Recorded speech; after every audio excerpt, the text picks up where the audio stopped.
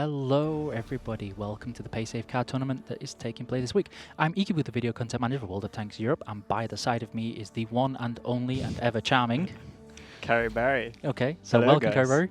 Nice of you to turn up and say hello. Hello to everybody in chat, welcome.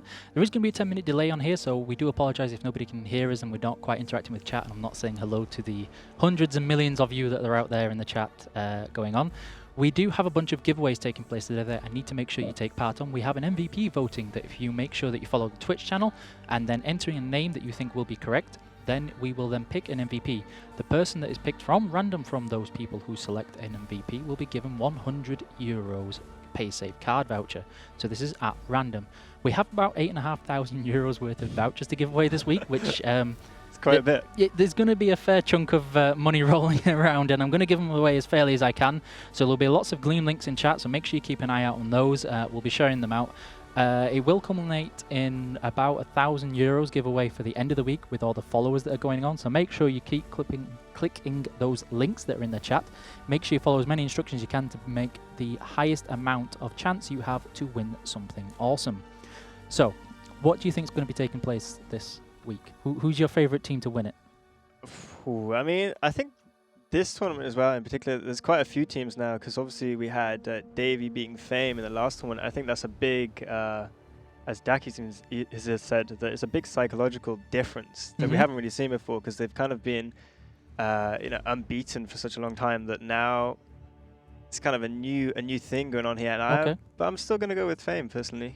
Fame are kind of my #1 team, but again, I mean, as many people have said before, I might be a bit biased, being a part of the clan myself, but Fame is my pick. Okay, so you're going with Fame. And speaking of Daki, we're going to throw over to Daki and Mojo, the wonderful duo, as they always are. And yeah, good luck, guys.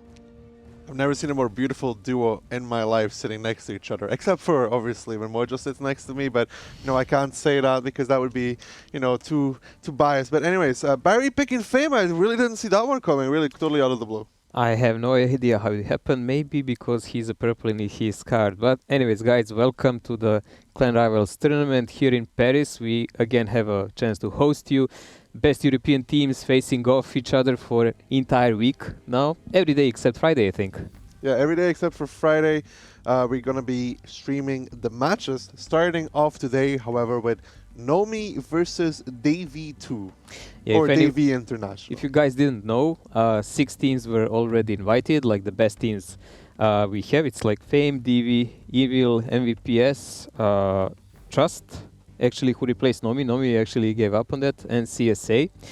And we had 4 teams that actually had to pass qualifiers to be here. And it's like DV's second team who qualified, Nomi, who then changed their mind again and qualified, MVPS the second, and PVS. I'm going to just say one thing. Out of the 10 teams we have, 5 are Polish. Yeah, that's actually very true. Polish, man. It's really, really miraculous. The prizes are also, compared to the previous tournaments, quite grand. I mean, we have for first and second place in total like €24,000, something like that, 25, I believe. Between them, yeah, 25, 18 and 7. For all these teams. Plus all the gold given, plus the bonds, like 500k gold and 90k bonds only for the first team, and etc. for others. But we are already starting here. Nomi and Divi, the second team, are ready to roll in, man. Yeah, Nomi versus Davey, Battle 1 coming out on Ensk. It's going to be Nomi on the defensive side, if I'm not mistaken, and Davey going to be attacking. Mojo, so far in these lineups, a lot of Chieftains, no real supplies, but Nomi with a lot of 279s as well, actually.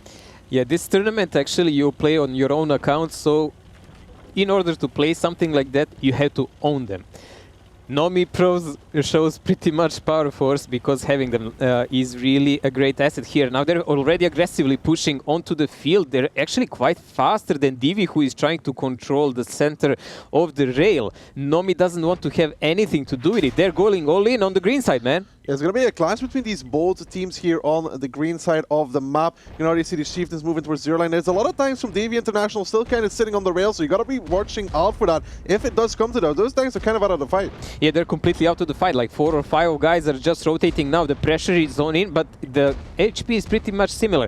I wonder, will the Nomi actually switch to just pushing entirely, or are we gonna try to HE those Chieftains all the way? Nomi doesn't really seem to be stopping though. They're driving on the side with the 279s, the Chieftains from the zero line. The first kill comes out. It's Bunza dropping low.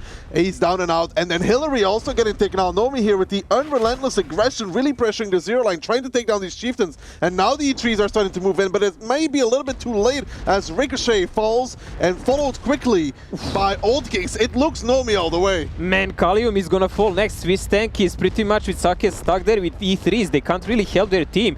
The collision of the tanks on the green line is really one way. Nomi all the way, 5k HP difference already. I think Divi just didn't respond fast enough. It doesn't look anything good for Davy International here as Nomi do not stop, they do not hold back, they push straight through, and too many times from Davy International out of position for that to work. Those E3s really far away, and those Chieftains just getting focused out on zero line really seals the deal there. And now it's just mop-up operation for Nomi as Davy still has a decent amount of HP left, but the tanks are whatsoever not in their favor, and that's going to be Nomi coming out with a strong start here on the first round. Yeah, Ensk seems to be so far their side. We need to say something. Yes, they were defending here, but Ensk is kind of a map that you really don't have to sit tight. It's a small map. Initial rotation, initial pressure can actually bring a victor way easier than to sit somewhere back in a corner and wait to get shot off. The round time is usually 10 minutes here, so it's also a factor, but if you feel confident that you can do something, especially like a surprise in the start, this was a really, really good opening for them. I don't think actually Divi expected them to just like, you know, push in straight away. Usually there is some exchange, like maybe trying to shoot off some of the Chieftains on the green line. Maybe on I've the gotten baited into thinking that it was not going to be a field play by the amount of 279s that Nomi brought, because not that many people go for that heavy field with so many 279s. But where was the Divi spot then? Like you need to see the rotation. You need I don't think their first chieftain went to spot the crossing. I don't think so. I think Alka was the first chieftain and he drove straight towards the building. So I don't think they were actually fully aware from the beginning out that there was a whole field push. And the thing is, from Nomi's side, the zero line is favored from the north side of the map. It's really good to play from there. Like there is multiple ways to play it. You can play it even more passive if you want to receive the enemy, and you can literally shoot them with HE when they try to play cooldown. A lot. We've seen it on previous tournaments also that can happen. And wow, look at this, like Matsikagarian 4k damage in Chieftain nonetheless. I'm actually really wondering how much block damage we do have on those 279s that survived. Like Tomic and Nanonek especially. Ensk is not typically a map where 279 blocks that much. They shouldn't. Yeah, but they were in front line and they were completely in the midst of the enemy, so there should have been quite a lot of fire on them. I think the only way Nomi really loses that, I guess, is if they stop and decide to not push through, but you could see their plan from the beginning was to take down field. Those 279s just going forward, making sure to draw the fire from the Chieftains, make the Chieftains turn their turrets, so the Chieftains from Nomi had really easy pickings on the side.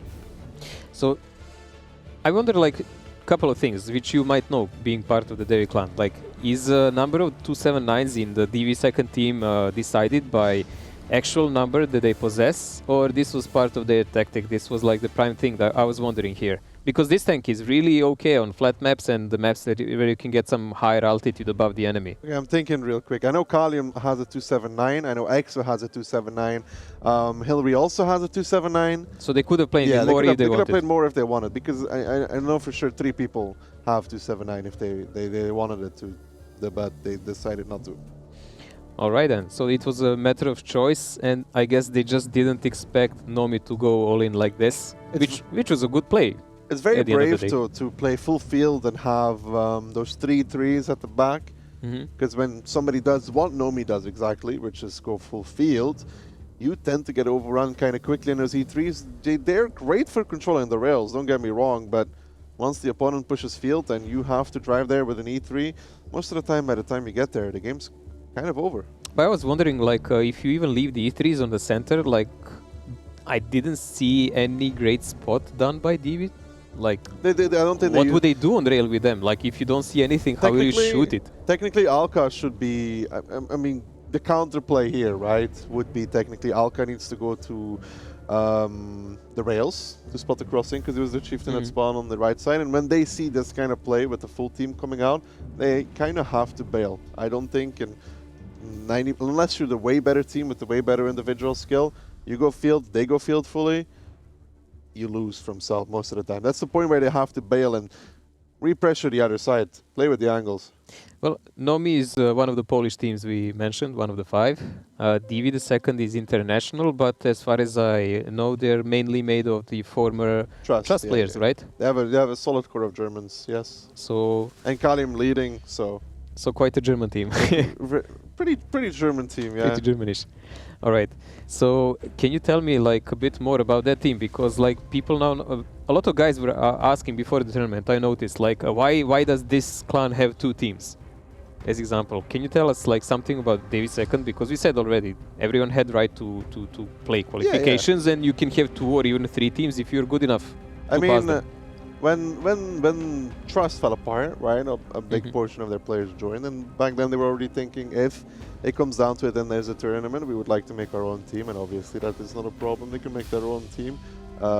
When it comes down to it, both teams, if they ever play against each other, both teams will play 100% to win. Like they may be from the same clan, but in terms of that, they're playing for themselves. Yeah, there is no 18,000 euros that will pay that friendship enough. exactly, right? And at first there were dreams of making a Davy international team with core of the Balkan team, with international players, but they figured that didn't work out in terms of communication, etc. Not enough time to really make it work. So then Davy went full Balkan again on the Balkan team, the one from the back to the roots. Yeah, back to the roots. And then international, like the Germans decided to make an international team after all, and include some international players. Well, mystery solved. Everyone knows everything that's needed about that now. Nomi standard pretty much. I mean, Polish teams. This is one of the things I don't like about them, because they're super aggressive, but they like tend to really disassemble their own clans a lot. Yeah. Even this Nomi team, if you look at it, I think a lot of the easy carry guys have been in Nomi, and they're now that's spread across. I mean, they still have crazy easy carry and Soccer easy carry, but I know there's a bunch of easy carry guys in Invil now as well. Yeah, I see Oscar here, and I see Evil, and the Sokol and so on, but there is a bunch of guys that I should expect here, and I don't see them. I mean, you know, with Polish clan, the thing tends to be you can see them in every single clan. I mean, names that just go around, once there. Well, we have MVPS in the tournament, and they're here with actually 2 teams. MVPS second also passed through the challenge tournaments, and MVPS was originally invited, and they're actually one of the 2 clans, like MVPS and Davik. They managed to do it.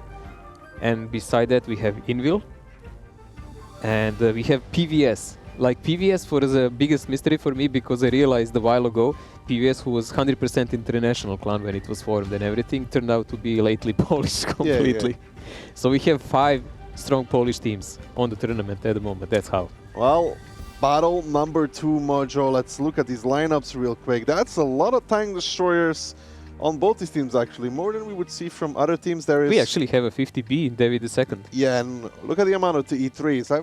I've seen this from Trust before, actually. If you remember, they used to play something like this. A lot 5 E3s. A lot of Chiefs.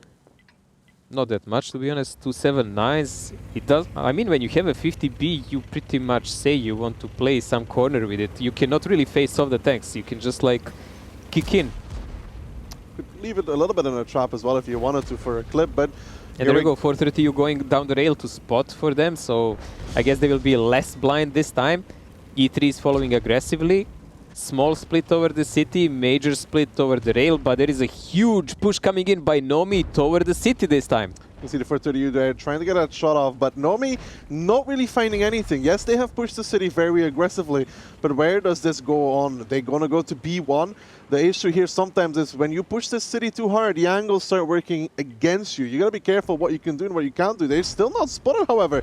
This can work actually. This can work in Nomi's favor by the far. The only issue is Sensation is not really in a position to be called. He's kind of behind the building, so if Nomi keeps pushing through, that ain't working out for them that well. Sensation is there, and now the gig is up here for Davy International. How do they react to this? We'll have to see. We have to see, because Nomi actually this time left a bunch of TDs on the lower side of the map, so they can shoot the DV tanks on the side. Also, I don't like the DV tanks on the zero line are not working. They're not moving and they're not flanking. Why? Kalium on fire in that 279, burning down towards below half HP here. So far, so good for Nomi. They're up a decent amount of HP, but do remember, they are on the offensive. They have to make the play at some point, and wherever they go, it's going to cost them HP. But so far, the trades are going well for Nomi. I still don't understand why those two guys on A0 do not do anything, but there we go. Amorak. It's an Amorak. I could hear that Amorak explode. That was one of the E3s on the rail that died. I'm pretty sure it was an Amorak, unless we didn't catch him dropping HP. But anyway, so you can see Hillary now pushing down the rails. That's good, it's taking control. But as you said, Mojo, those A0 tanks really have no real reason to be there anymore, because now, if they could at least be playing at F0 at the very least. Well, Nomi is stuck in their tracks at the moment. They're making some progress with HP toward the DV2 tanks, but Huba is still alive, Kalium is still alive, and they did lose this E3. If they manage to lose the back, like their own base, they will actually be in a huge problem, because they don't have the potential to overrun the tanks on the base itself of DV. Yeah, but you can see, though, there is an E3 push down pretty deep in the rail. Huban dropping very low, though, in that 279. Needs to be careful there. Evie also taking a big punishment, kind of an overextension there by him. He needs to be careful, because the position where Evie tank is in, it's not actually as safe as people think, as the rail is able to be shot under. Yes, Swiss actually had to pull back, and I don't like the position he is at the moment, because actively now he can only do frontal shots if Hilarious is pushed. Other than that, he's just a dead slot. You can see, though, Nomi now starting to pull back from the city slightly. You can already see 279 falling back to C1. The Chieftain's on the rotate here, but re-pushing field. Mojo against what is 4 E3s sitting on the rails is, you know, you're gonna have to pay it and pay once more and then pay 3 times extra to cross that gap. Like, this is actually, as you said, like, this is a really big problem now for Nomi. Once their initial play fell apart and they didn't surprise anyone and they didn't press in, now they're stuck because they didn't establish any control on the rail in a start. They didn't leave enough TDs. They left like 4 TDs down, but 2 of them actually were not together with the others on the rail. They were on 5 line, just aiming up. And there is a really huge amount of disconcern here. They actually don't know what to do. They're going up again. Yeah, I think they have to push the city, though. I don't think they really have another choice than to push the city. One thing, though, to note is Sensation's position. At first, he was in A2, which I think was a mistake, because he can get flanked in the building. However, where the building is now, where Sensation is sitting, is a single lane of approach. There is no way through him. Like, they have to kill him from the front. Yep. And there's even a little bit of a receive a lot of stair. shots in the side. You see the little stair? He can angle his hull upwards as well, which means that it becomes increasingly difficult to pen that 279. Now, this position is crucial for this hold because you can only kill him from the front, and we all know how 279 works. Yeah, this is something that you should actually explain. Not everyone is a pro player like you from on the front, F3 Mark Beast or whatever. From the front, if it's up, good luck. That's in essence. If it's on flat ground, you can pen it. But here comes the push from Nomi, though. Sensation gets the first one off already. Gets tracked now. This has to work out for them. There is a lot of fire here coming from the sides. Ruin and the numbers guy is pushing forward there. Kalium is now getting focused out.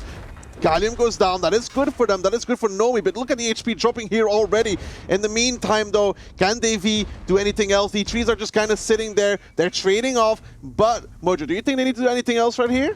Yeah, the Nomi cannot do anything here. I think this is just like a ruse. They're trying to do some pressure so they can actually do a play from the lower side of the battlefield. This is the real play. That's how I see it. And if that works, then this all paid off. If nothing, they at least tried. It sure is. So now Alka goes down, yes, with the HP, which was in favor of Nomi in the beginning, now starting to drop more and more sensation, yet still alive in that 279, which is a big issue like we talked about. Old Kings there, kind of a little bit of a positioning mistake. Soko goes down in return, but still, the trades are getting better and better for Davy International. They have so much control over the map, so many different angles, and Nomi didn't manage to take the objectives they had to. They needed to kill at 279 in A1 at least for this to work, and they never even got to that. The plan really fell apart there. Yeah, they got Kalium, but all they did was pick off the frontline guys and to get slaughtered from the back. And going City Metro, it is hard to pull it off if your opponent is not there, and I think it's perfectly showcased by it. Yeah, this is pretty much how to camp on Ensk one-on-one. I would say it like that. Nomi tried to be aggressive again, it didn't pay off, but at least I like the spirit that they showed. They were trying to make a play, no matter what. They would definitely need some more planning to go. I wish they would have done it from the beginning. Yeah, because at the end they were forced to do the same. Yeah, they were forced to do the same with less HP.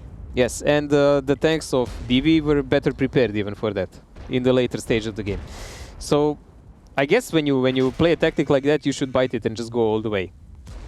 I mean, it's better than letting the E3s push down the 6th line, get the angles. I mean, it's just mop-up operation for Davy International here. Both these teams kind of doing what is expected from a lot of tournament teams, setting up a strong, solid defense. And between teams that are on kind of an even ground, winning those attacking rounds is usually the bigger issue than winning the defense. I mean, Sokar and Maciek here are the last two people standing, and Davy International will be doing what is expected from them on defense, winning. It was solid, but yeah, like you said, Nomi here could really have just bitten the bullet in the beginning and went for that play straight, especially with the 279 caught out of position in A2 IMO. Well, in a couple of seconds, Ensk is done. It's 1-1 currently. This is best of 7. All the games except the final day games, which are on Saturday, are best of 7. Then we will see best of 9s in games for 3rd place and the very grand final. The next map we'll watch will actually be Himmelsdorf now. So Ensk is done. Another city map here. Another city map coming up between these two, but yeah, talking about that, when you play city like that, it's just so damn hard to really make that work. I mean, these E3s, look at the damage they actually managed to put out. Osmium 5k on Osmium, man, that's some serious farm. And Prada Warrior, baby. It must have been an Amarak, like 6 shots. Honestly, I think the E3 got Amarak on Nomi's team, the one with 0 damage, I think it was. I'm not sure. Penetrations, no, he did. 2 pens? 2 pens only, man. Yeah, that's an Amarak, yeah. It must be, and it's probably... If my math is right, 750%. Yeah, that's not enough, man. He had to have been Amarak. Or some really big HGs in him. Yeah. But yeah, I'm really happy to see people like Warbaby and Sak on the top. Well, look at Daddy War, man, in his 279. Yeah, especially because I think this is the first tournament he's ever played like into some like fashion. I think he's actually could be really good. So quite nice to see there. Huban, you know, I'd say expect a lot from Huban, but well, sometimes you have to take a shorter part of the stick because you're sent by some position by FC, you know. So you cannot really blame all the time a player for something. Well, in Huban's case, you can. Well, you will probably know that way better than me. What I noticed from this map pool that we have, they actually banned most of the open maps, like Live Oaks is gone. We have 7 maps in total in the map pool, Ensk, Himmel, Sand River and Carelia that will be played. And 3 maps that are banned, Live Oaks, Cliff and Prohorovka. I mean, it's okay. I mean, I like seeing heavy brawls. I just worry whoever. Wait, let's see. The good thing for Nomi is that when if let's just say if they lose Himmelsdorf 2-0, they still have first up Sand River defense. If they were attacking first on Sand River, you go down. Why would you think they would lose Himmelsdorf 2-0? Because you bet on the No. I'm just like, you know, hypothetical. Right? I'm just thinking about it. What if, you know? What if, looking into the future? I'm pretty sure I bet on Nomi. Yeah, I know you bet on Nomi. It was very disappointing to see, actually. I'm pretty sure I bet Davy to win. I think we bet everything opposite. Yeah, I mean, it's kind of disappointing, man. No faith in the Germans. That's just. You remember who won the last campaign, right? I was Trust. You know, they were German. Yes, Trust was the winner of the campaign, and we're gonna keep it at that. But at this moment, like, I actually didn't see how many players from Nomi was missing before I made that bet. Now I'm not 100% sure, but I think it's still viable for them. They actually did have to play their way through, same as DV2. So it's mean- not like they didn't deserve to be here. It Um, didn't just fall out from the sky. I am very curious to see Himmelsdorf being played on defensive. I am afraid that a lot of teams will try to camp in again. We saw that in the last tournament But it unsuccessfully. didn't work out, and it But even looked ugly. there man. are improvements to set camp. Oh, actually. camp version 2, 3, 4. Yeah, there are improvements that I've seen, and some of them are kind of hard to deal with in a way. But Okay. there's always options. There's always options. We'll see. Like if it ever comes to it, if somebody does it and they do an improvement, I'll say it. But like I still think if somebody camps on Himmels, you drive them 1-2, you still kill them. But you know. I mean, there are ways to cap and there are ways to decap when you camp. That's always been like that, but it's very situational and pointless to talk in advance like that. We actually need to see what these guys plan to do, and do they even have something like that in a plan. Like what match Ducky was actually referring was the last final that Devi played against BGVP, aka Fame Team. And in a game that was pretty much a decider, it was a match point for Devi or a possible tiebreaker for BGVP. At that result, that was like 4-3, and it was best of 9. So one game was needed for Devi to win, or one game for BGVP to go to tiebreaker. They decided to camp on Himmelsdorf. It actually really shocked me. Like I never saw them camp before, and what's worst, after that they actually lost because Devi just did like, what the hell can we do? We have a lighter setup and everything. We're just gonna rush for the cap, and they somehow survived. Like especially one guy survived on like 20 HP in a start, and that decided the game even, I think, in one moment. So that's what Ducky is referring to, the camp behind the church. Yeah, Russians like to play it as well. Yeah, but I mean they always did like that, even in old tier 8 format. The good old 3 square. Do you know, guys, that actually Himmelsdorf was changed? The position of the cap, especially on the northern part, because Russian teams were so camping it so much in the Gold League that everyone got sick of it. I'm seeing a team with 14 Mojo. Is this GX? There is one guy missing. Yeah, there seems to be a team with 14. We'll have to see if we keep playing in this one or we go back to Garish. I'm not sure. We'll have to see that. Anyways, that's a lot of 279s. And that's a lot of E3s actually for Himmels. Let me see, the first attack is by Nomi, DV2 is defending. So I guess that you had a really good idea what are they playing. But we're gonna 705A, seriously, that's really first time I've seen it played in any kind of serious format. I guess there will be a restart because no one is moving. But we can talk about that tank, man. I mean, 705A is good at one thing and one thing only, and it's holding a corner. For me, it's rubbish even in that, man, because you can really harass it with HE. At least it has like horrific gun. It takes a long time to kill though. Even with HE, it takes a really long time to kill. Yeah, obviously, guys, we will restart. That's a lot of E3s for Himmels. I mean, I wasn't 100. Like, I'm not even 100% sure on what they're gonna play with this, because if they were really just gonna sit there and defend, they wouldn't bring 50Bs anymore. Well, obviously, guys, when there is a restart, teams cannot change the lineups. They will have to play with the same tanks. It's not like, oh, look what they played, I'm gonna now take like a bit different. No, it's not gonna happen. But they will still have some time to talk about it more. Yeah, I mean, it's some extra time. It didn't look 100% like a camp lineup to me, because it could be, but With 3 3s and 705A, I mean, we can remain optimistic. bunch of 279s, it's like really slow push setup. I mean, a slow push is still a push, right? Yeah, but it would be like a snail push setup on Himmelsdorf compared to the fast setup of Nomi that would catch them in the crossfire. Then I mean, I've seen people drive 279s on top of the hill, though. Like, it is an actual legit thing. Once they come up the hill, they're very, very, very, very annoying to shoot But at. usually you need tanks in front of them first. Yeah, like to kind of take any kind of hold down action, because if you come with 279s and everyone is already on a hill, what do you do then? I mean, in 279 probably just press W key and kill them all. That's how you got your 3 gun marks? Yeah, pretty much. most of my time was spent pressing W, to be honest. Very balanced tank indeed. I don't know. Like, to me it looks like a camp. Of course, it can be a debate. Like, it can be some kind of mind trip. Lost in the qualifiers. You think so? Yeah, actually true. There is a clan like that. I mean, they can actually make some kind of trap with it. make some kind of mind game, but Himmelsdorf is not a huge No, map. I It's mean- like too easily seen, man, through. 3 threes and a 705A. I really want to see how Kalium does in the 705A. I don't know if I believe in it. Like, I can believe in camping, but I don't know if I can believe in 705A. It depends where they put him. Like, I'll decide how I feel about it when I see what he does. I really don't like that tank, actually. I mean, Close range is not that bad. I understand the gun is terrible on it, but like, when I used to play it, I had more fun on tier 9 than on tier 10. yeah, the third on the back isn't the greatest thing for that tank. It's very, very awkward to peek anything, almost. Yeah. Except for when it's on a So we have a budget on Nomi team. 250Bs, 250Bs on David II. Pretty much on par with 279s. Oh, what a surprise. Macho, you were right, dude. Unbelievable. Well, it can still be a rail push, not. Hey, I totally didn't see this coming, by the way.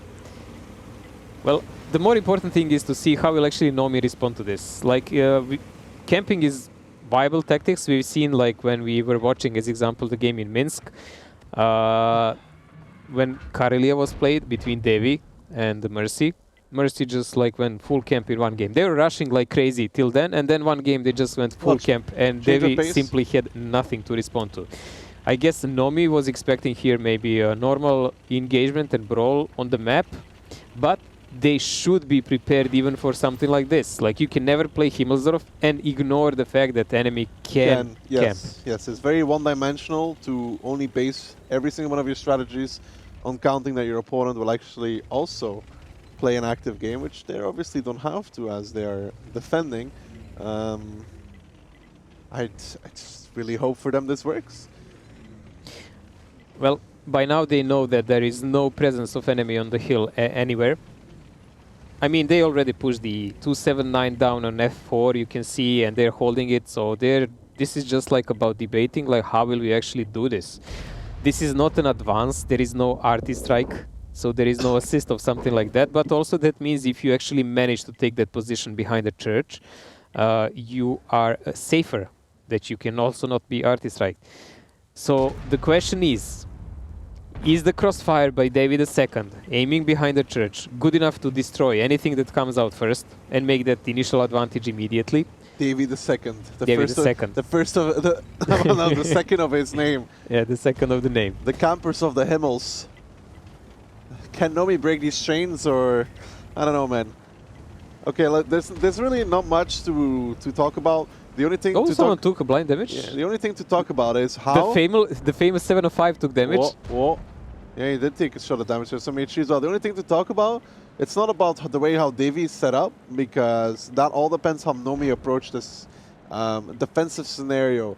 Do they play off of a K-line, like we've seen before, or do they decide to go 1-2? That is the I actually don't question. think they can play the K-line. I would drive down 1-2 like most of my team. I really don't think that Nomi actually has the tanks to do it, because when David did it, like against BGVP, they actually had 277s, man. And they were yeah, that too, and like these are 279s. They're not even close fast enough. Like, I just don't see them. I have a real 5-head tactic here. You know, you put the 50Bs behind the 279 and you press R 3 times to speed him up a little bit, and then he gets across, dude.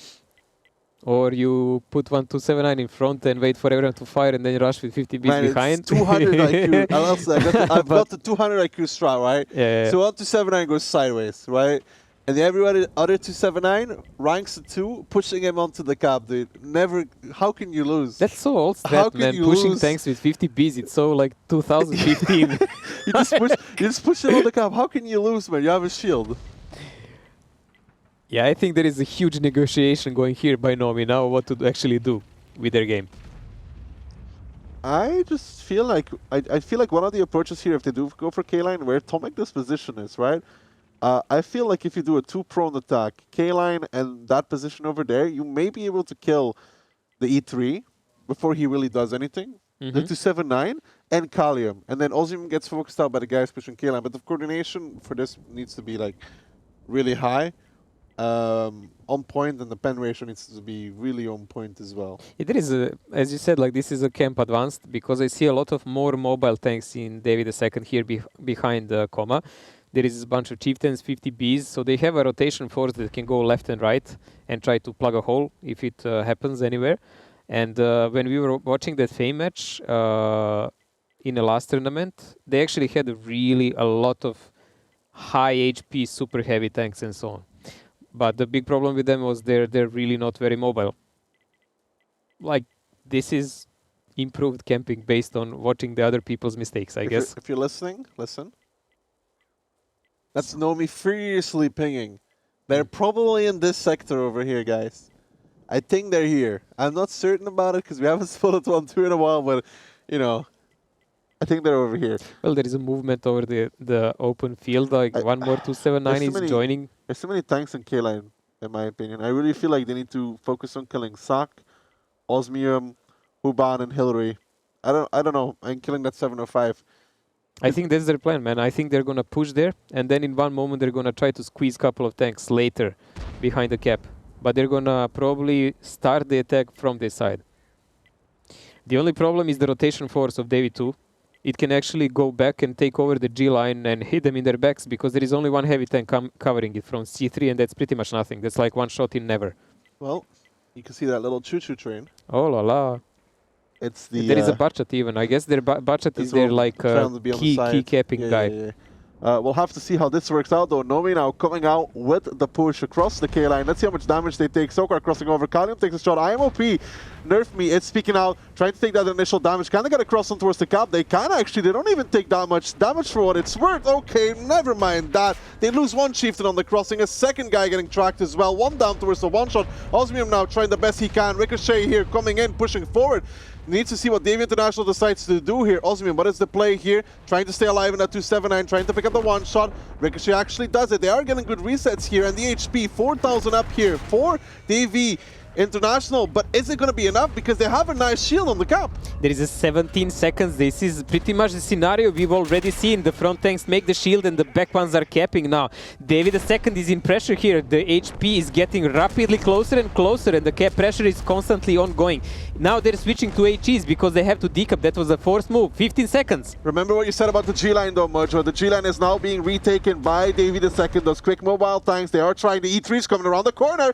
Can they actually get the reset? 6 seconds left now. There needs to be a reset coming in. War Baby pushing in. There we go. The resets are being gained, but at what cost? They were up 3,000 HP and they're now only about 1,000 ahead, 2,000 now. They are making it work though. They're getting the kills left, right, and center. It's about even. The HP is completely even as well. But they need to kill up those guys on the cap here. Eliminate one way of crossfire, but it doesn't look like it's working out for them just yet. The HP still in their favor, but the tanks are dropping. Lithium has all the HP, and I think Nomi may just about be able to do it. This is amazing close game, man. Like Davy and Nomi are pretty much the same. It's just a mess all over the place. I think the biggest problem now for Davy II is Nerf Me. He was there farming them in the entire game, and he is really big pain in their butts now. Swiss tank is behind Sokol, but they're closing on Kaliun here, and I think Davy will actually fall, man. Yeah, I believe in it as well, Mojo. The damage on the cross just not significant enough to make it work, as Lithium and Heavy Tank are the last two remaining players standing for the side of Davy International.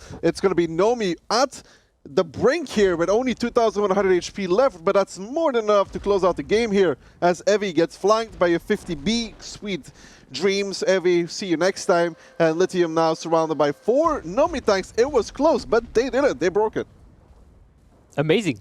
Amazing. Like, this camp looked really hard to break. Like, I was watching left, right, center, you know, and it looked like this rotation force can actually deal with most of the things. In this confusion here, we cannot know, did maybe some players not pen the shells? Maybe that can decide, because this is a really close game by HP. I feel like Ricochet went a little bit too far forward, too early, because they repushed, right, to reset the cap, but if they did it together, maybe there's a chance. But now they lost Osmium, then they lost Ricochet. Yeah, Osmium did like 2 last hits. Yeah, he got 2 kills. Beyond that, not much damage. That means he didn't pen the first shells. I mean, what was really good is IMOP Nerf Me, I think, took a lot of shots in the beginning. Sokol did 5k damage. He's one of the old school guys from Nomi. 2.5k block, that's not bad. He was the first one to peek the corner. Yes. Baited some shots, which is a mistake to fire at, by the way. Baited some shots, and then they got across with too many. They only lost one guy on the crossing, really. Yes, one chieftain was lost, and one was on one one shot HP. Yeah, but one shot. And he survived way He made too a long. shield, I think. No, the first guy actually who died made a shield. And the second one was shield from the side. So they had a cooldown with chieftains behind, which was pretty much amazing. And as I said, like Op nerf me, like was really problematic position for DV to handle because he was constantly shooting anyone who was trying to flank. The battle was mainly fought on other side. Like there was like actually, if you watch the game, it was pretty much two main kind of fire lines. Like one around the cap, guys trying to decap and guys defending there. And there was an upper one that you were talking about previously, and with a possible counterattack from here and there. And actually, Nomi won that side. Like they managed to do enough damage and strain and buy enough time around the church area without David II doing anything significant until the very last, when they threw pretty much everything in. And they won the outer side, created all the crossfires, and that HP, who was like entire game like this, suddenly just dropped. Especially a lot of it was on one tank as well, one singular chieftain for the side of Davy Lithium. Yes. Had, he was full, he was 2.2k HP, and that doesn't matter. And we had a lot of Nomi guys with like less than one shot of HP, but they were in a crossfire and they were always in position to judge who to shoot when in those moments. So more mobile play by them. I would say like kudos to Nomi for breaking this. This was really well deserved. I was like, I saw how hesitant they were, and I was pretty unsure will they find the way how to unlock this. But I feel like the reaction from the other side, I think Nomi did very well, but I also think that the reaction coming out from Davy was kind of like hesitant as well in a way. It wasn't joint. They were sending in a few guys here, a few guys there to get those resets. If they do a whole, it wasn't coherent. Yeah, it wasn't coherent. It was like, if they did a coherent repush, maybe. You think camp can be better camp? I mean, there's always improvements to be made to a camp and strat, mate. You know what I'm saying? Mouse, type 5, you name it. It's just mouse doesn't work very well unless you block something behind it. Well, let's get... And even then type 5 is better because it's just bigger. Yeah. So, Nomi versus Davy. It's currently 2-1 for Nomi. They're now on the defensive, and that's a lot of 277s for Davy. It's quite a fast setup here, man. Like, this is something that we'll want to charge in. Like, it's just a matter of which part of the map. Hill play. And we have two Barchats even. I mean, it could be a bait. Like, you bring two bats, you bring a lot of 277s, and you don't go hill with it. Because it looks exactly what they are doing. Ooh, I don't know if I like 279 going towards the 3 line. They have no spot on the crossing. It's... 277s are going for the 1 line. They actually really want to press this side hard. I mean, also, if you can cap from one side of the church, obviously you can pressure the team in and cap from the other side. But they're actually waiting. From the northern part, they're not moving. They just took like defensive positions and they're waiting. Nomi is rotating with a big amount of tanks already, though. Going to reinforce the 8 line with double 279, and then 2 chieftains going towards the K line. It seems like they are aware that something's happening over there. But is it only all time? That 279 and J2, if he's not careful, he could be in trouble. Oh, this is actually a really good read, man. Nomi responded even before they got up on the hill. There was a call by their spotters, what they saw so far, and the suspicion of what they can play. Kalium already took first shot of damage for DV the second. The tanks from Nomi are retracting back, so they don't take the brunt of the tanks. Like, they don't want to take the first punch there because they're not good enough in numbers. But the huge amount of tanks from the hill are actually coming back, and they will be able to stop this, I think. There's a lot of damage being taken by Huban and Evi there. They need to be careful. And Nomi's setting up defensively here around the church area. Not bad. Crazy there needs to be careful in his chieftain, though. Osmium now pushing forward. Crazy taking some more damage. That comes out from the D4 position there. Are they actually going to be able to repush this corner here? There's a lot of Davy tanks waiting there.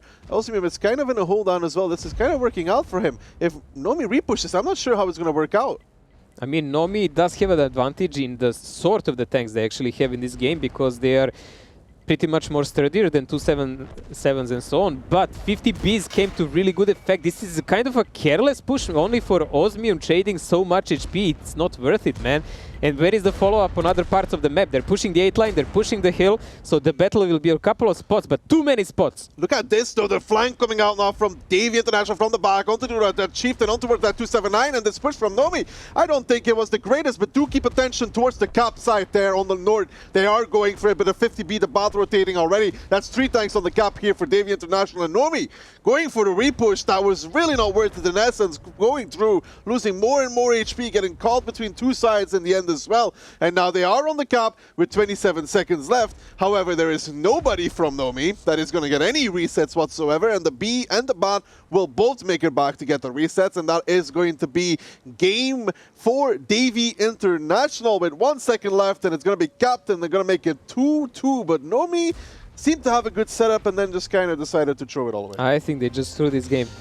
Like, they came back on time, they had the numbers and everything, and that push on 8 line and toward the cap instead of fighting the brunt of the tanks here, that was a major They mistake. did not actually have enough tanks to push K-line with, by the way, because they had like 2 tanks on the hill, right?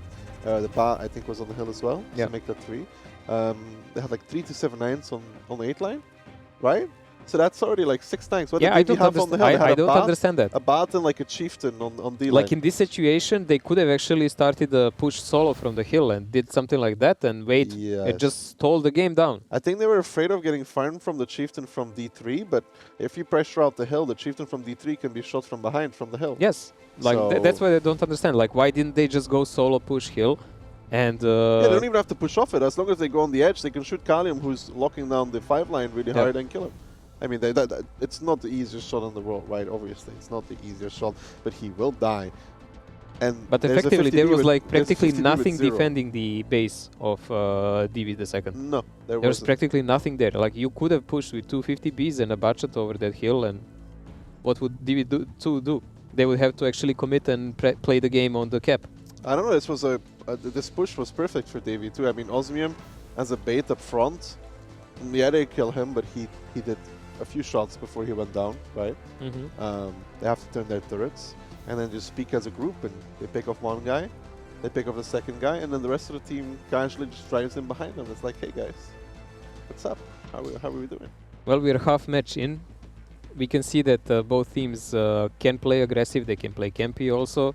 Mistakes are also made in a couple of the games by both of them, but that just makes them pretty much even so far. And What was your it is. prediction again?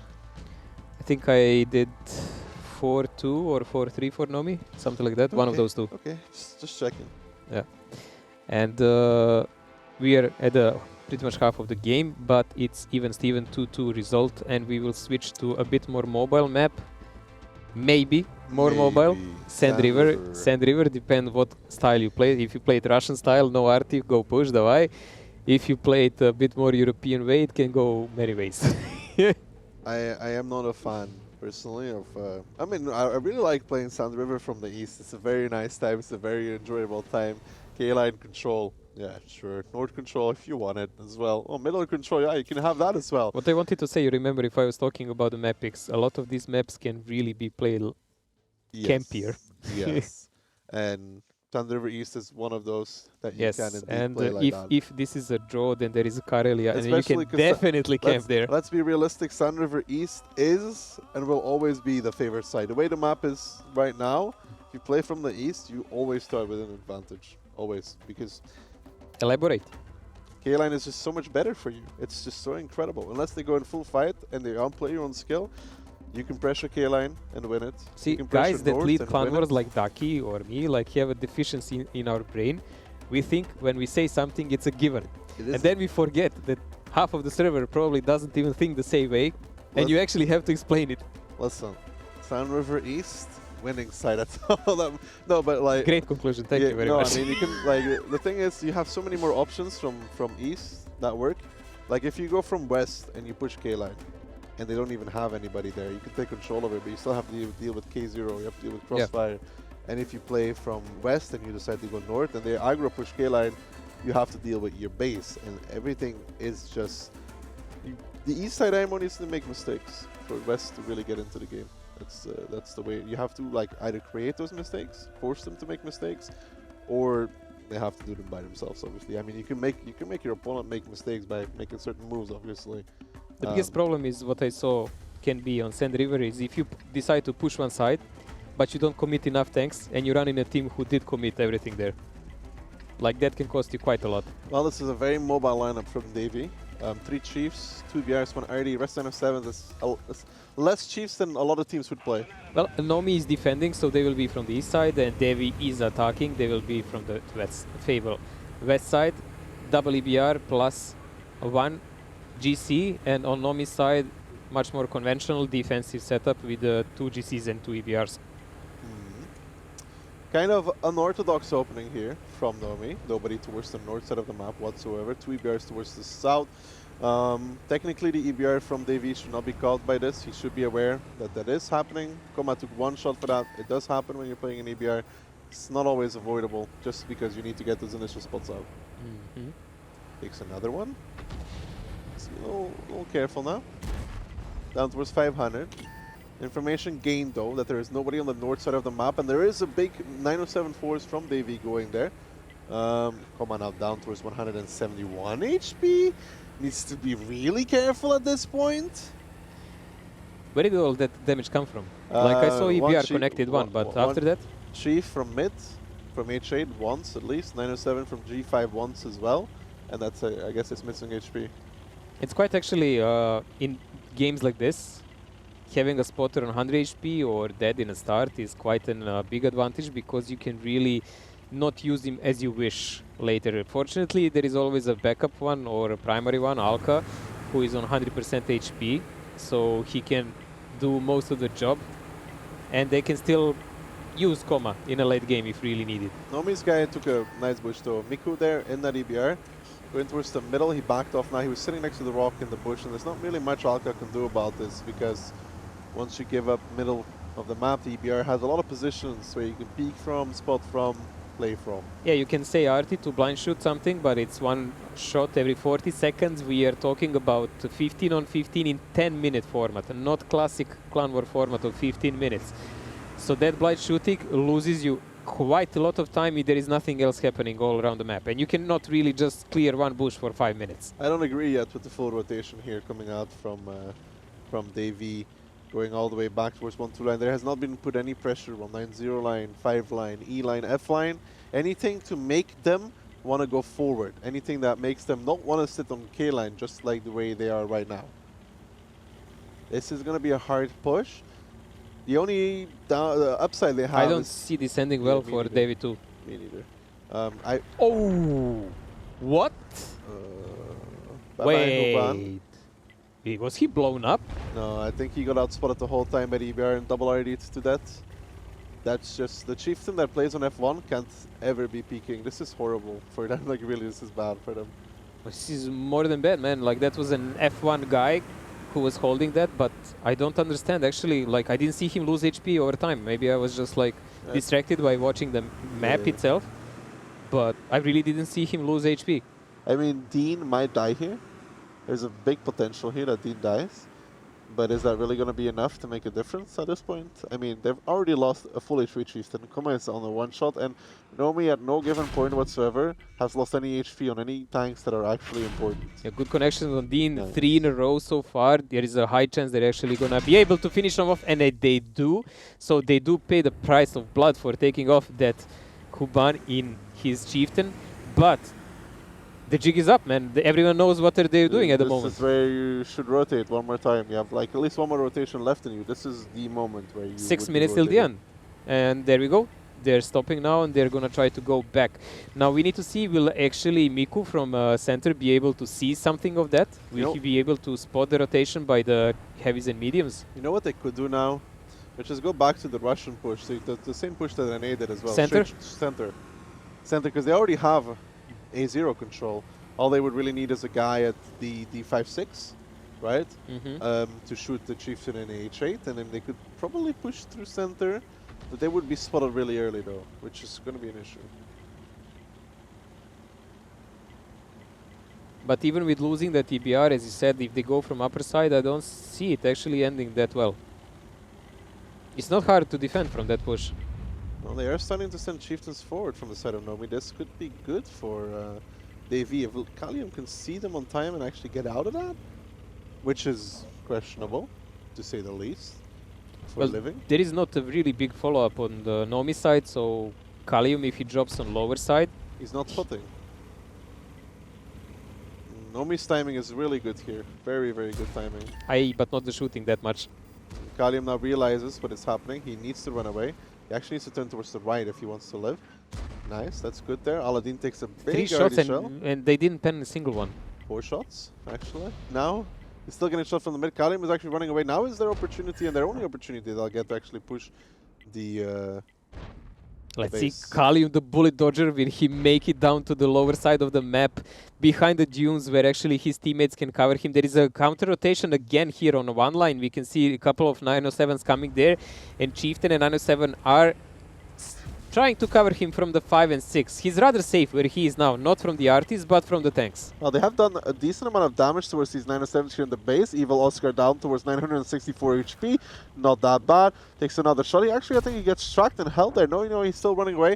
So he's going to get out of that. But Ruin there in his Chieftain is also in trouble. Aladdin now dropping though. That's not a really surprise. That was the Chieftain and F1 dying towards the Arty. It's kind of inevitable for that to happen. It's a really problematic one. Kalium is still down on the lower side of the map. It does look like they're ignoring him because they cannot really overpush him until they deal with the rest of the tanks. Now the Chieftain from Nomi is controlling the F1, and that's actually a big pain for David II, I believe.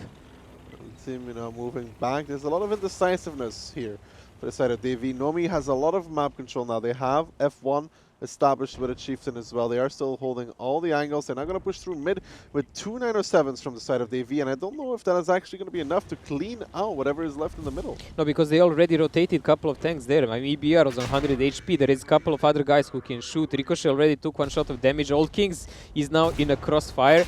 I believe there are shots coming in from the back by Chieftains, plus they have to deal with Tomic here. Yeah, this is not working out for Davy. As Ricochet goes down, Old Kings was already in the grave. He can go join him in that one as Nomi stand strong and tall on their defensive side of Asan. River Badger picks up that Chieftain on F1, but with so many tanks more in the game, so many guns, extra, double ID, and time ever running away from them, Davy is looking towards a pretty big wall that they need to climb. Beside 1 or 2 small mistakes, Nomi actually played this really consistent, while Devi looked entire game like they're uncertain what to do.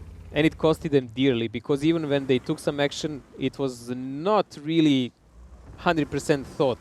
They were chasing the whole time, it felt like. They were just chasing and chasing and chasing. And playing against double RT the entire time. And the longer the game the lasts, the worse it is for you when you are playing with 1 RT and trying to out-rotate that. If they wanted to play like this, they should have made a play from the start.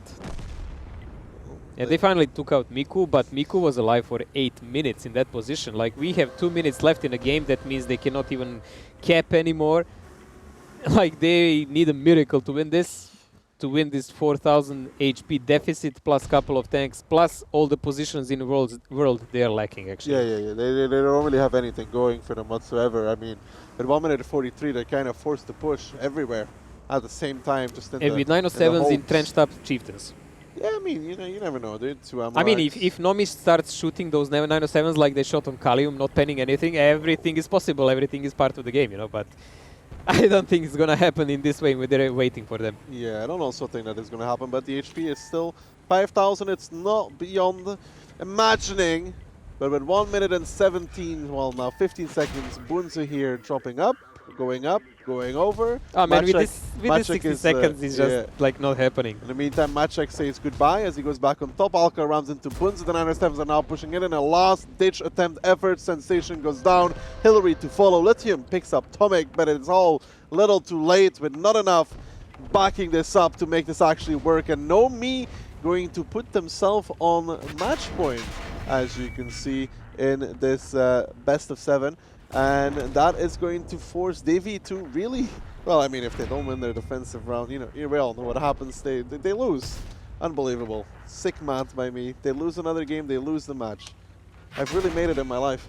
Well, the sound of siren is marking a moment for the Germans to go back to the garage and think about the next game, because I think actually this is going to go to tiebreaker. I mean, Nomi is effectively attacking in next one, and if David 2 But plays their cards well enough, it's gonna go to Nomi tiebreaker. hasn't really shown me enough for me to believe that they're gonna win the attacking side on Sand River. That's what I'm saying. Yeah. Like there is quite a high chance to go in a tiebreaker, because unless David 2 makes a big mistake, they can actually win the defense of Sand River and still buy the time in the tournament. Indeed, indeed.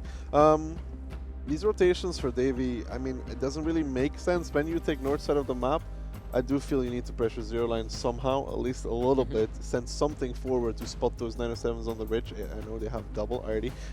Padre did a ton of damage, 5k.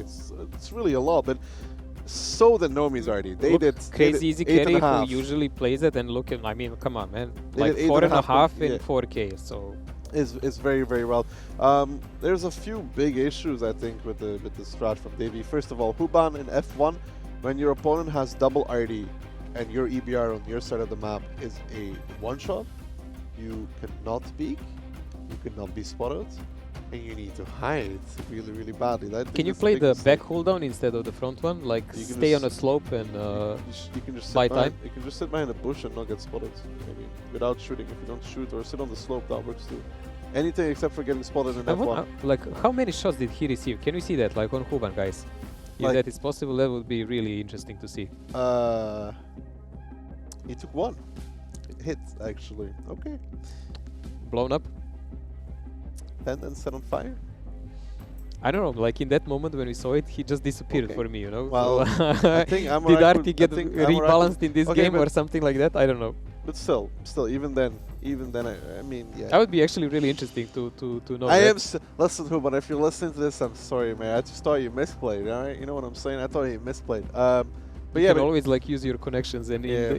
in the break ask, but and even we can but reveal the secret. even then, I feel like they need to pressure zero line and pressure mid, not mid, but like the north the dune, to crossfire those guys in the base and force them towards K line. Then you can actually make some sort of plays, but not like this.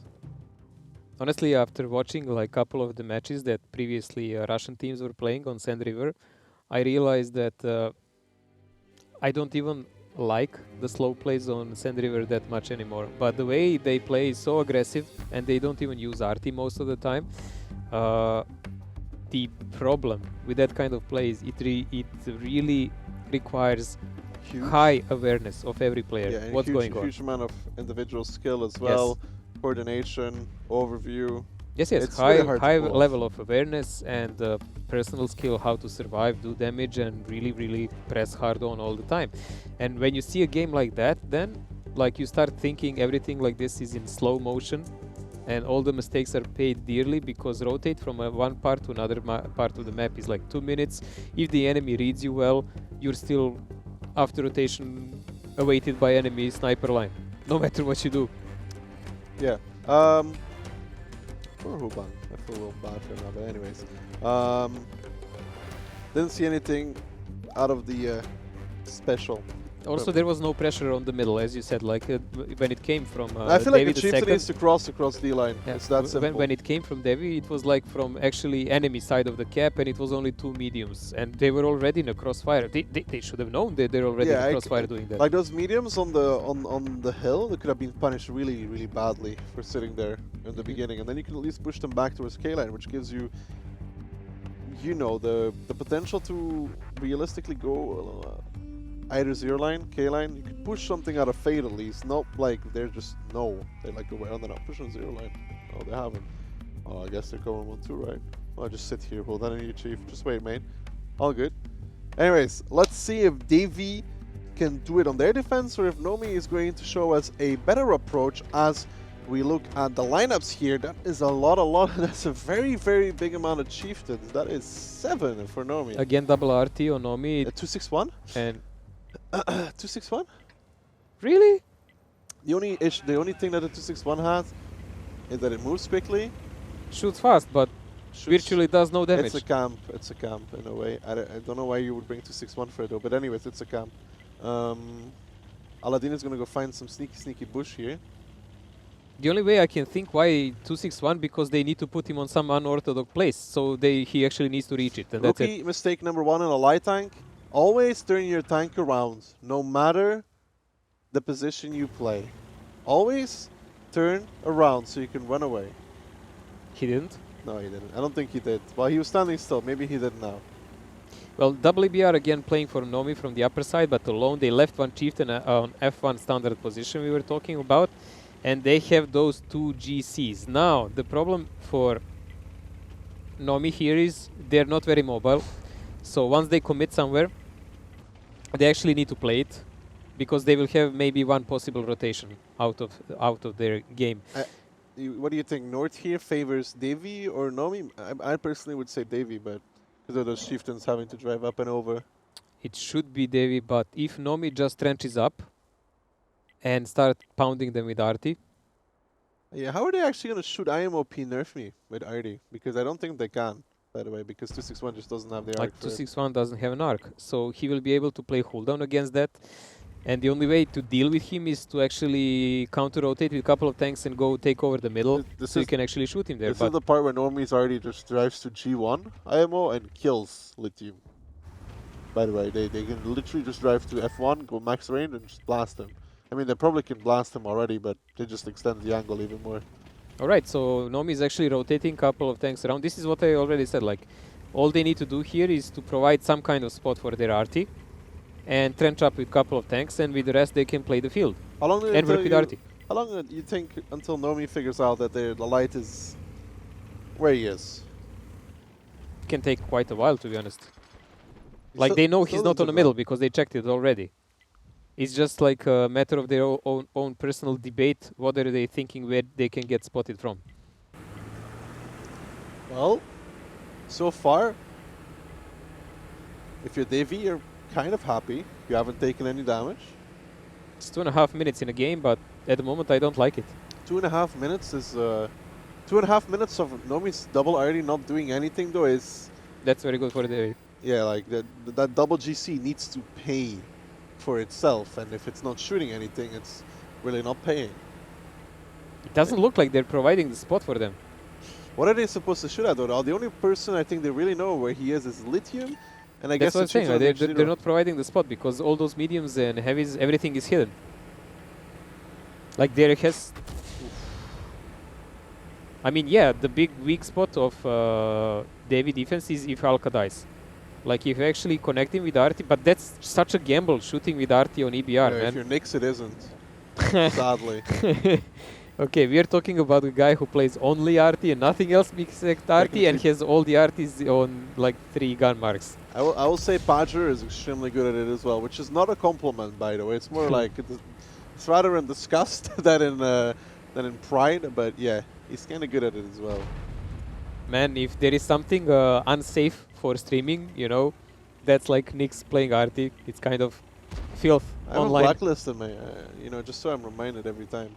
But this is not. Like, if he was not such a great guy, I would probably hate him. I just don't understand what is Nomi's upset. Like, listen, I need somebody, Mojo, preferably you, actually, to explain me what is their obsession with A-line. They know they can have K-line for free. They have double RD. K0 is not an issue. They know they totally cannot explain. They can take G8. They can take H8. They can bombard the chieftain in H0 by just driving under him without doing anything. They can just drive under him and proxy him, get an angle from D7. There's potential here. They could have found the T100 by now, to be honest, because there is no reason whatsoever why they didn't drive more aggressive to see what's going on there. Personally, I feel like they should be controlling K8 by now, G8 by now.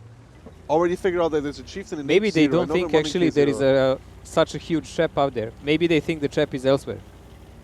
Why would Lithium be an A8 by himself? I mean, that's like for a trap. No, maybe they think it's a split and there is a massive number of tanks just waiting somewhere down. Man, like this is a huge risk what they're doing now. But if they take these positions here and they manage to provide a spot for Arti, it's good enough also. Because Lithium now will fall. There is a counter-attack coming in from David II. It's sprung. We need to see now how will this envelop, man. We have to see now. Here comes the push. Lithium still alive, and here comes the counter push from the 907. Matchak is going to the first one to be focused. Camila and Sokol coming on the top. Tomic is going to be the second one. Matchak here. That strap gets strong, and so far Davy is putting the pain on towards the side of Nomi here. They may have walked straight in it as Huban goes for Tomic. Evil Oscar dies. Matchak is forced into a corner as well, and these 907s don't look like they're stopping anytime soon, as Darko is going to be the next one to get focused out. And I think Nomi have done exactly what Davy wanted, and that was come towards the north side of the map. And now ring around the rosy we go with these 907s, as Camila and Sokol are the last two men standing with Mache in a corner there, and they're going to be bullied, they're going to be battered, and they're going to be bruised for this push. And Nomi is trying like in big panic to send everything they have up, but it's already too late. Most of their tanks were up, but a couple of them were down, and now they're paying the huge price for it. The HP is quite similar at the moment, but once the upper part is cleared from Sokol, DV the second has every control they need for this. And let's not forget, they are actually the ones defending the map. They can now rotate left and right, play whatever they want. Yeah, Aladdin here now on the run as well. Like you said, Mojo, the HP was kind of even, and then Sokol died, and that's 2000 HP right there, gone from that chieftain. And more importantly, entire vision. They have double RT again, not useful very much, and so on. Sometimes you really just like, you know, I know some things may look too good to be true, but sometimes you just take what is given to you. You know, if you have a free K line in middle, and I mean, you know, maybe take it. You know, just a thought, right? Just a thought. Well, there was a number of things Nomi could have done, and I guess they simply didn't expect that Devi will just rely on a gimmick play and just wait for them lying, you know, and to do some kind of counter push up there. And that was the core of their tactic. A little mind play that worked. I don't know, like... I mean, the game is still on, but it is 3 minutes, and we are in a situation where Devi was in the last game. You are a couple of thousand HP down, you're a couple of guns down, like what do you do? RDs, which is also 1000 useless HP. At least Pancher, you know, can drive in and go spot with a 261 because it's very speedy. He's speedy boy, dude. He may be small, but he fast. All of the HP they have is pretty much on those two chieftains, Soccer and Hoodie, have everything that Nomi owns from the HP. Like, what will Miku do alone, or Ruen, or Artis? The time is ticking away, and you might just as well just push now, guys, and finish it. At least they're trying until the very end. Now, Mojo, I think for us it's time to start looking at the tiebreaker. Wait, let me think.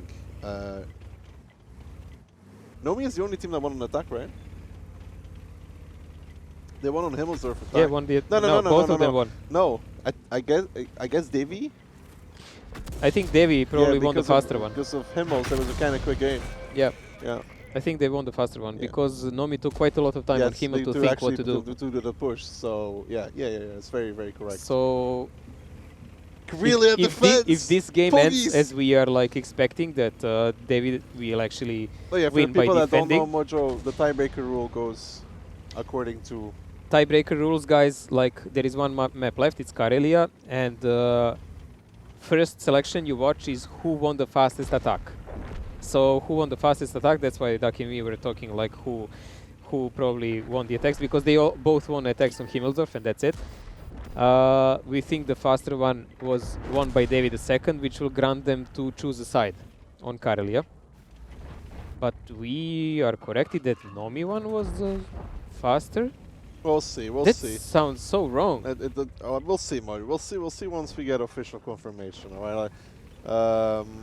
We'll see about that. Anyways, the game's wrapping up here. There's really not much left to be said in this moment in time, as Hoodie, Miku, Aronak, and Crazy are doing their very, very best to live out the round. It may not work. That 261 is so useless. It's just, you know, you ever see something and it just like triggers you?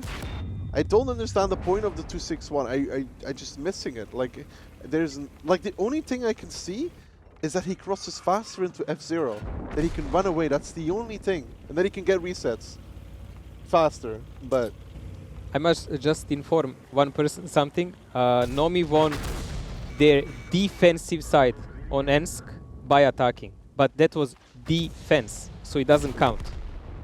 Yeah, I mean, like according to me and Mojo and our expert opinion. So only yeah. only Himmelsdorf can be taken in account because that's the only games that Where the both attack of them will actually won attack side. Yes, So it doesn't matter if your tactics is attack-wise. Attack. You know, Yeah. like you go into the eye. If you're playing a defensive side, that's still a defense that's just won by tactics like that. Exactly. So that means that Davey will get to pick the side of Carelia. And Mojo, do you want to bet €100 that they pick defense? I mean, just are you feeling lucky tonight? No. Yeah. you never know, right? You never know. I mean, maybe today was the day you're feeling lucky. Like seriously, man, if someone would take an attack side on Carelia, they would be just like Brave. they would just be undermining the enemy, like showing like we don't care. You know, you can play whatever you want. We're There still is gonna only play hard. one team that I can actually ever see do that, and even them, they're unlikely to do it. Tornado. Yeah, that. I was talking to you. I mean, you know, Insane might be crazy enough to do it, but I don't think so, even man. then, you know, I even don't think then, so. yeah. Even he prefers shorter Yeah, games. exactly. So, and it's going to be Carelia as our final map between these two teams. Mocho, that means I still have a chance to be right. You're definitely wrong. I'm hoping to get surprised by Nomi here, but no matter who wins this tiebreaker and the match, it is not the end for the other team because, Exactly, as we said, it's a double bracket tournament. move So, towards the lower so it side. means like winner and loser bracket, and that means whoever loses here will still play tomorrow. You can see what goes on here. So match 1 is David II and Nomi, and who wins will go into the next match a bit later against the first team of MVPS, who is waiting for that, and whoever loses this match will play against the loser of match 4, which is a match between Invil and whoever wins between PVS and MVPS, the second team. MVPS the second, MVPS the third. We need to figure out some catchy names here, you know. Juniors, seniors. Mojo, I said catchy, all right. Like, I don't know, MVPS the... I don't know, I don't know actually. I was thinking of something, you know. You have very short time to do that because, like, you know, if they don't play out their guts here, they're not gonna last that long. Yeah, that's true, but like, what could you call the international team? What could you call them instead of Davies second? I mean, you could call the first team Devils Squad. That was in the video, by the way. I didn't make that up. That was in the trailer. Really? Yeah, it was in the trailer, dude. I didn't make that up. That wasn't me. Since they're mainly German, we're just gonna leave it to someone else to say it later. He can think of a German way to call Davy. Yeah, but have you ever... Yeah, well, I mean, maybe. We'll figure it out. Carelia, Mojo. I would still like to have official, like who is picking the side. I want to hear that. But anyways, Carelia, what do we know? Like, can be played pretty much two ways. And it's only going to be played one way. Yeah. It's going to be one, like, come on. Davey has... And it's official, Davy has the side to pick. Davey has the side to pick. Hiya! We did it, dude. We figured it out. Maybe I could replace Phil and start observing as well, to be honest, because, you know, Phil, if you're listening, I'm sorry, okay, it's just a joke. It will have to be an octopus. Carelia pretty much, we presume defender will camp because they have no reason to risk whatsoever. But they can choose to do something else. Why would you pick a camp officially on Carelia? Because there is so many bushes, so you can be like... I don't want to say what. And I really plus a lot of rocks that can cover your heavies. I really plus hate artists, plus sniping positions. I hate knowing more, dude. It's like I already know what's going to happen. It's so let's leave it for the game when it actually start. What's the way to deal with a camp? It's possible, but it's really hard, dude. It's so and hard. What does it require? Incredible RD shots. You need to pick off a few targets with RD, and then you have to push it. So. Great spotting. Well, personally, I think the A5 guy is the most important guy to kill. Has always been the most important guy to kill. Well, when the map starts, we can actually do something about it, show it. Maybe actually we can even go on the map tactic now. Who knows? But yeah. We're gonna show it on Carelia first.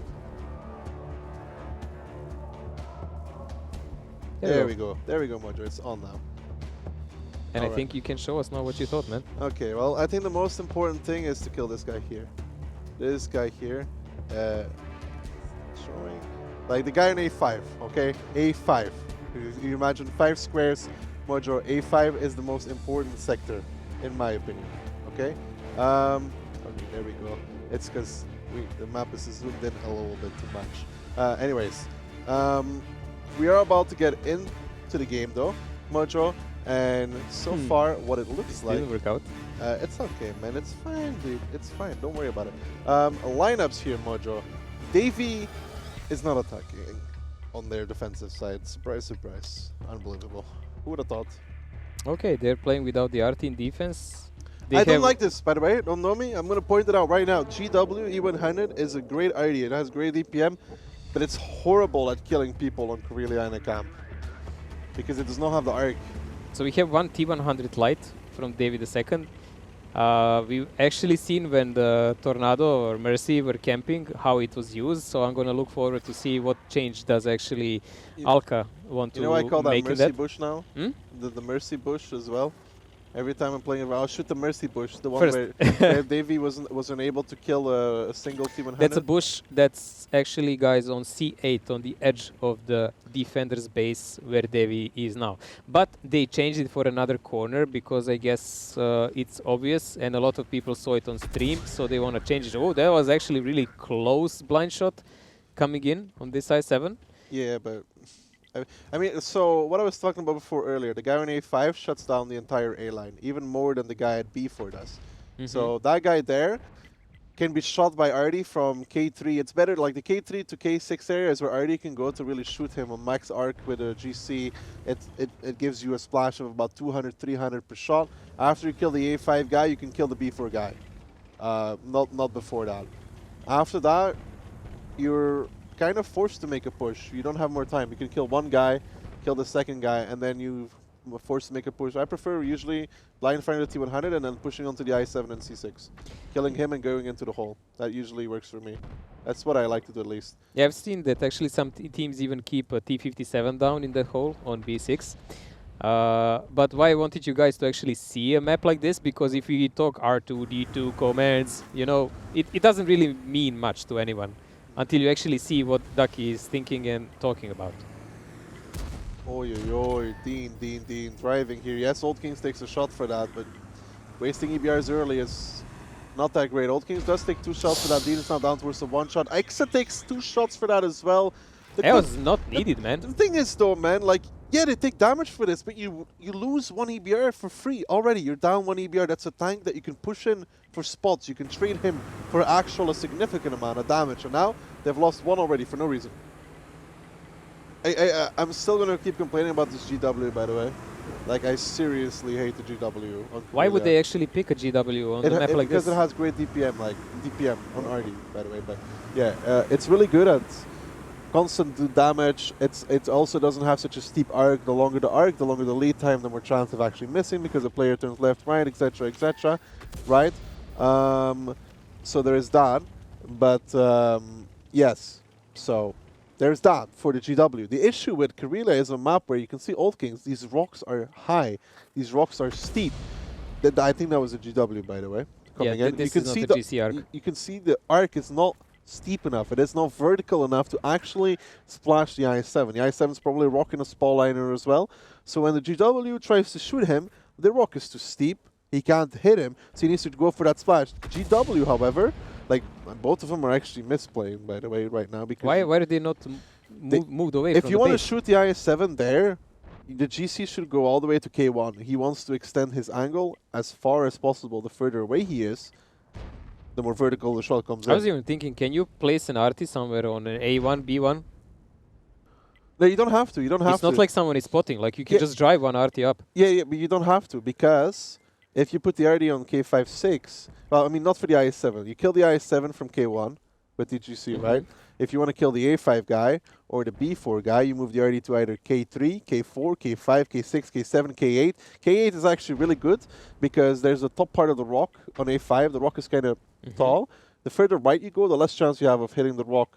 And you come in with the steepest angle possible, and the splash is always between 200 to 400. I was just thinking, like, why just when you control the map like this, why don't you just move one RT all the way down? Because we can see GC is going all the way down. I mean, the GW and move one RT all the way up.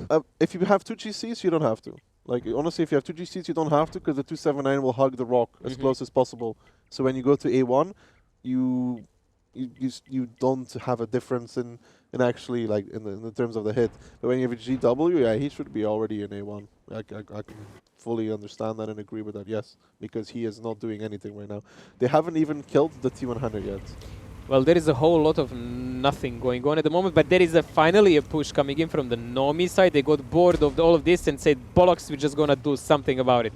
Well, Nomi with 5 minutes left on the clock here are deciding to go for the play. The 9 and 7s are pushing down 9-0 line. Can they make this work? Can they make this play? There's a 279 over there. It's Ozumi. He's getting focused out. Not a lot of damage has been done towards the side of Nomi so far. They're actually getting under the boys of Davey kind of effectively. Kalium now trying to get the angle. They will lose Osmium. That was a little bit of a misplay there on the part of Davey. I feel like they should have done more for that. At least picked up one guy. They didn't. Now the I7 will be the next focus for those 907s. They will continue moving on and go on towards Old Kings. And if they pick him up, yeah, they're under them. With 4 minutes and 40 seconds left, is it really going to work out?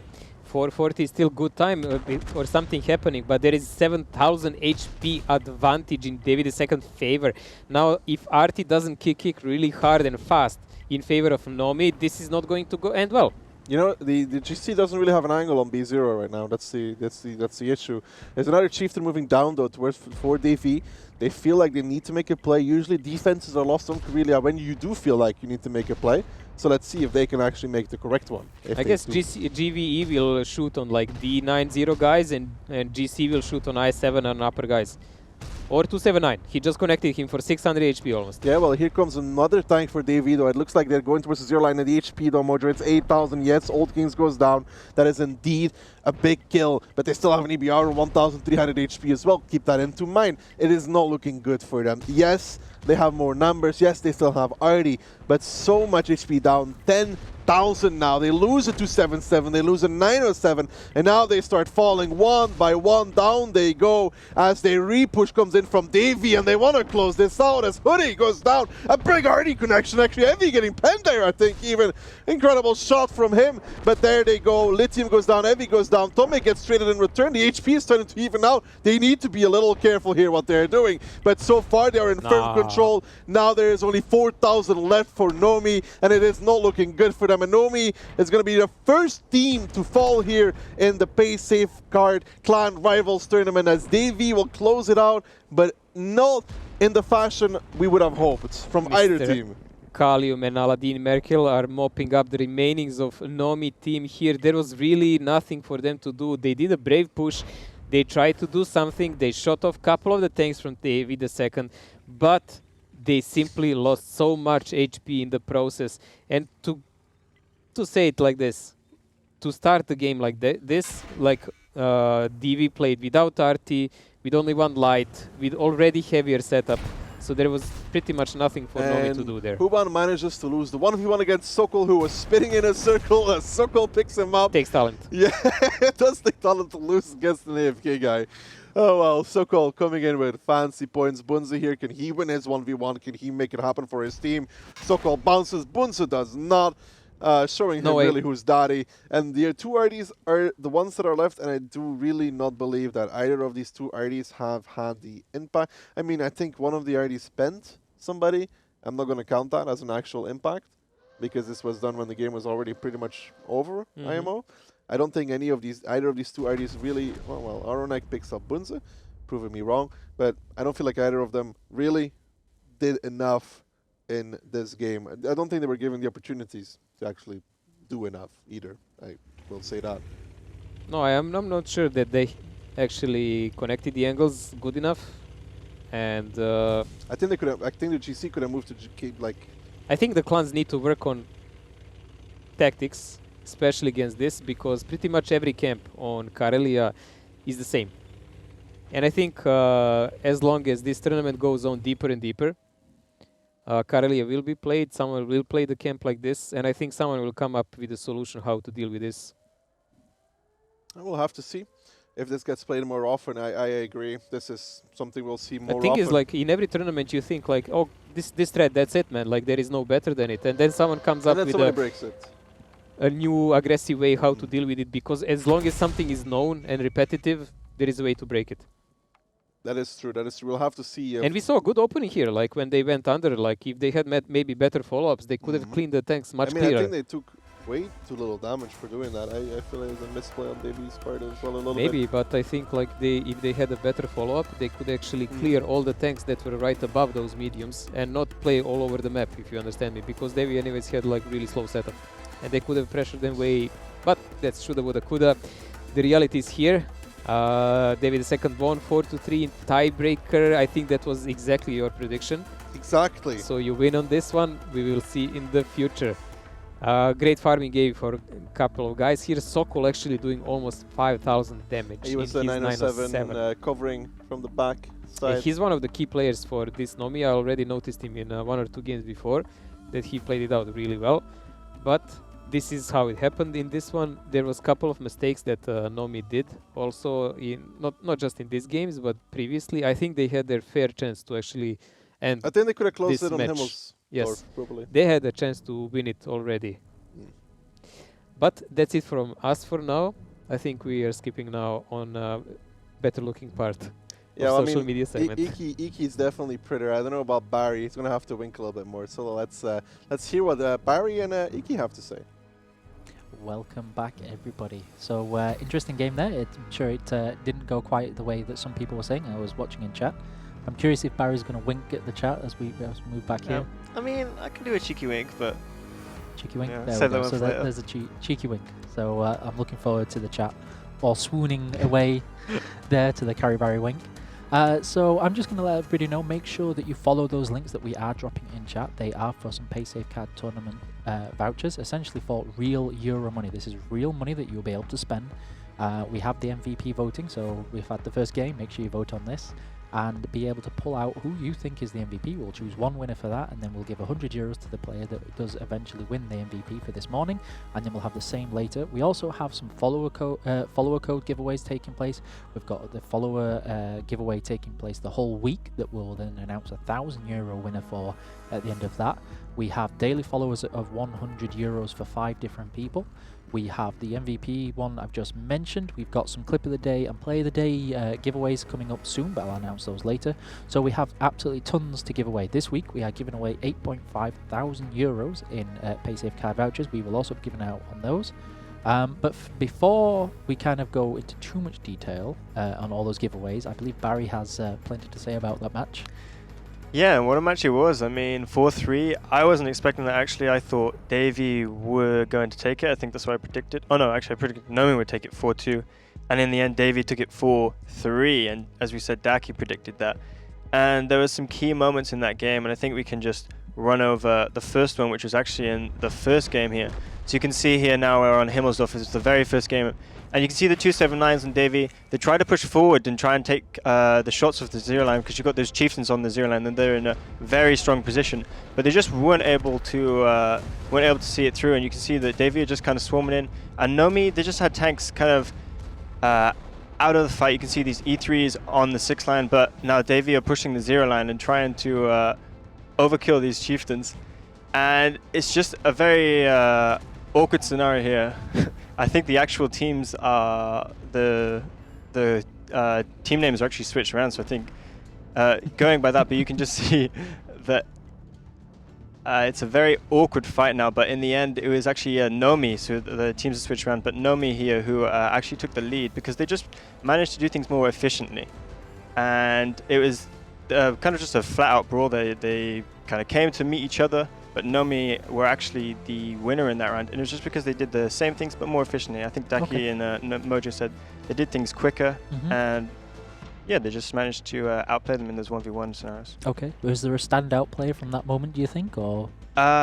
In that game, I think it was Masiak in his chieftain on the 0, and I think he did about 4.5k damage, which was, I mean, he was #1 on damage in that game. And again, when you're looking at about, so each tank has around 2k HP, so if you're kind of doing 4 or 5k damage, that's over double your HP. I mean, you're putting in a very good shift there. Yeah. Okay. So and I think we actually have another... nice farming. Yeah, not sure if that replay is quite ready just yet.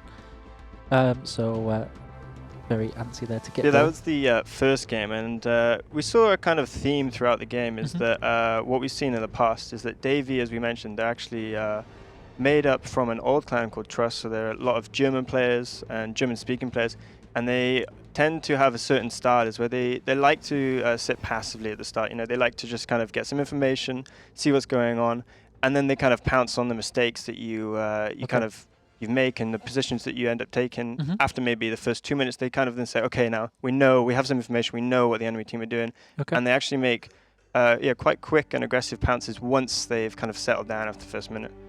Okay. And you see that a lot as well, because Nomi are often very aggressive. Okay.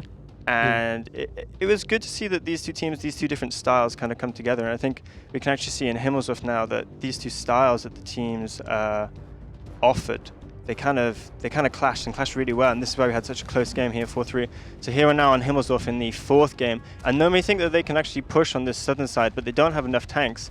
And you can see that Davy are just kind of soaking it up. And really, this was a big mistake, because in the end, it was such a close game, obviously 4-3 to Davy, and it was this battle in particular that I think was very decisive, because you can see there's a very good pincer movement. You can see Hillary and Aladdin, they're pushing around, they're catching out these Nomi tanks, and now they're isolated in the corner. And Nomi are trying to push to the cap on the other side, which is good play, but they're just not quick enough. You can see that Davy are already in the cap, so this strategy from Nomi was just a bit too slow. They weren't quick enough to execute, and as you can see now, the cap is already going, and at this point Nomi had lost the game, but they actually were in a position in this game to see it out. And if they would have seen this game out, I think they had a very good chance of going on to win it, because they're already 2-1 up at this point, so this one would have been 3-1, and then they would have gone into Sand River. They would have had their defensive round. It could have very well been a different it could have been a very different game, could have even been a 4-1, but that round in particular was very decisive and kind of a key feature of the overall kind of battle that we just saw there.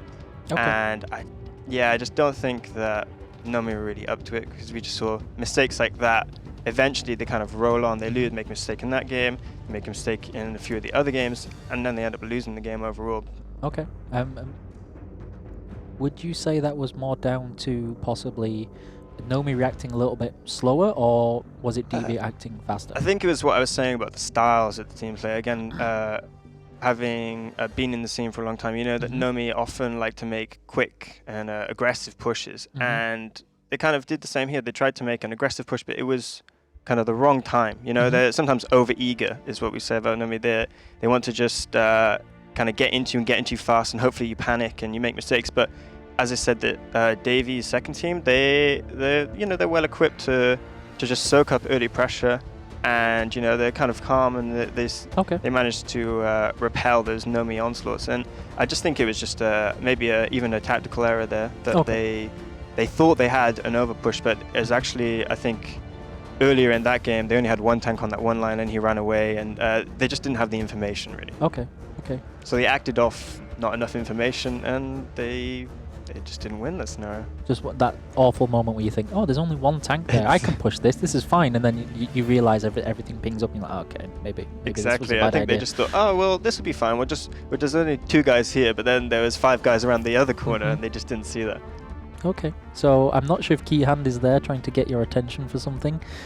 He is standing just to our left, helping out with the analysis. He'll be introduced later, so he's bouncing around and nearly destroyed our set earlier. If you'd just like to say hello, Keyhand. Keyhand was like, I really like this headset, so what I'm going to do is wrap it around my arm, stand up and try and walk away, and everything fell off. Luckily, nothing was heard on the stream. Luckily not the TV. Yeah, luckily not the giant TV, but he gave it a good go, which was pretty interesting. And so do you think out of that first match, who would be your MVP that you think you'd like to put forward? Is there anybody who kind of stood out? I say we mentioned Masiek. He did a lot of damage in the first round, but I don't think anyone in particular had a consistent, good role, consistent positive role across the entire series. But I mean, we will see that team again, actually, won't we? Later today, we will see Davy's second team, who were obviously the winner against MVP's first team. So we'll see that later. So I mean, maybe they will impress later today. We don't know. Okay. And so I believe right now chat should be just about catching up. So we're just going to say hello to everybody in chat. Make sure you follow all those links again, because of the social media and how much we're giving away.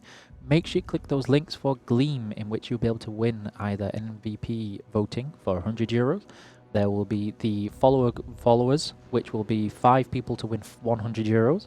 We're picking 5 of those per day. There will also be a weekly follower giveaway, which will be for 1,000 euros, chosen at the end of the week. Carelia is always trying to bribe his way into it. Says, if I already following, can I still win? I heard something like that. I mean, So currently between the casters and ourselves, there's a bit of a nomination increasing bids going Yeah. on to see if we can't rig that, but I can assure you we it'll be coming on there. a much higher moral standing than to do something Far, like that. far higher moral standing than that. And so, yeah, thank you very much, everybody there. Thank you very much for the analysis, Mr. Barry. It problem. was awesome. Thank you. And we're ready to go back to the amazing, handsome, awesome, ever skillful, and amazing sounding, silky-voiced Daki and Mojo. Thank you very much, and good luck in the next game. Did you Mate. pay him for all that? No, I don't know, man. He's almost making me fall in love, but the only thing that fell here is because he fell from heaven. Only thing I know is when it goes to moral, when you and money are involved. What do you mean? What? I swear, what is this sort of... There is a part of you that will always prevail. I will not say which. I am very offended at this moment in time. I Why can't you believe... don't? I didn't Me even and finish Icky it. have a deal. He messaged me on Discord like, we good, dude, we good. I got you in. I mean, you know, if I win, I win. So be it. Anyways, we had Davey beat Nomi, and now we have MVPS versus PVS. It's gonna be keep track of MVPS and PVS. It's gonna be a nuts one. Anyways, between these two, Mojo, who do you favor? Well, I obviously betted the opposite from you, so I betted for PVS to win this one. Oh, that's really brave. Oh, that's really brave. Well, at least we're getting straight into the action here. And there are some 277s and 260s here, Mojo. Something we did not see from... 260s actually we didn't see in previous matches. And they're used by MVP as a second. Like the trademark of MVPs in general as a clan is to play quite faster. I really don't know. I don't know what are the traits of their second team. I've watched them play the qualifier. I hope they had a sit down with their main FCs from MVPS first, because there were some... As you can see, all of the clans have their own skins for the tanks. So this is the PVS one. I think they are provided by themselves, like they made... Oh, that was just a snapshot. This is not needed. I mean, I understand he wants to hit that shot, but he could aim a little bit longer. Like he could have actually connected someone. Well, you can see so far everybody getting across just fine except for Okakas. There, he takes a little bit on the crossing. 260 needs to be careful. That's an E3. It's 260 is really nice and all, but when an E3 shoots APCR at your frontal, he is very fortunate for that to work out. We can see that there is a really big aggressive push from MVPS, the second coming in from the field side, but they will be met with a crossfire by tanks from PVS. The biggest problem is their A0 position. We can actually not be taken out unless you go fully into them. And most of the other tanks like 260s and P57 from the PVS side are set up for a counter-attack from the city side, if there is a rotation coming in from the minor force of MVPS. What I don't like this demon position over there. I think they're able to destroy walls, destroy buildings, and figure out an angle with HE. I'm almost confident that the angle exists, and you know, in a competitive format like this, you should be having a fair amount of high explosive rounds. Let's be real, we've seen it in previous tournaments. We've seen people carry 10 to 15 minutes. 10 to 15 should be the norm, I guess. You're realistically never going to shoot more than 25 APCR, are you? I mean, that's if you have a really humongous great game.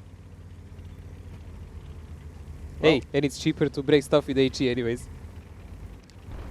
I would even shoot stuff with them. Like, I mean, I'd kind of shoot some stuff with APCR as well here, because I would want to HEs for the 279. But yeah, this is kind of a standard setup here for the side of PVS. The setup we're going to see from a lot of teams, probably. The A0 position is especially difficult to counter. Yeah, without RT, it's like, even with it. I really don't understand. The one thing I do feel that MVPS could be doing here is taking control over the rail on the 7 line. On the left-hand side of the square, that rail that allows you to go hold on at C67, I do feel like they should be taking control over that at the very least, pressuring back that 279, maybe getting some shots on the E3s. It is possible to hit the E3s under. It's really, really hard, but possibility is still there, obviously. So especially Costa. Costa for sure is hittable there. They can't really rotate because the chieftain from D4 will spot them. So they're more or less pretty much stuck on that attack from the green side. But the way they're doing it at the moment, it doesn't look really good for me, and I think the tanks from the city will easily support their comrades. Now we can see this is a full in. This is a full in coming in by MVPS. Well, here we go. MVPS pushing down zero line with 4 chieftains. We'll see if it gets enough. Across Vampire is going to be the one focused, and Vampire is going to go down. Down and out by Done Yolo. There's still 2 chieftains there they need to kill, and they haven't peaked yet whatsoever. Maniac's going to be the next one. Ketsai pushing in as well. Lots of damage being taken here. Not that much being done just yet. They need to kill these A0 guys to make this even worse to this high destruction. Picks up Maniac, and these chieftains still fighting on A0 in the meantime. Demon here in his 279, holding strong, holding firm against these 279s. High destruction picks up another kill. That is Ketsai going down, and I don't think it's about to happen. Vic goes down, yes, in his chieftain, but high destruction is still full HP and still living firmly, and it's so much HP difference. Mojo, this wasn't all in like you talked about, but the trade at this point is already so bad. Can they really recover from this? This is a one-way street they just did. MVPS just melted, and they didn't even kill both of those chieftains. That was a prerogative to even think of winning this side of the map. MVPS force that even didn't fire a single shell yet from the city is counter-attacking now, and they will flank those 279s and E4s at the moment. The difference between them is around 5,000 HP. Everyone can see that, but the positional difference is huge. Number of the guns. It's just like gonna stack up more and more as we go now. It's just gonna This snowball. is a mop-up now. This is a mop-up now. It's a snowball from this point on, as Sibo should go down. No, he doesn't yet in his 260. He will get to live for one more shot. Ichuk, however, cleans up the job, and this T57 having a field day with a 279 on equal ground. Actually, not that difficult. I think he even thought he had one more shot, and he really did, but he doesn't. And this is it for MVPS second, as they tried hard, but ultimately they did not succeed at achieving the goals that were needed to clean up that right side. They were never even aware of that secondary 279 behind B8. They never even knew about that. And this push, a little too obvious for the side of... It was really visible. Also, PVS did good focus fire on approach of the tanks. We saw that, who was the first one? Vampire? Or? Vampire was the first yeah, one. He was deleted. You can see the corpse here. He didn't even reach the houses. He died. The second guy died immediately after they reached the houses. And they still didn't kill anyone. And that's like 2 tanks minus. There was some pressure along the rail, but not even nearly enough to detract those like E4s or E3s watching. And as I said, there was like 4 or 5 tanks from PVS that were not even engaged in that part of the battle in those moments. And they were just driving in a city, and still the tanks from MVPS were melting. I don't understand why MVPS didn't try to take another objective first. For example, killing those double E3s on the rail with the 279. You saw when they pushed, they did push somebody on that hold down position, and he kind of farmed them. Like, he actually did kind of farm them. Why is this not a possibility for them earlier to do this before they push zero line? Take away their map control, make them really split in half. Yes, that would be... Truly split in half. If you say it like that, that would be the only logical solution to this kind of a trap. I mean, for every defense or attack, there is something counter that you can do, but it's all in a hand. It's all in the hands of the shot caller, main tactician, and also some of the players always have a chance to say something about it, you know, not just drive the tank. And that's the difference between the great teams and those that are not doing so great. In this case, this was a wrong call, which was really obvious by us to see, but we will see what will they do in their defense now. They will have perfect chance to show us maybe some aggressive defense like Nomi did, or maybe they will try to do something more campy like PVS. Just don't feel like it, you know. I just don't. Between these kind of teams, if it were like Invil, CSA, Fame, or Davy first, I could see them indeed trying to make plays, but I feel like MVP at second here with not that much experience as this team. Obviously at the clan they have a lot of experience, but this team in particular, right? If they have to pick between let's camp and have a pretty high chance of winning, or let's push and maybe we misplay, doesn't work out, etc, etc, etc. But that was just the first map, and I guess maybe something they wanted to deal with. The only problem is Ensk was actually their pick. So I mean, you could pick it as a 1-1 map, technically.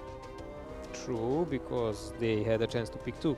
Because the bans were done by PVS, like PVS had a priority in banning, so they banned 2 maps. They banned Carelia and Himmelsdorf, and MVPS had a chance to ban only 1, that's Live Oaks. But therefore they could pick 2. Yeah, Live Oaks being banned twice already. Twice already. Teams don't really like Live Oaks, sadly. I mean, I believe. And Live Oaks, it's not. It's I like Live Oaks, it's but it can entertaining be map. unpredictable if you're not certain how to spot yeah, and it's rotate. very easier to predict what's actually going to happen. I mean, Mhm. okay, you look at the lineup, you kind of have a rough idea of what's going to happen. Unless your opponent picks like 3 Yak boundaries or something, right? Then you don't really know what's happening, do you? But the second round here between, I don't think we will see much different. I hope they prove me wrong. But I'm going to pick the obvious choice. I'm going to say, you're going to sit back, you're going to relax, you're going to think about life, and you're going to hope to hold on. And I want to see PVS. I mean, the thing is, when you play a strategy like they did, you should always be aware of the things that actually break it. Mhm. Because how can you react to things that are happening? But if you don't play know what against breaks teams it. that traditionally play slower or campier, why don't people actually bring Arty anymore on Ensk? Like 1 art. It can really make a big difference, man. It is possible. Like but you can usually- hurt one of the positions like significantly. Usually the main reaction that comes out from a team if when they see RD is just full push. But that's okay. Because then you play your tactics like that already expecting something like that. Of course, but you need like a really good team to win 14v15 though. Like you need to be like really on top of your game as well. Because you're always going to be trailing at least in some way, shape or form. I mean, there are very limited amount of positions where you can actually place the Arty to fire more than 1 shell and not die. But they exist. And I don't understand. If you expect someone to play slower, why not, man? Well, we can see Mojo. They are proving us wrong. I like it. I like it. Thank you, MVPS. They are going to go aggressive on the offensive. And again, what we saw from before, Mojo, again, nobody's really spotting the rails from This the is side a of PVS. major mistake. Major mistake. And now PVS is going to run into the majority, into the bulk of the MVPS force. This is not what they expected. This is not what they signed up for. Coach, this is not supposed to happen. Why are all these tanks here? Well, we don't know, but we're going to have to deal with it now. Sibo kind of overpeaking there in his 260 will probably go down for that as well. But the sheer numbers of MVPS here, as long as they press W, should be enough to overrun these tanks. It's weird, man. PVS played this side like I saw the disposition of tanks like they're waiting attack everywhere but not focused anywhere. Still, MVPS push is pretty much stopped in their tracks, man, and they're starting to lose people way faster than they should for this to make it work. Thankfully, though, they are starting to recover here. Yes, they have lost some unnecessary people if you think about it because they're not joined together, but now those chieftains, the remainder are in the holdout and starting really to shred through these chieftains. Fed is the last one standing there on the front, yes. There's a one behind him, he's kind of afraid a little bit in the back as well. And Mojo, slowly but surely, this game is swinging back to his MVPS. Oh my god, like this bullet was just stopped by a gun of his own teammate. Like that's so annoying when it happens. But anyways, like yes, the damage is stacking up. These positions of chieftains, which is pretty much crucial in this kind of push, And is paying off. You don't really like to see a 279 up there. It's really hard to pen Uab. It's taking the high ground, and PVS seem to be completely, utterly surprised that this happened. It's like they didn't account for this being a possibility. This is like almost the copy-paste of the first Ensk we've seen when Nomi Yeah, pushed. Nomi. It's a different tank lineup, it's differently done. Nomi was way more aggressive, but the team defending was, I mean the team attacking, which in this case is PVS, was again surprised. They had tanks all over the place and they didn't expect this. I'm gonna ask you because I don't have an explanation. For some reason, which I really don't understand, and I'd love to know, and I'm gonna need you to take your crystal ball and look into the future for me and predict your answer. Why does nobody like spotting the rails what is actually crossing in both games now, in Nomi and BV2 and in MVPS and PVS? None of the tanks that are actually spawned on the east side of the map spot down the rails. You literally get all the info in the first 20 seconds. Yeah, I don't At least understand. you know that. We've seen actually after the first game, when Nomi rushed. After that, David 2 actually took for 30U and spotted. So they didn't have it in first game, they Yeah, were surprised, but in second one they did. Either 5-line, right? Either Well, these guys, like, they keep that. didn't, They have like, tanks around the middle, but no real spotting. I or mean, you pressure. always have something spawning 9-0 line. It doesn't happen, I think. I mean, maybe in rare cases, right? Yeah, Vampire But- pretty much like paid off in this game. Like last game, he died with 0 damage because he was pretty much blown up in the start. But now he compensated for that, and But- he's one of the chieftains that survived on that top side. You always have something spawn 9-0 line. You always have something that you can send to the rail to get the early spot. Yes. And PVS is just like, no, we are not going to think that MVPS can push the field. That is not in the script. It says here they camp, right? So they're camping. But the thing is, they know that MVPS as a clan play aggressive. It doesn't matter if it's first or a second team. This is something you should. You remember the grand finals when, like, Remember, you see like Costa, right? Costa is in PVS. I remember when Costa was in Nomi. Like, for example, like all right, there's other players here which I think was also in Stalovi Nomi. YOLO. I think Monster YOLO was also in Nomi. I'm not sure about that, but I think it was in Nomi.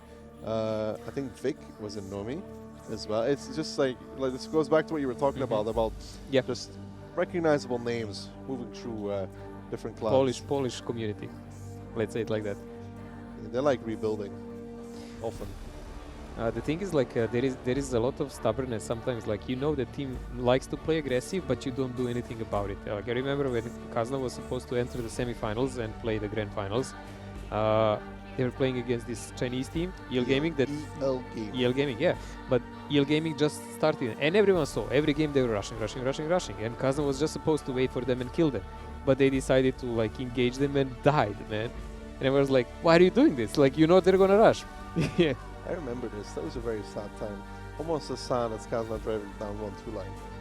On Prokhorovka, Yeah, I don't know which one of the two hurts more thinking about it actually. things happen.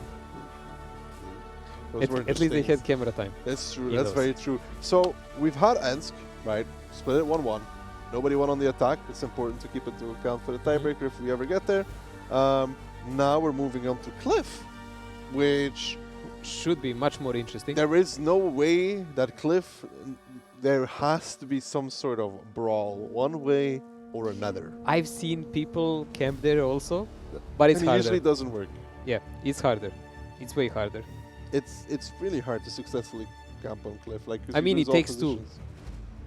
It takes attacker who is passive enough and defender who is Yeah. passive enough, and then it can happen. But if one of It's them is so aggressive, super it's hard. just like doesn't work like that. It's really super hard to camp on Cliff because you know as well if you camp on Cliff, you give up the hill, you give up you give up around the hill, you give up everything.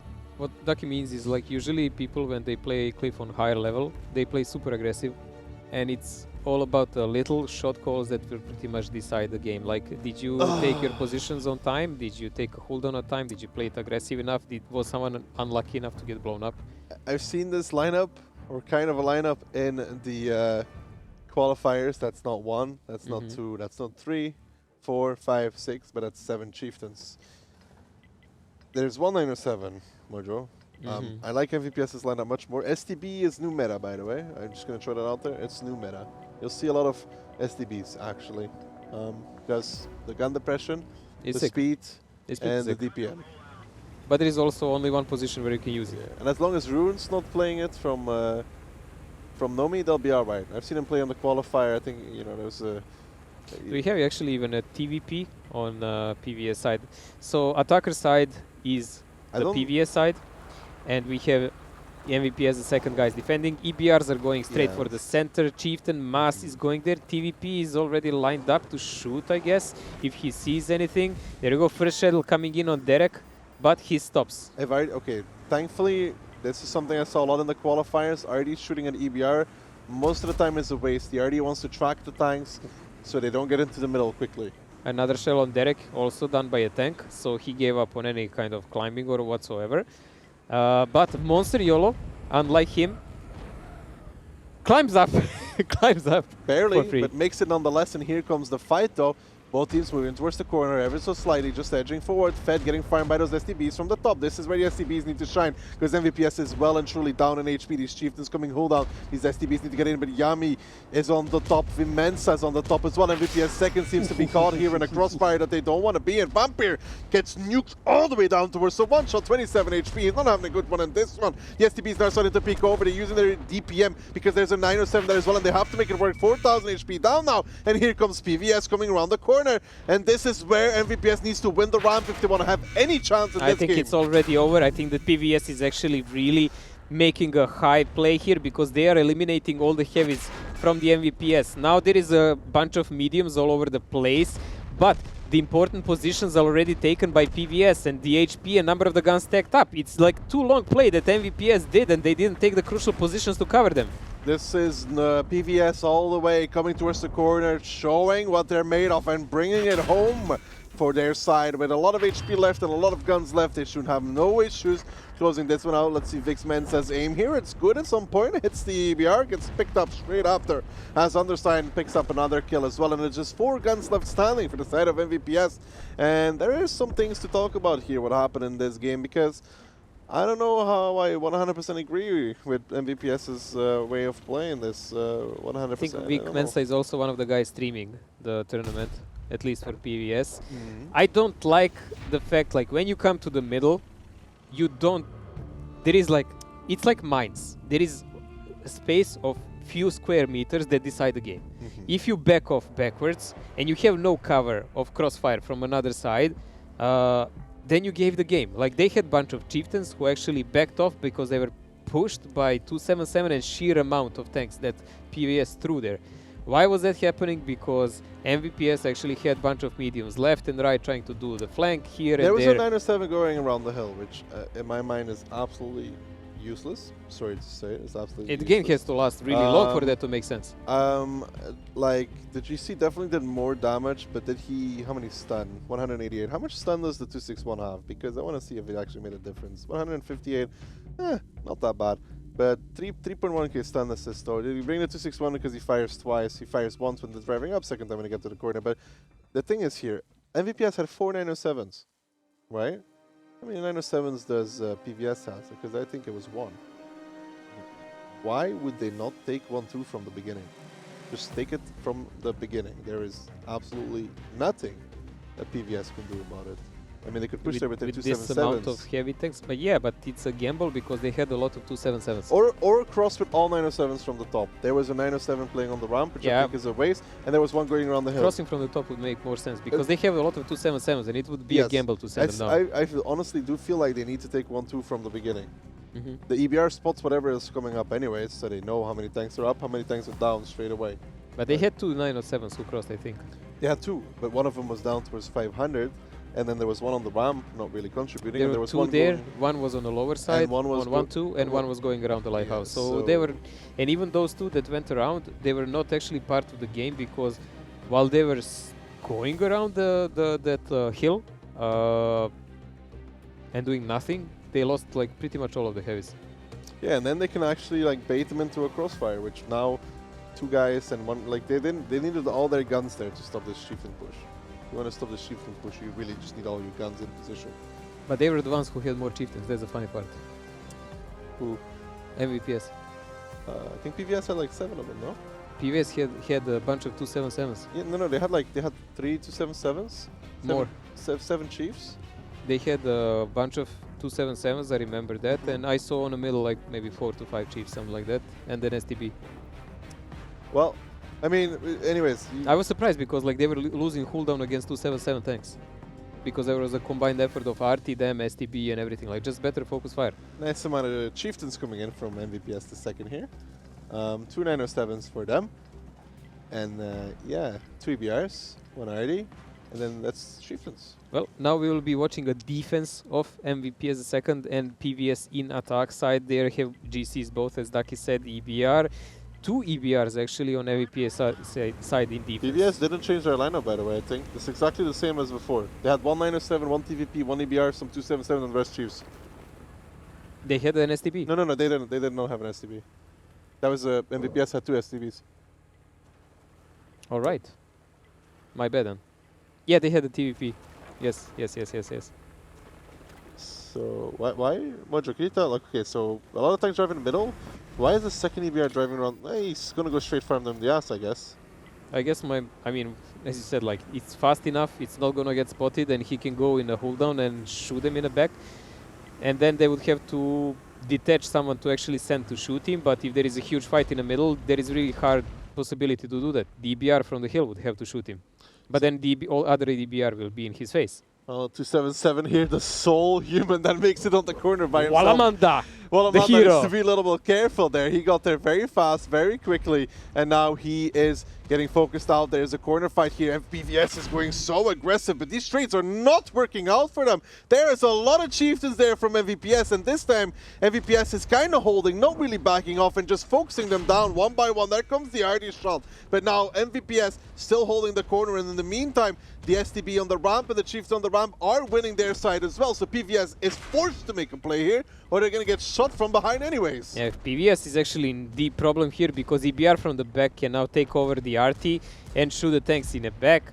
They also lost the lower ramp where TVP was because the 907s prevailed. This is pretty much decimating now. This is way better play by MVPS. They are defending, but this kind of offense was way more thoughtful and much prettier to watch. Yeah, that was way better. I even like the split much more, Mojo, as well. One EBR going around the hill. I didn't mind it. He was able to probably put some shots from behind if he actually bent those, at least. With those two 907s taking 1-2, one takes it straight, which means he wins the one-on-one against the guy coming from the top. And if the TVP comes from behind, the other guy slaughters him. That was pretty good. And then they managed to win both the middle, actually. They won the corner. Won the middle and They lower won the ramp. engagement. And they had an EBR around. Yeah, they won everything actually in this game. Whatever went wrong for them in the previous game, decided to go all right for them in this game. And you know what's the funny part? Like, I honestly still think that the ramp area favors the north side. Yet both teams that played from the south won. Yeah, pretty much. This is quite confusing. But this was a better thought plan by MVPS. No, this was good. This was the Barkis. Look at that STB, 4.2k damage. Not too shabby, not too shabby whatsoever. Once you can put that DPM in action, close range, it's definitely not a bad thing. RT didn't do much in either of the teams. It didn't even have much time, to be honest, because the game was really short. So this kind of playing by MVPS, I like the more. It's kind of straightforward, a bit simple, but effective. This actually had like reason to it, logic to it. There were steps that seemed to be in order. It was a solid strategy all around. Like, everything about it made sense. While in the previous game, half the things they didn't make sense. It was really messy. But here PVS as well. This is peeking on that corner against a bunch of chieftains with a bunch of chieftains. Yeah. Like, PVS also had tanks really closer, like TVP and 907. But I guess for them to actually get there, they had to lose some HP. And they lost that TVP on lower side really fast. I noticed that. They had to make a play, I guess. Yeah. Because they were losing everything. And they lost the TVP also then really fast. And after that, there was nothing to stop their decline because everything was lost. No matter what you do, you would get shot from some of the sides. And this kind of exchange, couple of 100 HP coming for free from one of the corners. I don't like that many. Like, they have such a lineup that is so, like, in essence, can you see a damage again? I would really like to see in essence, their lineup is a little immobile. Because at least MVPS has some 907s to work with, to flex with, to go around. But what do they have? One 907. One singular 907. I would like to see how much that EBR actually done that rotated around. That would be an interesting thing to see. But I guess we won't. Well, again, this was neither of the two teams winning on attack. Both defenses won again. That means we go into Sand River. And now, if history has taught us one thing about Sand River, it can be. It can be, indeed. And it's going to be MVPS the second to be defending first. That is very good for them. Very nice. Also, one more thing. If there is no one who wins the attack, actually, the tiebreaker is decided by best damage cumulative done in attacks. So all the damage that you have in every attack possible, like who did more in attack from those two, then he gets to choose. Hmm. That will be the secondary measure. Let me think again. Which attack was closer on Ensk? That would be the. I'm pretty sure it was actually. MVPS was massacred on Ensk. Yes, kinda was. It was not as much though. Not as Yeah, much, it was, man. Like they lost a couple of tanks on start for nothing, if you remember. Yeah, that's what I'm saying. PVS didn't lose as hard on their attack. They probably did more damage there. Anyways, Sand River Mojo, MVPS versus PVS. Nothing really out of the ordinary here in terms of lineups. Well, double GC, double EBR on MVPS defending side. On attacking side of PVS, double EBR, double GC, pretty much similar setup. Almost copy, but there is a 5 907s from the PVS side. Rotation wise, 1, 2, 3, 4, 5 mediums. So STB and 4 907s for MVPS. STB. Where are they gonna use STB? I'm not sure. I mean, you could send him towards K-Line, but he just gets nuked by Artie. Like, he could play K-Line as well with that extra gun depression, but why don't you? You may as well bring a chief Against in. double GC.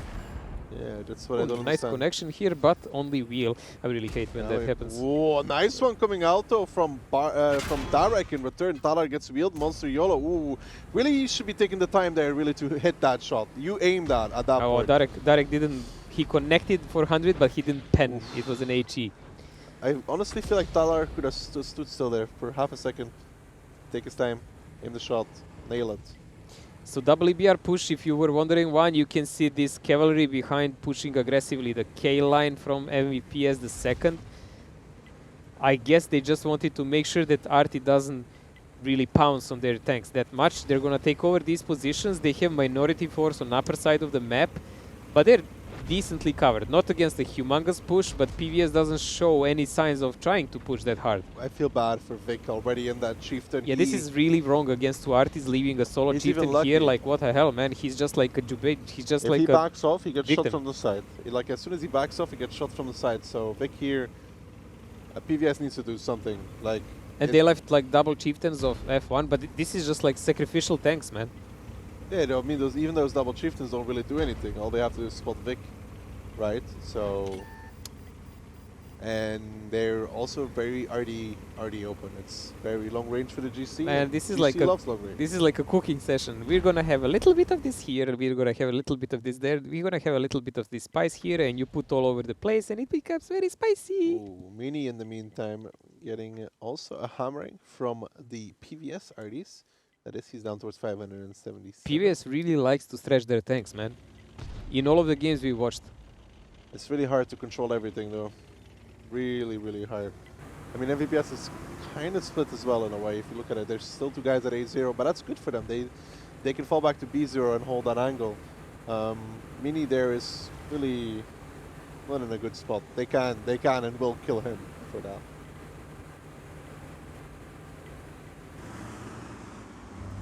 Well, you can see the growth in clan and leaders as example how they distribute their tanks. Like when someone starts as a new clan, you will pretty much not stretch tanks everywhere. You will try to play the simplest possible tactics, rush somewhere and whatever happens, happens, or camp somewhere and whatever happens, happens. Then you like learn the game more, you start spotting, stretching, you know, and doing something about it. And then I guess the third and the biggest level would be when you manage to control a part of the map with the least possible tanks available and having most of the tanks to focus attack somewhere. And one or two tanks difference can make a huge difference actually in those moments. In this we can see that PVS is really all over the place. Like they are everywhere. And they have to attack at some point. And they are attacking. Yeah. That's an RD shell coming out there. They're focusing on towards Refiner. The only issue I Like see... if they're, it looks like they're like relying completely, I'm sorry to interrupt you, but it looks like okay. they're relying completely on those double artists to do damage Yeah, before they but move anywhere. But they left too many openings for that. That's an issue as well, though, because as soon as Refiner drops, well, if I would say he takes one more shell, right? Goes down towards 1,000, you recycle him out. Like you put somebody else instead. Vic, however, in that chieftain, is really not going anywhere. I mean, Vic ain't going anywhere. He's pretty stuck. Okay, now, oh, that's a big RD shot, by the way. But now is the time for him to leave. Ooh, careful Yamikazu. He will make it out though. They need to leave this area, and they need to leave it now. Actually, it's 3v. No, it's 4v3. No, They no, need no, to it's leave. 4 against 2. Oh, But 4 the other against 2 are late. Never mind. I thought Yami was red. You know, my eyes are deceiving me. Oh, even lucky to only take 1 shot for that. Okay, they reset the angle here. That's fine for them, I guess. They're gonna be okay with that. I mean, so far, trading even on the fence and not really giving up any positions is fine so far. They haven't lost anything. 260s are approaching slowly toward the top, but there is a lot of tanks from MEPS the second who can actually support this. There is tanks from the base, a chieftain, double chieftain, and I think there is 279 from that 7 line plus the middle. All of them can actually shoot on upper side. Plus double RT, we'll never forget them. I guess this gave some chance to Vic Mensa to retreat with his chieftain a bit. And he's getting replaced by substitute player Kawasaki YOLO coming into the play now to take the RT punches instead of him. Your poor chieftain. Seriously, Renifer is still there with his 300 He HP? should have rotated out. What the hell? I don't know why he's still there. He's gonna get spotted out. Kawasaki Why are you giving a freebie? Oh, Kawasaki is gonna peek. Kawasaki sees it. Kawasaki takes it. He says, "Thank you very, very much for that. You're very kind, my dear Very sir." fast motorcycle that Kawasaki couldn't run away. It's Japanese, man. Japanese.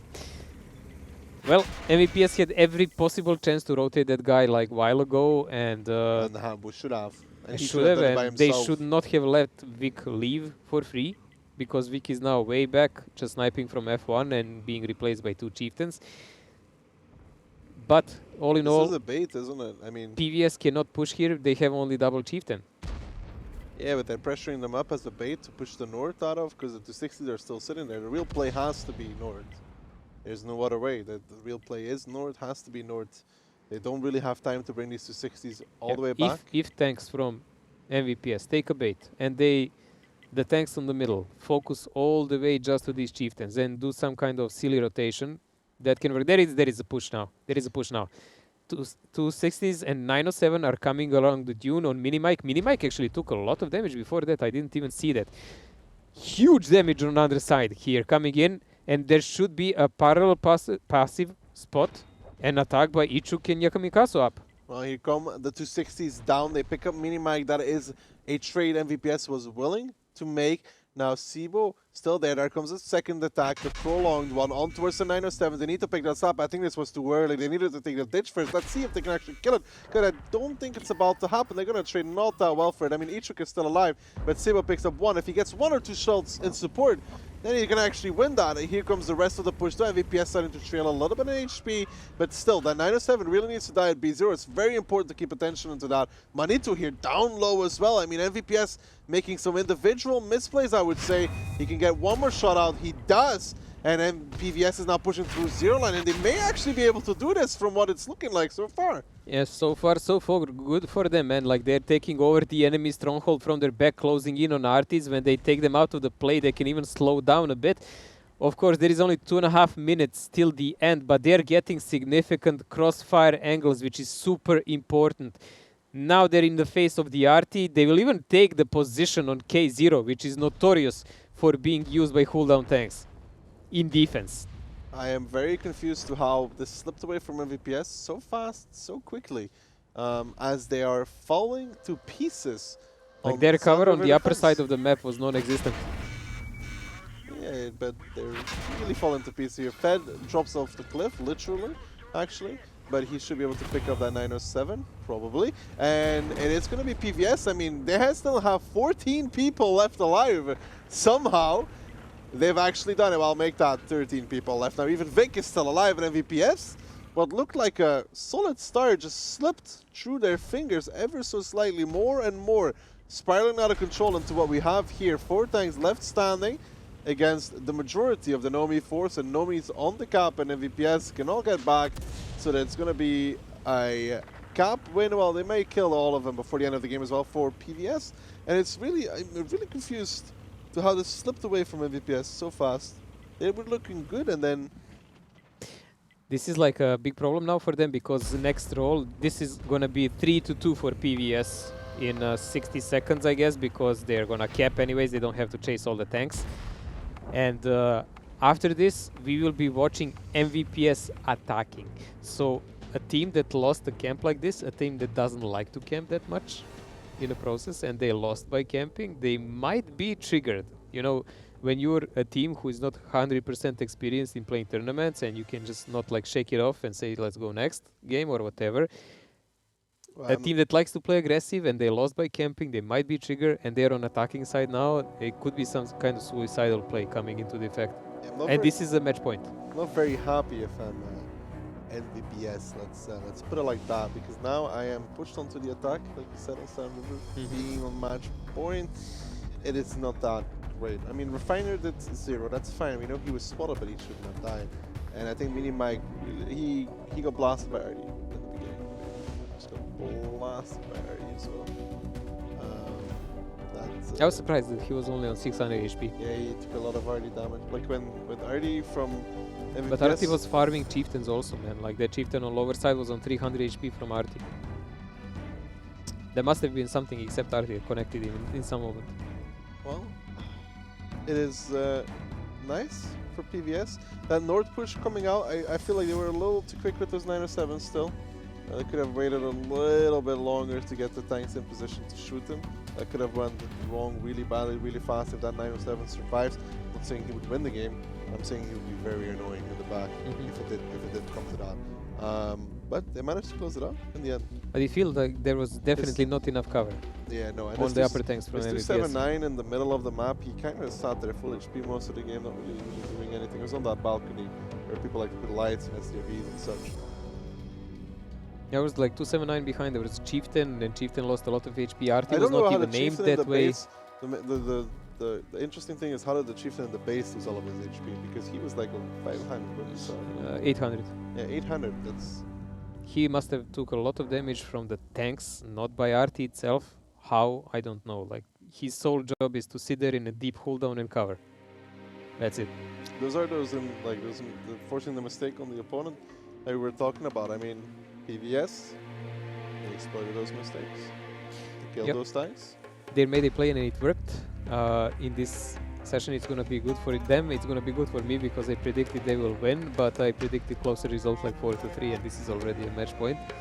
As far as you go, we'll see, man. I mean, I could still get the right team, that's something. I can't get the right score anymore, but the right team... 50-50, but in the last game you actually predicted everything correct. Yeah, exactly, so I'm still up in points, I'm not feeling bothered, alright? It's all about giving and taking. I give you a little bit to the next match squash it again, you know? Already money talking through you. What do you mean? What is They already told you they're not gonna take you. What? Listen. All I have to do is to be following, alright? I mean, it's gonna be fine, right? Me and Iki, we're close friends. Very close friends. Let's see, are you close enough for him to actually donate you that money? I'm really looking forward to see now. Will MVPS actually be able to play something like a standard game, or they're gonna play pure aggression? I mean, pure aggression on Sand River is not by default, I believe, a bad play. But we already said during the previous match, like it requires quite a lot of skill and coordination by the players. PVS playing their defense with one Artie and 3 EBRs in this case. Well, there's a Leo for PVS, 3 EBRs, 1 Artie. A lot of chieftains. That's only 2 907s module. It's not very rotational in a way. MVPS, slightly more 907s, 2 EBRs, 2 Arties. If they can drag PVS apart across the map, there is an opportunity here for them. That's what I think. Why Leo? Make the move. Sniping, you can put him at age 7, 8 in the beginning, and he might hit the EBR on K-line, or you drive him straight in towards the mid, and then he can also hit the EBR, but that's a little too risky. It looks like he's going for your H7 bet first. And I guess his secondary will be the bushes covering the upper side then. Yeah, it's kind of like an SRV in a way. Just with the turret. Yeah. And a burst gun. Yeah. And it kind of dies quicker-ish. This is an interesting play though. Look at this 260 on H5. Yeah, he's taking over that structure in the center, which no one knows. Is it a mosque or whatever? It is a mosque. Ooh, Monster Yola. That was greedy and unnecessary. But we don't really ever see... is he fully safe here? I don't think he is fully safe here. Like I feel like if somebody peeks him from J1, he's like exposed one way or another to something. But not if there is bunch of chieftains there on K-line. Well, I mean, there is a bunch of chieftains, and one of them is even going forward already. That's Demon. He takes one. He should have taken maybe even more for that. That was my mom sending a message anyways. So now the chieftains decided to take K-line for the side of PVS. Moving forward, 3 chieftains already across. There's 3 more behind. There is still some tanks defending the base, but I don't... Ooh! Look at the middle push, Mojo! That's what we were waiting. Will there be a super aggressive debate play here by MVPS? And it's coming in. 907's pressing full forward on that Leopard, which we said already doesn't have a high survival ratio from close combat battles.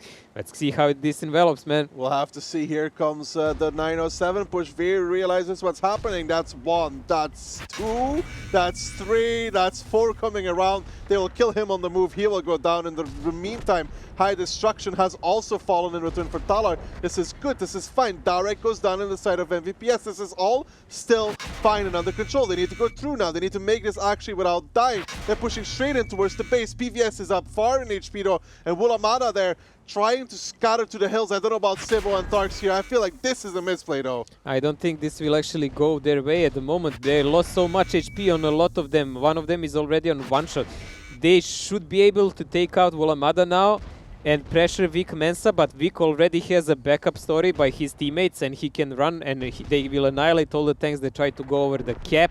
He will be in a cooldown against them, and while that is going on, the chieftain battle is on other side of the map, raging. There is 4 on 4 of them, and still there is double GC on MVPS against 1 from PVS. It seems so far that MVPS is having the unlucky end of the stick, as Manitou is now focused out by Ichuk and Demon. He lost his buddy. He needs some support, but he ain't getting it. I do, however, not agree with who's 297's driving up G8. I think it would have been way better if they went down, but PVS seemed to react accordingly and seem to still be holding strong. MVPS tried the bait play, but in the end, doesn't look like it's going to be the successful one. Yeah, PVS lost a couple of tanks initially, but they were well enough positioned to read this and do the damage all the time. And after that, as you said, MVPS pretty much shot themselves in a leg when they went with a couple of mediums over the cap instead of all going down and trying to keep a structured attack. But even if they did that, they would have 4 chieftains fighting on one side of the battlefield and a couple of mediums stranded on another. There was no real cohesion in this push. That was the biggest problem. Oh. Well, stuff happens. I mean, UAP is looking at life from a different perspective, right? I once heard up is down, right? Oh, little cake. Your upside down is down. Well, Monster Yoru should do him and us a favor and firing that gun, please. Pretty please, with the cherry on top, mate. It would be really nice if PVS could close out the game now. They have obviously won, sending MVPS the second to the lower brackets. Maybe Donayolo is coming in for the jump, and he made it. Well done. Style points, guys. Congratulations. At least they still have a future for Donayolo in the circus after as a professional clown. Well, we saw that MVPS tried something here. They tried to play offensive. My predictions, Pepe Hans. Well, you won one. And they tried to spring this trap kind of game with 907s. But it was a one-way street. It was just something that didn't work out. If they killed maybe one more tank on the way and went on together, it might have worked. But maybe like this, it could have worked if those 907s all went down set together. Maybe. It's a very big maybe, but it would be like 5 or 6 of them together. 5 plus 1 from the other side. So they would kill that 907 on the left really quickly. Yes, they but might be able to they would still have a couple of guys on the cap already. I understand, but they would be able to overrun the chieftain as well, at least then. Yeah, they would have a fighting chance. A bigger one than like this, because like this they lost 2 mediums for nothing. But we will never know. And still, as Ducky said, they will have another chance in a lower bracket, same as will Nomi. And we will see those games tomorrow. But today we will watch the guys that actually won next. So and it's going to be Devin 2 first playing. And then we will watch the PVS. I believe their opponents... Who are they playing? Do you remember? I'll have to check 100%. I don't want to say mean things that are not right, that are not 100% right. So I'm gonna keep it out. However, what we do have is two beautiful people on Mojo. All right, David Wait. second against MVPS. Okay, MVPS first. And PVS against Teamville. That should Okay, be quite interesting. That should be quite interesting. What we do have, however, is two beautiful men waiting to tell you everything what happened in the last game that we missed. So Iki, please, fill our hearts. Welcome back, everybody. Thank you again for that wonderful compliment there from Daki and Mojo. Forever. Did you wink? Did you forget to wink this time? Do I have to do it every single time? I mean, Is this going to be a thing? Clearly, it's going to be a thing. I this don't is a know. thing. I never knew Barry winking was a thing. So Neither did I until today, but I mean, you learn something new, right? yeah, there you go. So yeah, thank you everybody watching and tuning in. Hello to everybody in chat that's maybe just joining in. If you haven't been here already, I will explain some of the links that have been going in chat. We have some Paysafecard tournament vouchers to give away. So essentially, when you vote for an MVP, which is the last one for this morning, we'll switch that link over soon. Make sure that you follow the channel, then enter into who you think will be the MVP. We will then choose a random person to give 100 euros to. We will then also have a link for following our channels. We will pick 5 winners for 100 euros for today. We will then also have an MVP link coming up next for this afternoon for another person to have a chance for another 100 euros. And then we will have an MVP for the whole day voting, which we will announce for tomorrow for another 100 euros. And then at the end of the week, we will have another MVP voting, which we haven't announced yet because we're going for another chance of 500 euros. And each and every single time we have an MVP voting going on, a player that is voted the MVP, so when the MVP is selected, will also receive the same amount for them. So these players have got a lot going on the line as well to earn that MVP status. And then finally, and then the very biggest giveaway that we have going on is when you follow our weekly follower goal, which has 10 links, 10 social media links, 5 from Paysafe, 5 from the World of Tanks social media channels. When you follow those, we will choose one lucky random winner at the very end of the week to win 1,000 euros in Paysafecard vouchers, which is not a small amount. And Definitely not. plenty of bribery going on with some nudging and some demands on there.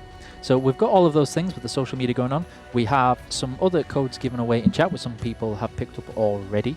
So make sure you follow those links when they are there, and follow the instructions, and make sure that you have a chance of winning all of those vouchers that I'm sure most of you are waiting to spend on World of Tanks, especially during this upcoming Christmas.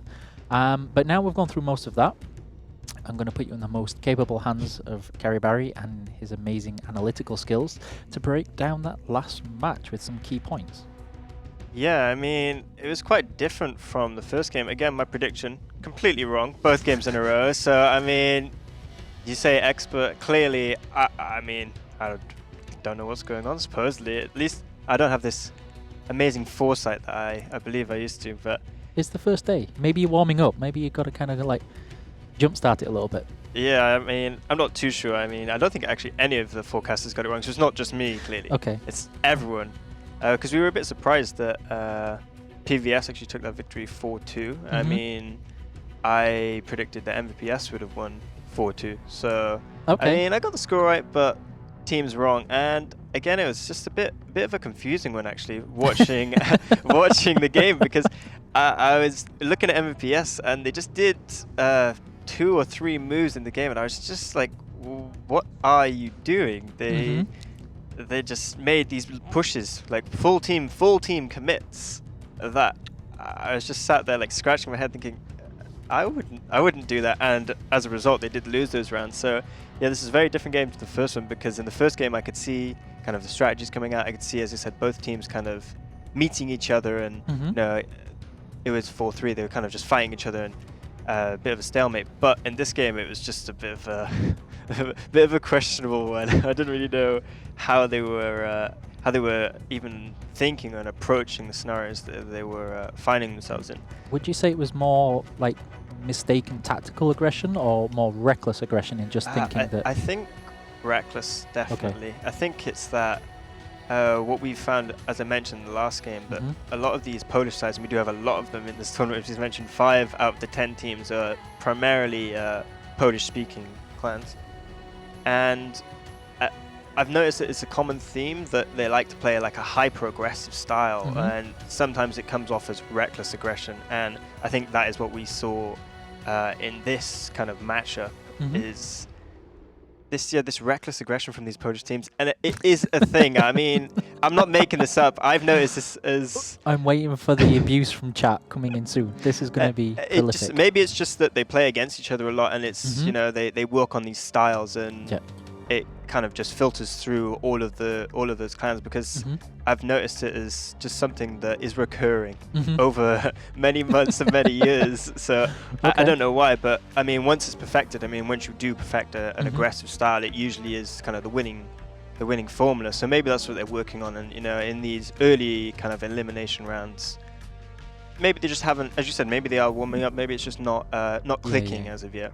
I do know one risky tactic that some teams can use in tournaments in structure like this is going for the easy route of the losers bracket. Would you consider that as a tactic anybody might risk?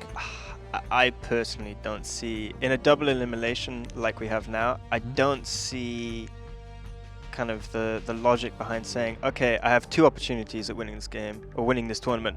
I'm just gonna initially scrap out one of them. I don't think that is the way I would approach things. But yeah, I mean, maybe we could even head into one of the replays now. I think that was on Ensk, and it's about these kind of reckless pushes that I just didn't understand. You can see here, MVPS, they're all on the 0 line. There's 5 chieftains on the 0 line, and they want to push. But the thing is, they know that PVS are camping within the A-B line. They know that that is where the PVS tanks are, and they decide to go in a complete crossfire. It completely baffles me why they would do this, and they tried to push out 2 chieftains in the corner at A0, and the funny thing is that one of the PVS chieftains actually survives, so they get pushed 5 on 2, and as a result they lose all 5 tanks, so they only take 1 in return. It's just, I just don't understand the reasoning behind this, because there's decent pressure on the middle with on the PVS tanks from MVPS, but this 0 line push really was kind of the losing factor in that game. You cannot lose 5 tanks for only trading 1 in return. I mean, that puts you a third of the tanks down. You're really going to struggle, no matter who you've got on your team, to be able to kind of like claw back and win that round. I did wonder on that moment that when they pushed down the very far right flank, that I'm wondering if it's because they figured that the PVS were actually hiding further down the map and wasn't going to pull back rather than sitting there, because the way they held those 3 tanks in G5, G6 kind of expected that they were going to be able to get a crossfire where PVS were going to maybe retreat or come back, and because of course they were waiting in the corner, that didn't happen. And then I mean, that is possible, but again, we also saw Ensk in the first game, and it's kind of a common tactic, as we saw again in that first game, that people will defend kind of back in the A-B line, because they also had a reasonable amount of control. MVPS, they obviously had the 0 line, kind of the field area. They had a lot of tanks, I think again 5 or 6 on the rail, so they had a bit of information about 4 or 5 tanks on the mid as well. So I mean, it might have been what they were thinking, but clearly that thinking was incorrect. Yep. And again, I said that was a theme that we saw through the games, those 2 or 3 pushes, and that I was just baffled by. But also they kind of lost out in individual kind of brawls. I think just maybe tactically off the piece. They weren't just on point, and I think we also see this in the Cliff game, is that because we saw Cliff in this series as opposed to the first series where we saw Ensk, Cliff, and the Sand River. And in Cliff, it's a lot of chieftains, especially because they've got the great hold-down capability, is what you see in these kind of games, especially, as I said, in Cliff. You need that gun oppression to work the ridgelines, STBs, chieftains work well. You don't really see too many 279s or slower tanks, like you might see the Russian heavies, the fast ones instead of slow ones. And they just took they went to fight each other, but they took slightly weaker positions. They didn't kind of assert their dominance, take control of the engagement. Because especially on Cliff, you often find you meet in the middle. You know, it's a 50-50, but it's those little movements that allow you to kind of encroach on the enemy, just take the higher ground, that allows you to win the overall engagement. It's fine margins, and MVPS's second team weren't up to scratch yet. And again, I say, if we could kind of look at the Cliff replay in particular, you can see a lot of what I'm talking about is kind of shown throughout that. So I think the Cliff game is ready to come up. I'm hoping soon. So, okay, so we're going with the Sand River game first. Oh, okay. So again, I mean, in the Sand River game, it links to what happened in the first game. Is that these questionable pushes, and again, I see.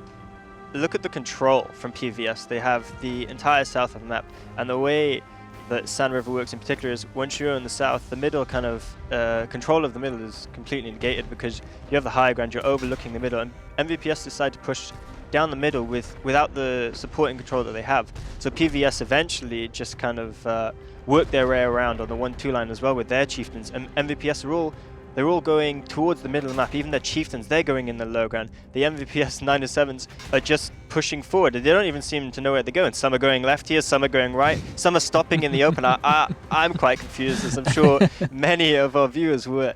And it just didn't seem to be organized throughout this entire series, and that I think is why they lost. As I said, some of the 907s split in the open, some of them went in the low ground, and then the chieftains just seemed to cower away in a little dip about G3, but they're not really that effective because in that position you would be looking to kind of cover your 907s, and they're also just accepting that they're going to die almost because you can't. That's not a position where you can take control. It's a position where you're just kind of aiming to survive because you can't peek over the ridges. You can get peeked on. So it's like they're almost just buying time, expecting their 907s to kind of make this heroic push and win the game, but you're not going to do that through the middle of the map when you don't have the control. So I did notice again on that map in particular, you see with those really hyper-aggressive pushes where they just go all in and hope for the best, that real hyper-aggression leaves at least 3 to 4 tanks completely out of position where they can't support, they can't give any backup whatsoever, that they're also being turtled down. Yeah, I think especially in that way you say that they kind of make these all-in aggressive pushes. As a result of that as well, I think one of the EBRs from PVS decided to just go for the 2 artilleries because he was like, well, if you're all in the middle, I know where your artilleries are. And he just went all the way through, you know, going at 90 kilometers an hour or whatever that French tank goes. That's kind of ridiculous. And he just goes through the middle, the edge of the map and kills 2 arties for free again. So it just seems like a lack of coordination as well. They're just multiple kind of disciplines that they just went up to the mark. Okay.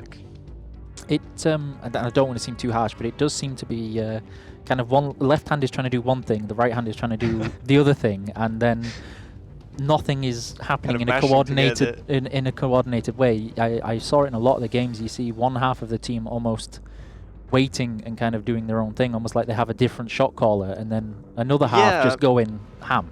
I mean, I'm not so sure on the MVP's second team, kind of their kind of structure. I don't know. Most teams obviously just have one kind of caller, and if it's his call, you do it because that stops those moments where we saw those 907s. One of them decided, oh, I don't really want to go in here. Some of them said, oh, I like to go left. Some of them said, nah, I'd rather go right. And 5 tanks just kind of completely disperse into all different directions, and usually if you have one shot caller, it eliminates those moments of kind of madness where you just don't really make any progress, because especially in these kind of high level tournaments where you've got 10 of the best clans on the server, you need decisive action, and they were clearly lacking that. I mean, I'm sure there was some tactic on there, but it just didn't seem to translate very well on what we saw, unfortunately. I mean, again, we don't know their strategy, or if there even was one. But that's not for me to. It's not for me to get too deep into. Really? Maybe I don't know. I was just always very surprised at how they have this real hyper aggression, but they don't do it in a like literal all in. They just take half of it and just go all in, and then the other half they kind of hope for the best, while PVS were just going, well, thank you for this amazing crossfire gift, and thank you for these free 697s. Yeah. Oh, and 2 artillery as a bonus. Yeah, the EBR going arty, and there's just, I'm out. Bye. I mean, you see that a lot though. As soon as it's like an EBR's sole goal is just to find and seek out artillery. You even see it in randoms. I mean, look, I've seen Daki do that a few times. Just loads into a game, and it's like a cruise missile. You just lock onto the artillery. I am curious if to see any teams try and take advantage of that blind aggression towards artillery for the EBRs.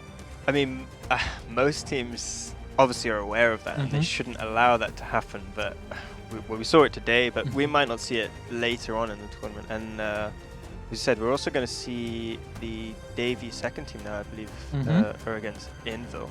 Okay. So I mean, we're going to see them play a second game. Do you think that would be 2 games, kind of in quick succession? Do you think that would be a good thing for them? For me, I know whenever I did tournament play or anything like that, I always preferred to just keep going. I hated stopping just because it's very easy to get out of it, and when you're so focused and when you really just want to get on with it, keep everything the same, nobody's taking a break, everybody's calling the same shots, and there's no changes whatsoever. Yeah, I think the worst thing actually is when you have like one game, say maybe like very early on, and you have like 2 or 3 or a few in the middle, and then you play like the last game, maybe it's a final. I kind of agree with you. I think that is usually an issue, but when you have like just a short break, it's probably a good thing for them, and they might be maybe warmed up, ready to go.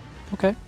So that was your last segment for today, unfortunately, but as you're there, shedding a tear, and you're about to be replaced by Key Handy, I will let you pass over to our amazing, wonderful, awesome duo casters with your own maybe little signature wink or any other thing that you would like to say about our wonderful duo. No, just head over to Daki and Mojo, and we shall do that now. Thank you very much, Barry. That was a very exciting segment for me personally, and Barry, I just loved hearing your in-depth analysis about tactics. And you know what? I feel like after the games, Barry, seeing as we're in the same hotel anyways, maybe we could discuss... These segments are starting to sound too manly for you know, let's go back to the tournament. A little further, right? You know, just to be well prepared for tomorrow. Anyways, back on track with a brand new track, and it's going to be Davy second versus MVPS first. Yeah, we're going to start talking codes here, man. Yeah, it kind of feels like codes. But anyways, we saw Davy's second play earlier today already. They've had a little bit of a break now, and now they're coming back to take on the main force of MVPS. Yeah, the guys were just discussing, like, is it better to play immediately or not? Depends on how many strats you have prepared. I guess like a break, like they had an entire match worth of break.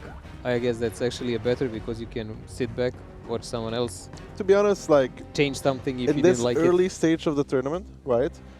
They should have enough tactics where when they have a break for 2 hours, it should be enough to reset, recover, prepare, and focus up for the next match, right? With the amount of preparation time they had, they should not be struggling in that department. Well, 3 out of the 4 maps they will play, they actually already played. They keep on banning live oaks, by the way, DV2. Yeah, so that's their perma-ban. But MVPS had quite a chance to see them how they play Himmelsdorf, how they play Ensk. Although Himmelsdorf games were kind of more reactionary. Yeah. You know? And they definitely saw Camp or Carelia, so that doesn't mean anything. So I guess, all in all, a lot of things that left quite a lot to be desired can be changed, Ensk especially. So I guess nothing much is given. But the more important thing for me, the first map is Cliff, and it can be like a huge takeoff immediately for MVPS, who is by far the favorite here. Well, more standard lineups here coming out from both these teams. Less Chieftains, more 907s for both of these, and Davy's second coming out without the RDPs. That's quite an aggressive and interesting approach here. That means they need to go all in. Like they are on attacker, on defender side, but they have no RT. And they have no RD indeed, and WBR going down for the side of MVPS. That is also something out of the ordinary. So Huban, many mediums also. Yeah, Huban gets spotted out there. Yola Warrior makes a shot towards him. Tankinier gets spotted.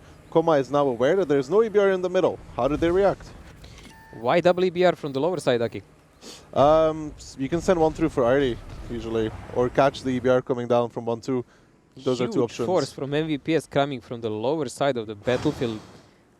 Bunz is on fire. Leopard left to snipe instead of an STRV. Koma took a shot, but they actually didn't do anything to him. Piotr Did he make a mistake and fall down, or he wanted to fall down? We will never know, because this was bigger mistake in my eyes. Well, we can see 497s from Davey coming through extra, taking some damage. Evie pushing towards Dufik. They need to find an angle down towards the Leo. There'll be Ali there in the back. That is not good for MVPS first. That is almost always a free pick. There needs to be a reaction here from MVPS. You cannot just let this happen to you. You need to respond. Bialy is getting focused out in that Leo. The Chieftain already dropped off. That's even a little early to drop off like that. Now the push comes out from MVPS. It's on towards 1-2. They're going to take down Huban for this, but taking down Huban and losing all positions in return, Mojo, I don't know if that is going to be worth it. Already shoots, already misses. 96. Huban is truly dead, but Davey has a lot of positions here. Huban is still very much alive. He's like, okay, never mind that.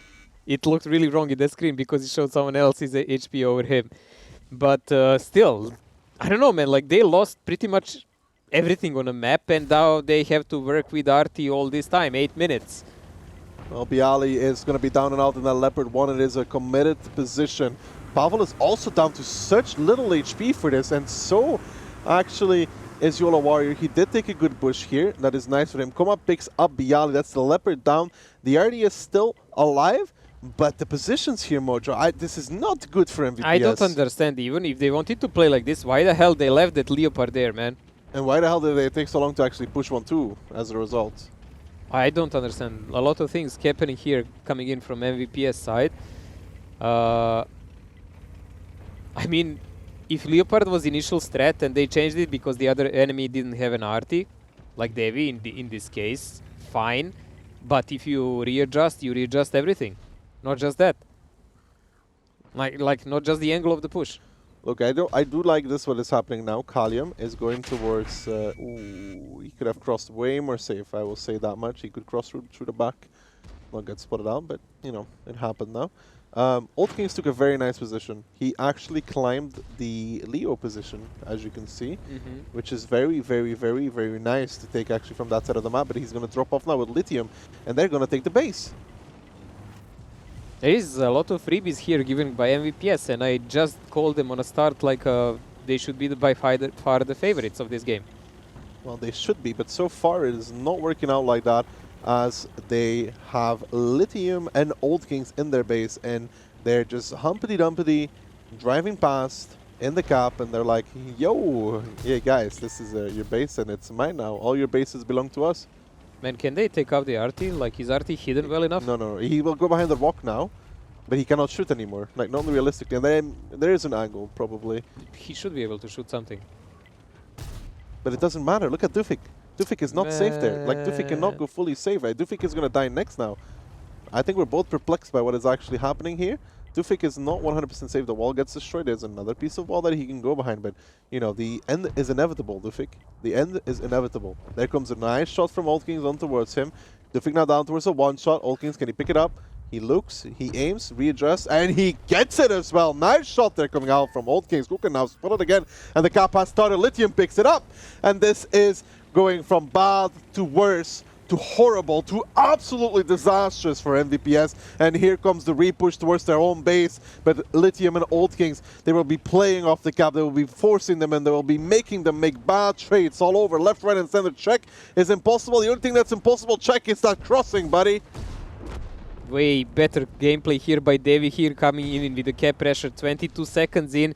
MVPS forced to actually go back to their own base to try to decap while they're getting shot to pieces from every possible angle on the map. It shows pretty well. Infinity's left on 84 HP. There we go, fade to black for all those guys. Now double cap going on, and there is virtually no one to stop them anymore, except if you do some equally suicidal push.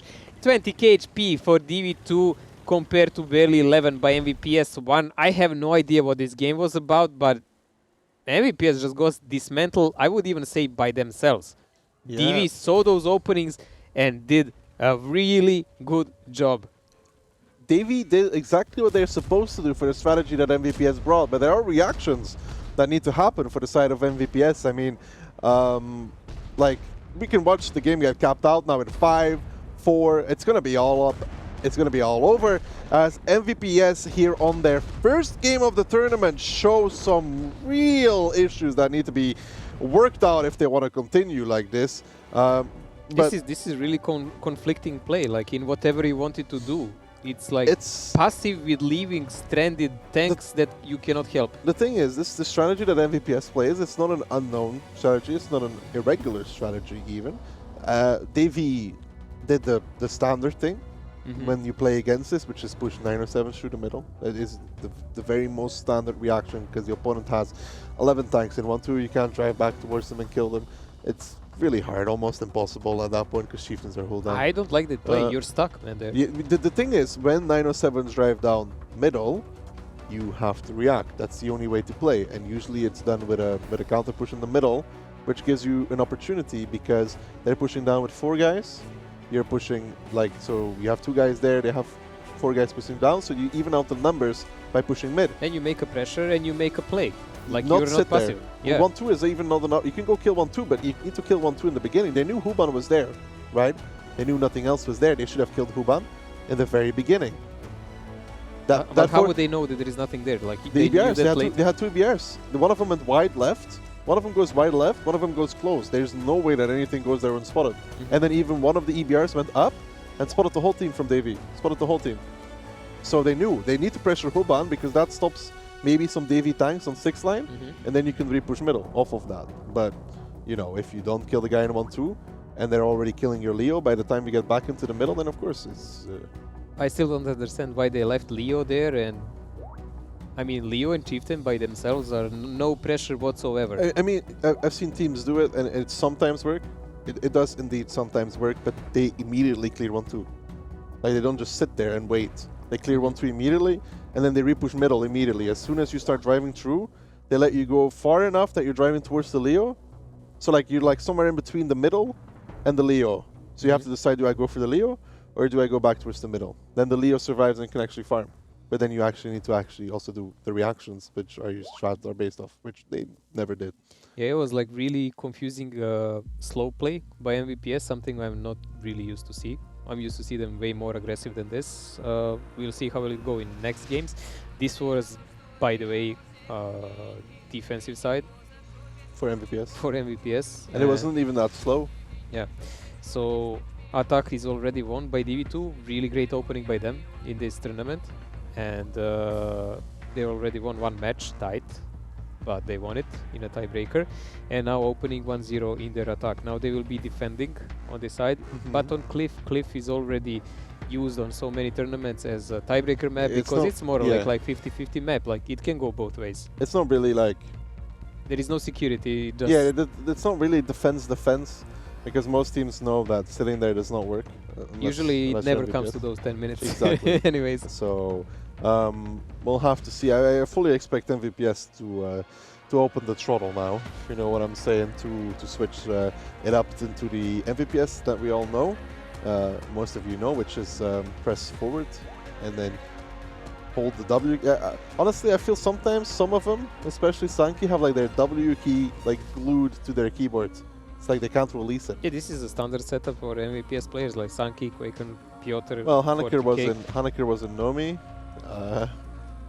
It's just so like so many players from like different. The main core is still MVPS. There's just some new people here, and there's some missing. Obviously, the ones that went to Invil, for example, like Józek was an MVPS for a while. Yeah, Invil is next Polish powerhouse at the moment, but we're gonna talk about them a bit later when the time comes. At the moment, this is a pretty decent setup for MVPS. There is nothing wrong there. Just like tactical hiccup. Was Modi in the game in the last one? I'm not sure if he was. Because he's usually the secondary FC, I guess. Sankey's main lead for this tournament. Lodi is their secondary FC. It's always nice to play with a second voice, a second input. God forbid, only second. Lodi is more of the double RD kind of player. 2 Dutch players, actually. It's unbelievable, dude. There's more Dutch players in the tournament than there is Belgian players, dude. It's just such a shame. Is there any Belgian players? Slaughter. Okay. He's a European champion, mate. European 3v3 champion. Undefeated. Alright? Alright. Come on, man. Respect. Yeah, like, come on. You know, when I open my laptop at home, I always feel good about it, you know? Brings back memories. 9 Germans in this team? Is Kacha still in the team? I thought he wasn't anymore. Because he's not even in the clan anymore, so. Like, wait, Bunze has a Canadian player? Bunze has Dual citizenship. Alright. He has a German passport. He was flexing it on WhatsApp the other day. He's like, look at me, I have a Canadian passport and I have a German passport, dude. Alright, good for him. Anyways, the sides are changing now. MVPS will try to do their attack, and DV2 will do the defense. Ah, there he is. There's Body is on RT for MVPS. Double EBR, a lot of mediums again.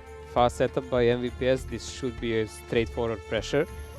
Single EBR for DV second. But look at the Davey And only one lineup. chieftain, man. Like One their chieftain, double setup is even 277. faster. Yeah. They have two 277s and one chieftain.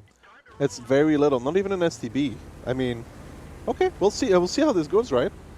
We'll see how this goes. Oh my God. They're gonna split? Oh, this is horrible for MVPS. I'm sorry to say it, but this is horrible for MVPS. Look at the split. 2 907s up. They're going to be really quick to come towards 1-2. They've played this before. They've played this in the qualifier against 3PX. If MVPS commits here, Davey drives up before they do. And that's the issue. They drive up before they do. And the 907s come in quicker from the side. They always come in quicker. So there is that.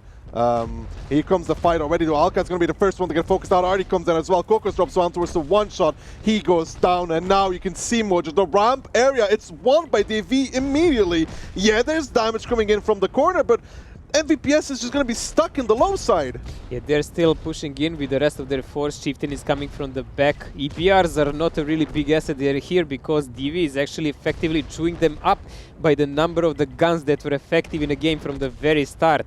And it's now stacking up. It doesn't matter when you come with the heavies if you already lost all of your mediums, pretty much. And here comes the Davey re-push in towards the downside. They don't want to give Dufik the opportunity to actually come into the game. This is qualifier against 3PX all over. Kalium gets ammo racked. But it really doesn't matter at this point as Dennis and Ziz gets focused down in the bottom side. There is only 5 guys left standing for MVPS. And this is not the start to their tournament that they were expecting, as they're getting clapped right now by Davey. And the worst part is, Mojo, that this lineup from Davey is exactly what they've played before, and if MVPS did their research, they would notice as well. Amazingly, I just remembered that in this confusion between the matches, I didn't do my predictions, luckily. That is true, Mojo. I didn't do it either, actually, on that note. I didn't expect the match to But open I like also- this, but this is really convincing 2-0. I predicted on Honest stream. I'm going to be honest. I predicted on stream, and I predicted that MVPS would win. So, I'm just going to throw that out there. I'm going to be honest. So 2-0 for Devi. Super short game. Like this one will, if it even comes to a tiebreaker, be one of the possible deciders, if not even the one. Well, this was Davey's defensive round, no? Was it? Yes, it was. Bummer, guys. At least they won attack also. It's okay, man. They still won the attack on it one quite quick. But this is a lack of research, by the way. This is a lack of research on MVPS's part. Before you start a tournament, They could have seen this. This was actually streamed. that's what I'm saying. Like, everybody is kind of checking out their opponents, right? So when you see a familiar lineup, you at least have a familiar idea of what is happening or what could happen. And then you also know that 1-2 really isn't a possibility for you. Maybe they thought that they can still actually do it.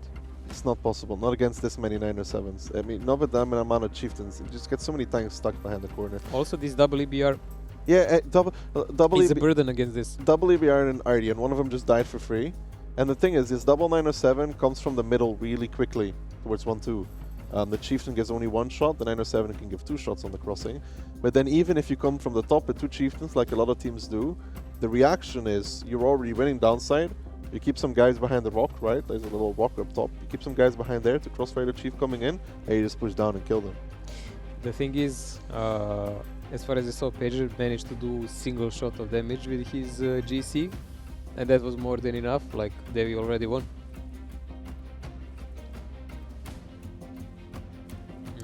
But that is Cliff down and out, 2-0 in favor of DV.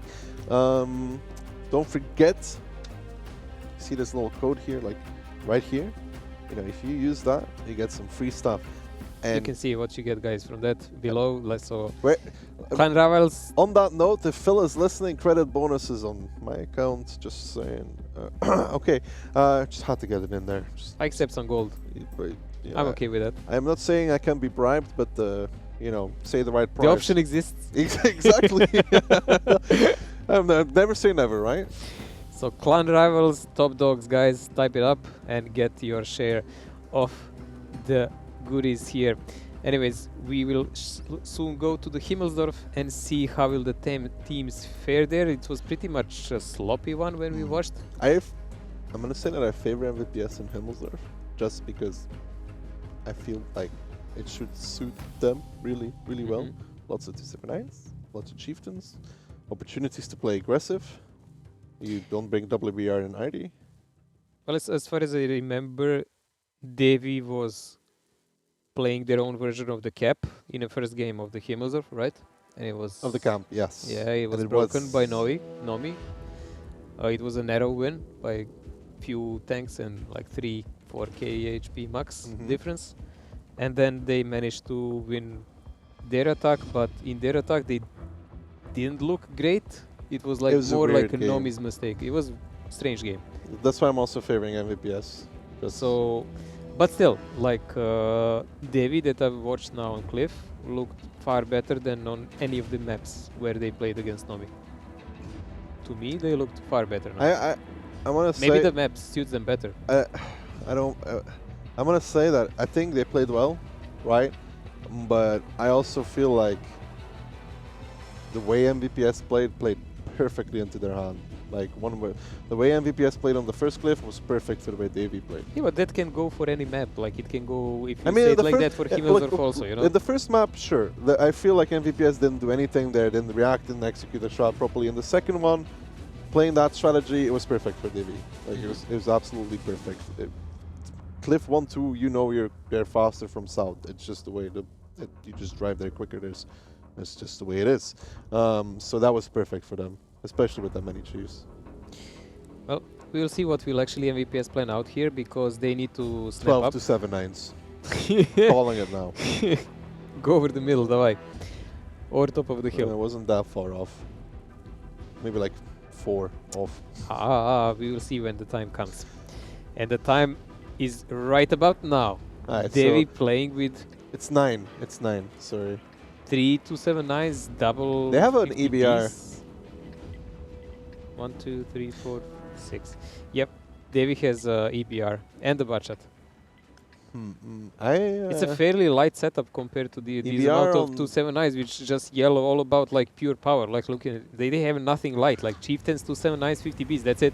I understand. No, I figured it out, Mojo. I figured it out. First of all, he's going to spot 5-line crossing, so he has info what's happening. And second of all, it's Scalium, the 30-second wonder. He goes in, he dies, he leads. Gone in 60 seconds or 30 seconds? Exactly. Well, it depends. Depends on how big the map is in most cases in Scalium. Well, let's see. The time is counting, closing to the 30 seconds. He's actually missed by a couple of the MVPS tanks that are closing in there. It does look like MVPS wants to just do a single hold over the hill and do a major push toward the rail, but they're already spotted and the tanks are already in place to interfere with that. I would... I mean, yeah, they will have... I don't know if Davey has enough on the hill right now. That is my main concern at this moment in time. It's going to be 2 Bs and a chief, and they will have 2 Bs and a bat. You need something to rotate to the hill, IMO.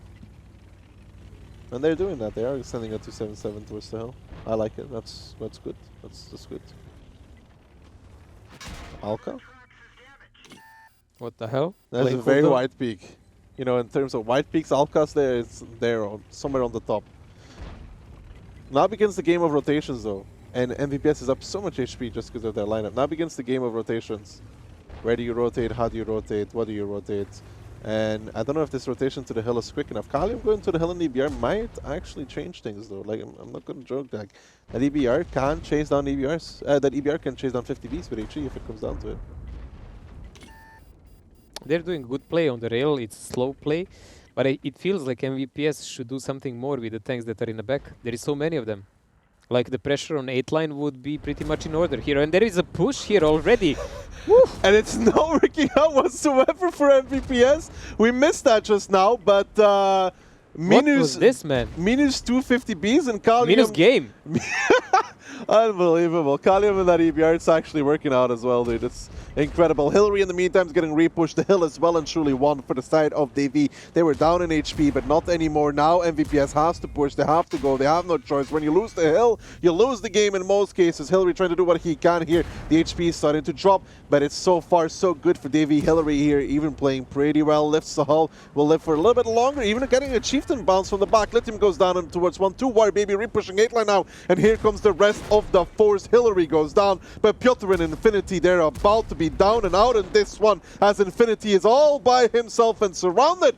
It's going from bad to worse for MVPS yet again. MVPS is trying to compensate something by a big push from the rail there, pretty much finishing off Controverse Baron, and Hubani is in a problem also. But there is already significant help from everyone else by Devi's side. They consolidated on that 3 line, they won already the 8 line, they won the hill, and those tanks that are doing the push on the rail side are gonna find themselves pretty much stranded and alone because everyone else is dead. Can you believe it? MVPS, the massive favorite in this round, you could say about round match even, is getting battered and bruised all over, and I'm sure it hurts because they're going to look against not 1, not 2, but 3 match points in their first tournament game, and they have a lot to think about because they knew what was happening and they still fell for it. Unbelievable. This was actually Devi's defense now. Devi will have to attack next, but having a 3-0 below your belt and you just need like 1 more game to win must feel good. It must feel good to be them at the moment. Yeah, especially after that Nomi match, which was a little lackluster and not convincing whatsoever. And they're convincing everybody here that they can do it and they will do it. Well, they haven't done it just yet, but they've at least put themselves a match point as the cap gets ended. There it is. It is going to be DV 3 up against MVPS with 0. Strangely enough, when you watch the ending HP, it's not that far off. It's like 5.5k. But they knew 277 was rotating to the hill. They knew the EBR could be on the hill. I don't even understand why they pushed. I mean, I guess they thought they could hit a timing window in which they kill. But even if you push like with a chieftain and 2 Bs and you have a budget and 2 Bs behind, you are bound to take a lot of damage for trading for 1 budget.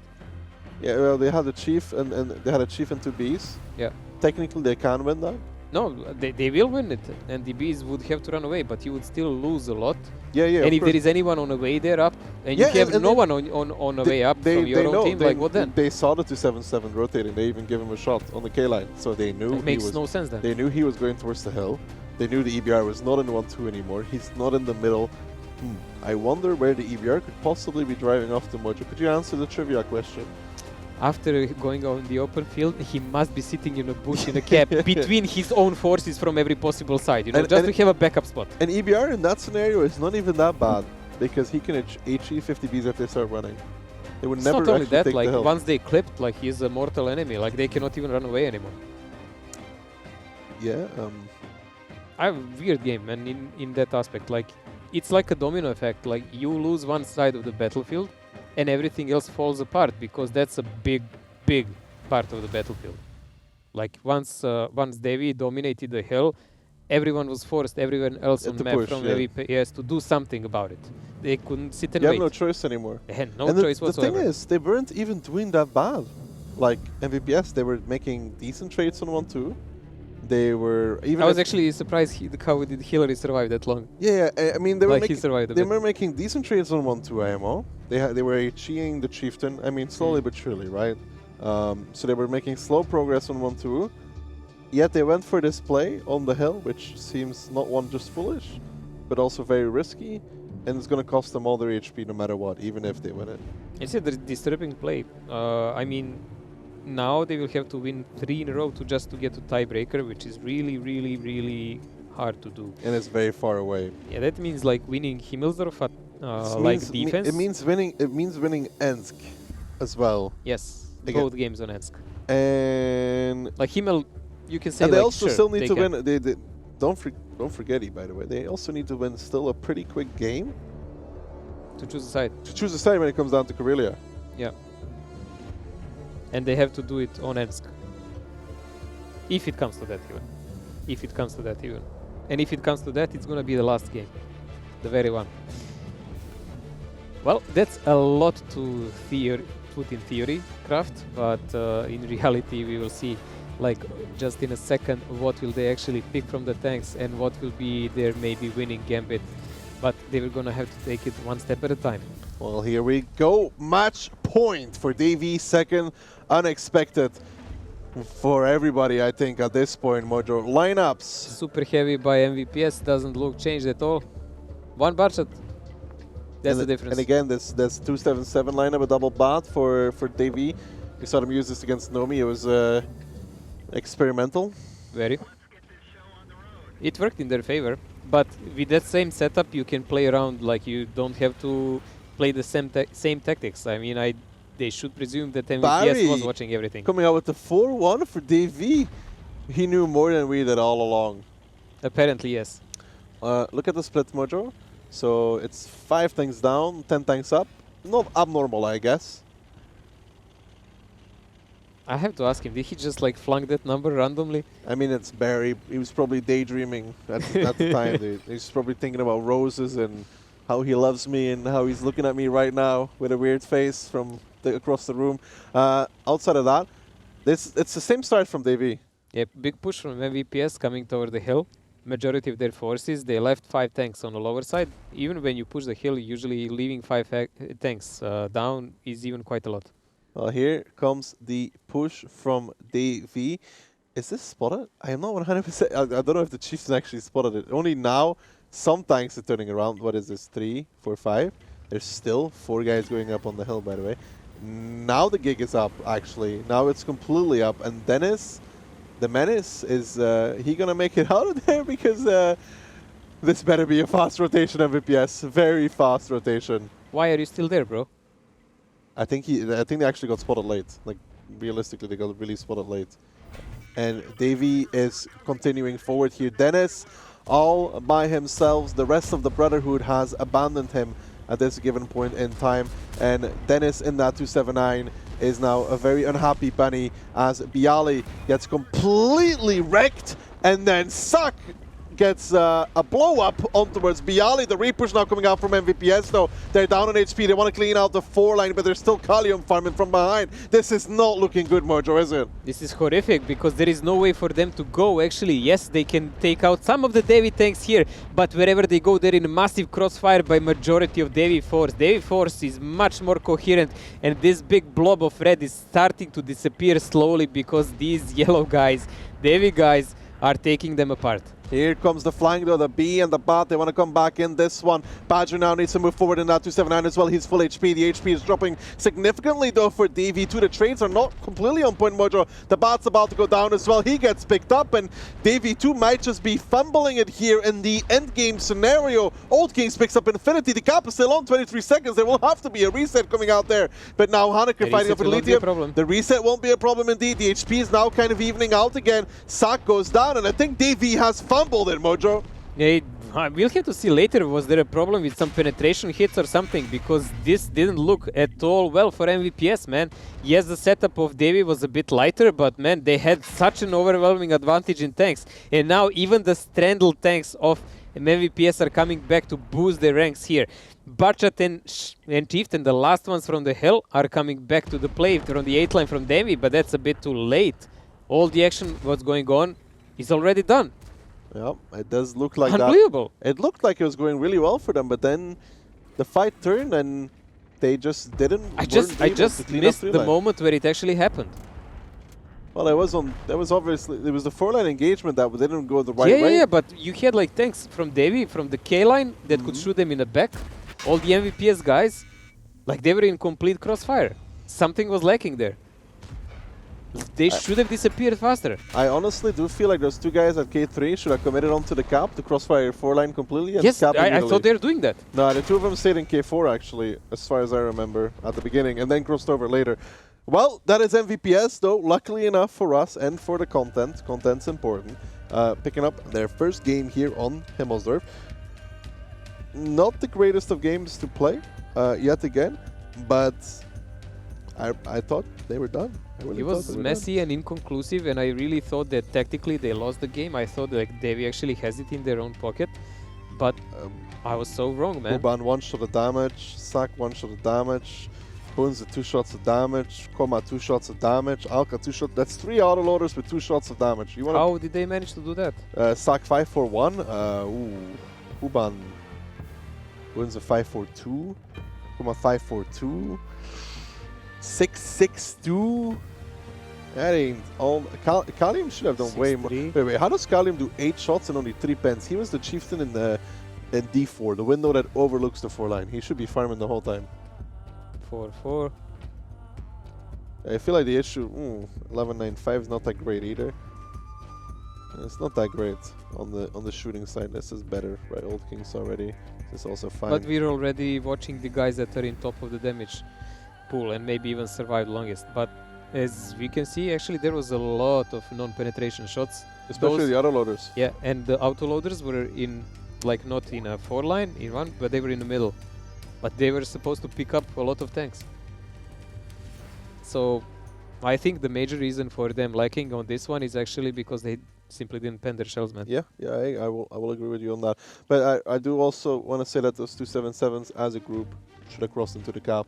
The Yes, first yeah, guy. I saw them shooting and I thought, okay, they did first volley, No, and now they're two gonna of them stopped for a little bit. they're just gonna go and shoot No, and no, keep shooting. one of them crossed into the cap. I think that was Sak, who died then. And then the other 2 took a lot of damage and crossed later. I think they could have crossed all 3 at the same time. This would put a lot of pressure on the cap as well, with 3 of them. If Sak dies, then he dies, right? He dies, he dies. He dies, he makes the he's shield. Exactly, and then they play off of that. And at least then, those 277s are constantly firing into 4 line, 4 line, 4 line, 4 line, Plus where it there is actually a matters. pressure. Exactly. But still, if they pen the shells, this would be way different game. We don't know what would actually happen there, but things happen. This is like World of Tanks. Skills is required. RNG doesn't help always. So we are still in a match. To play World of Tanks. Most of the I time, must yes. have been doing it wrong for years. Well, sometimes when I play the game, it feels like that. Yes, it doesn't feel like no matter what I do, it helps. Like That's because you have rigged MM, mate. I got the same, dude. It's Phil. I don't know. I have my theory that with skipping the tank lines with a bunch of boosters doesn't help itself when people come to tier 10s. But that's a whole another story. Next story for us will actually be Ensk, we were already mentioning. Good thing for MVPS, they are now defending. Yep. On this side there will be defending, but we already saw that on Ensk, usually the one who wins is the one who takes initiative. So defense from upper side. Yeah, I don't see MVPS just sitting there. Like yeah, I don't see. both games that we watched so far on Ensk was defenders from the upper side of the map pushing and winning decisively. I also don't think MVPS will just sit there. Between us, I feel like it's very likely that MVPS will be playing aggressive field. It's not that bad to play aggressive field because it allows you to, on the defense at least, if you play aggressive field, it allows you to split up the map in half. And it's like really hard to repush either of the 2 sides because the rails, the angles through the rails, the angles under the rails, it's straight. And the attacker obviously has to push at some point, right? That's why it's not bad to push field. And we saw already that field push is super effective. Well, we'll see what will these guys decide. Also, what will David decide to play? They should already had a chance to see both of these games and think about it. They were participants in one of those. So maybe spotting will be the key. They didn't answer participate now. very long in it, but yeah, they were there. Well, they did respond with their It's like own. going to school and, you know, writing that you attended, but half the time you're like kind of asleep. Hey, they won one of the games on Ensk also. It's true. It's true. So let's not diss that. In this game, MVPS has almost everything to lose because, as we said, even if they lose, they will still That be is in a loser bracket and we will be able to see them further. But if they win, they will have a chance for a tiebreaker. When you look at the right side column of MVPS. MVPS is really trustworthy toward the 279s. Yeah. They're like, on the Himmelsdorf, they figured it out. They're like, they can't pin us. So we know the magic secret, guys. What tactics? They can't shoot. Press We go W. to 7-9. Well, 1-2-7-9 and an A2 is kind of standard, I would say.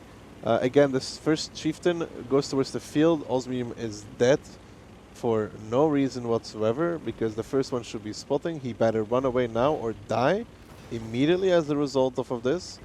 And Osmium is dead. I don't... Okay, maybe another theory craft. He's a sacrificial lamb, you know. He's like, you need to give some to get some, if you understand me. So they're giving Osmium, I don't know why exactly him, but they're giving him in order to establish their presence and take over the rest of the map. Minus Osmium as he goes to the field. And we will see will that tactic of giving some provide. Yeah, about that. Well, we'll see now. Osmium here is going to be trying to hold his own, trying to do at least one shot of damage before he goes down. Sankinio is sneaking up on the side, and again, the same thing what we saw before, not spotting the rails, leading into an untimely death for our dear friend Osmium, as he can now watch the battle. It's interesting that they did leave that 279 in A1 corner, which you already spoke about earlier. If you guys were not on a stream, it's a really privileged position where he can be covered and angle up his tank upwards, as you said, on a small stairs, so it takes a lot of time enemy to kill him, and if they don't even spot him, like now, they will be shot in the back. And MVPS is now already up a few thousand HP. Hillary and Warbaby finally figure out that Coco's in the And position. counter push is coming in strong on the rail. Those E3 is actually being a big problem. Oh, here comes Dufik across, though. Dufik down towards 37 HP, and MVPS may have just done the thing they didn't want to do, and that's throw away the game yet again. Here comes the repush. This is very unnecessary on the defense. We'll see if they can make this work. So the damage is significant on the crossing. They need to kill Hillary and Warbaby. Kalium, they're making a shield for Lithium. Can MVPS actually make this? Hillary is trying his best, and it does look like MVPS has gotten across in the end, but I don't feel or think that there was really a need for this. I don't know why they did it, but let's see, will they make it better? Hillary should fall any second now. Daddy War Baby should be the next, but there is a counter push coming from the city. Detached force of couple of chieftains of Aladdin Merkel and Alka coming in. They should be able to farm a bit, but Henneker is already trying to intercept them together with 279 from the corner. It does look like MVPS made the right decision in the end of the day. They're now starting to focus out those E3s on the rails. Evie is trying to shield Old Kings, and Davey falling further and further back in terms of positions, in terms of tanks, and also in terms of HP. 3,000 separate the two. Mlody gets absolutely nuked to the 17th century for peeking there in his E4. Kind of unnecessary, but still, they maintain some HP lead. It's not only that, they're pressuring from the lower side of the rail also, so it's not like a singular push coming in here from the MVPS side. They also have a guy in a cap, so there is a constant pressure on Devi even from that point of view. Yeah, Baron there in the E3 trying to do his best, but he got people behind him. He's trying to face all angles at the same time, and it just doesn't work. He does get a big connection onto Pavel, though it drops him to his half HP, and MVPS, they need to be really careful here what is happening. They are playing with fire. So far they're in control, but they cannot let this spiral out of control. Yeah, they have the hold on of their own corpses, of their own teammates now, so I think they can actually make it work against Old Kings and Koma and Huban, because once they fall, that's it for the Divid. Those three guys are everything that's holding Divid at the moment together. Yeah, Old Kings here, just the last man left standing in those rails. Alka is now in between a rock and a hard place as Ziz and Kokos are coming. Alka goes around the corner. Can he pick up Ziz? No, he cannot. And it's just 6 tanks left standing for the side of Davy, and a mere 11 big, mean MVPS tanks that are very mad that they lost 3 rounds in a row and want to take revenge on the side of Davy, and it's looking good so far. 3-2. The game is still on. Yeah, they're disassembling DV. 4,000 HP left and 4 tanks only. Most of the HP lying with Sake, but Sake will die any second now because he cannot really angle against like 3 sides, which he's getting shot from. Henneker and Patrick are pushing on Aladdin. He's the one of the rotation chieftains we've seen. He's trying to do some final damage, but that's about that. That's all she's saying, man. Yeah, it ain't over until the... Yeah, she stopped singing a while ago, I think, in this game, actually. Never mind. We never know. We didn't hear their team speak. Yeah, maybe. Might be still singing. Maybe. 3-2. MVPS now on the rise, on the comeback. We could call it MVPS Phoenix. You know what I'm saying, Mojo? The rise of the MVPS. MVPS Phoenix. That reminds me of another team. I'm pretty sure there's a team called like that. Anyways, that was their end defense, though. Davey has one opportunity left. Davey Defend has here. the opportunity to win their own defense. Yeah, defend here, or at least stall for 5 minutes. So when it comes down to it, they can pick They can do Carelia again. Carelia defense. We smart. Oh boy. Thinking ahead, Mojo. Thinking ahead.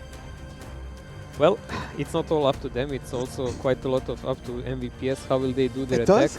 Think about it though. If you're MVPs, right? If you're MVPs, you know that you need to win quickly on Ensk. And what was the most dangerous thing that happened today on Ensk? Field control every time. So, no, but like, think about it though. If you're MVPs, you also know that the cliff game was kind of quick. In essence, it was kind of quick. So you need to win it, and you need you to win it fast. fast. Because even if you win it, it's Carelia. But then it's still a mind game. They can maybe utilize and play RT better than Nomi, and maybe do something about It's still hard though. It's so much. No one said it's easy, but they had even time to think about it. So if you really have to do something, maybe just like focus on winning the game for the start. Yeah, nobody said it would be easy. It's but not nobody like said it auto- would be so damn hard. Yeah, true. I mean, Carelia for tiebreaker, but it's their own fault. It is, of Like- course it is. The maps are banned, the maps are picked by the teams, and what's left? Like virtually the last map left is a tiebreaker, that's it. It's not chosen by anyone. So if you didn't pick it to play it earlier, and you didn't ban it, it's your fault. You're forced to play it in a tiebreaker. At least Koma is probably sitting there like, how can I waste 6 minutes? How many threes is this He's going to probably cost clicking me? now to see actually how fast that attack was. Yeah. Coach for on TeamSpeak. A camp! My favorite! I love it. He honestly says that, by the way, every time it's about camp. He's like, camping. Great. I can do it. Easy. Yeah, it's great, dude. Easy cut. I've never heard a man as excited about the thought of getting to camp as Koma. Really? Yeah. Such a German. I thought the Germans did Blitzkrieg. They did, and look how it ended at the end. The counter-attack came a few years later. Good point, good point. I mean, yeah, good points. I saw the original of Blitzkrieg, by the way. Yeah, you were there? No, man. Like, that's Alan Ford material. No, actually, while you were coped up in hotel, I went to visit museums in Moscow. Oh, that. I think I was sleeping, mate. Probably. I think I was sleeping. Now, they actually have it laid out all the way with together with the eagle from the Reichstag and a bunch of other things. It's quite cool. Maybe I shouldn't have been sleeping after all. Yes. Oh, let's go to Moscow again. I would actually like to. Just not in winter. Okay, but anyways, Ensk, Mojo, what did Davey play before this? What did they played? They played field push as well, right? On Ensk, one game, yeah, when they were Yeah, defending, from defense side. they played a push. From attack, they had like that weird little split, as far as I remember. And it didn't end I had well. a really weird little split from attack here also. I swear, dude. I'm gonna write an Like angry message. from the attack side, like they were pushed by Nomi, but they had like bunch of guys on the left side like waiting for something, and they didn't come on time. And I'm gonna send that's an angry message later and be like, first guy that spawns 9-0 spots the rails. The second guy goes to 0 line. Ensk manual, point 1. The spot is too late otherwise. It depends. Like, okay, like all depends on spawn, right? If the Fortitude has a great spawn, he'll see a field push on time. But they didn't have 430 in attack. I remember that. They had it in defense. Okay, if you have somebody going 5-line rail, right? Then and he has a good spawn. Then sure, you see it. But like, you can't just sacrifice a chieftain on 0 line. Be like, yeah, go there. Oh, run away. Oh, he's dead. Oh, unfortunate. Oh, I didn't see that one coming. Like Osmin now. Yeah, exactly. It's like. Well, Osmin spotted the enemy point blank, that's for sure. And he gave them really good heads up what's coming next. It was actually pretty close in one moment. But still, MVPs managed to mainly because YOLO through. MVPs repushed. If they just sat there, I don't think Davey ever gets back into the game. No, I think MVPs just could have chosen what to do. Yeah, That's pretty much it. Anyways, it's Davey versus MVPs. Davey still on match point here, and this is a lot of 279s. I mean, MVPs sticking to the trusty 9. No, Okay, I can't count, dude. I Davey can't decided count, to man. boost their 279 spam. compared to the previous games where they were keeping it at limited 3 to 4 max. 3 TDs there on MVP's side, 268 actually. Sorry, used about there. Oh, look, Mojo. I've seen this before. This position is like... I don't think we've seen a single lens that someone didn't stick a 279 there unless they did like a full YOLO push. E3 is now moving towards the rails, and I mean, Davey is kind of playing. Okay, they decided to bail. They went towards the field, and now they bailed. Oh, Huban, I mean, I fear for 279's crossing A-line. I honestly, it's such a risky play. It's a weird thing He's to spotted. do now. Dude, it's just like, you can take so much damage actually crossing if you're unlucky, right? Oh, he's very lucky now. He took only one shell. He's very lucky. I mean, you know, one track shot. But we have him in really good position now together with this Yeah, chieftain. yeah, of course. Like, it's a really good combo. It's probably Ow. better combo than to Bloody. have like a double chieftain there. Bloody in this E4 has not been a combination. You know, it's not been a combination I've been actually very fond of Mojo. Like, it's not going well for him. Well, Piotr 40k lost half of HP in his 268 on the middle. He is the guy who was aggressively spotting and making sure that the rotation by Devi doesn't go unnoticed by his team. But what leaves now? Like, now they actually have to do some damage to those E3s, possibly from upper side of the battlefield, because they cannot really commit and push anywhere. Contrari's Baron is being spammed by the enemy from a couple of sides. They will probably try to HE from 2 possible angles. And after that, they're gonna have to think what to do actually about Huban and Lithium. Mojo, but all this time, tick, tock, Tick tock. tick, tock. And Bloody is already on 500 HP. Yeah, he made a misspeak in the beginning of the game. Lost most of his HP. Mainly for no reason. I mean, Baron, yeah. He's being HE to death, man. There's nothing he can do against that. He wasted a decent amount of time though, but you know what's one of the issues there? He wasn't there at first. You know, he took like half his HP crossing back over there. So there was some like, ooh, the city push. Boy, oh boy. I don't know how I feel about this. Why is that 279 still on A1 if they're doing this? Decoration, Mojo. Christmas Moral decoration. support. Does he even have a view range to shoot the A0 from there? It's Ensk, yeah, for sure. Like Maybe Ensk is like the one of the tiniest map in the game. I guess maybe that can be a reason, but still, that he can be closer for that role then. I mean, Kalium needs to leave that position. It's too late now to leave it. That is just a free kill. Okay, well, listen, it's still, the time is still ticking, alright? They're starting to overpeak comma there. That's a good play from MVPS. You want to isolate targets here. You want to pick something out of the game, but they do need to kill comma before these E3s get a second round of shells in, because then they start really paying dividend, and it does look like they did get the second round in. Luckily enough, Heavy didn't connect, and neither did comma. So it went better than expected. Well, Comma and Baron down so far. Slight advantage for MVPS in HP, but a major one actually in positions currently. There is a counter-attack blooming in here from the Devi side. It does look like they want to commit something like MVPS did, but the difference is this is not a point-blank fight. Most of the tanks from MVPS are far back.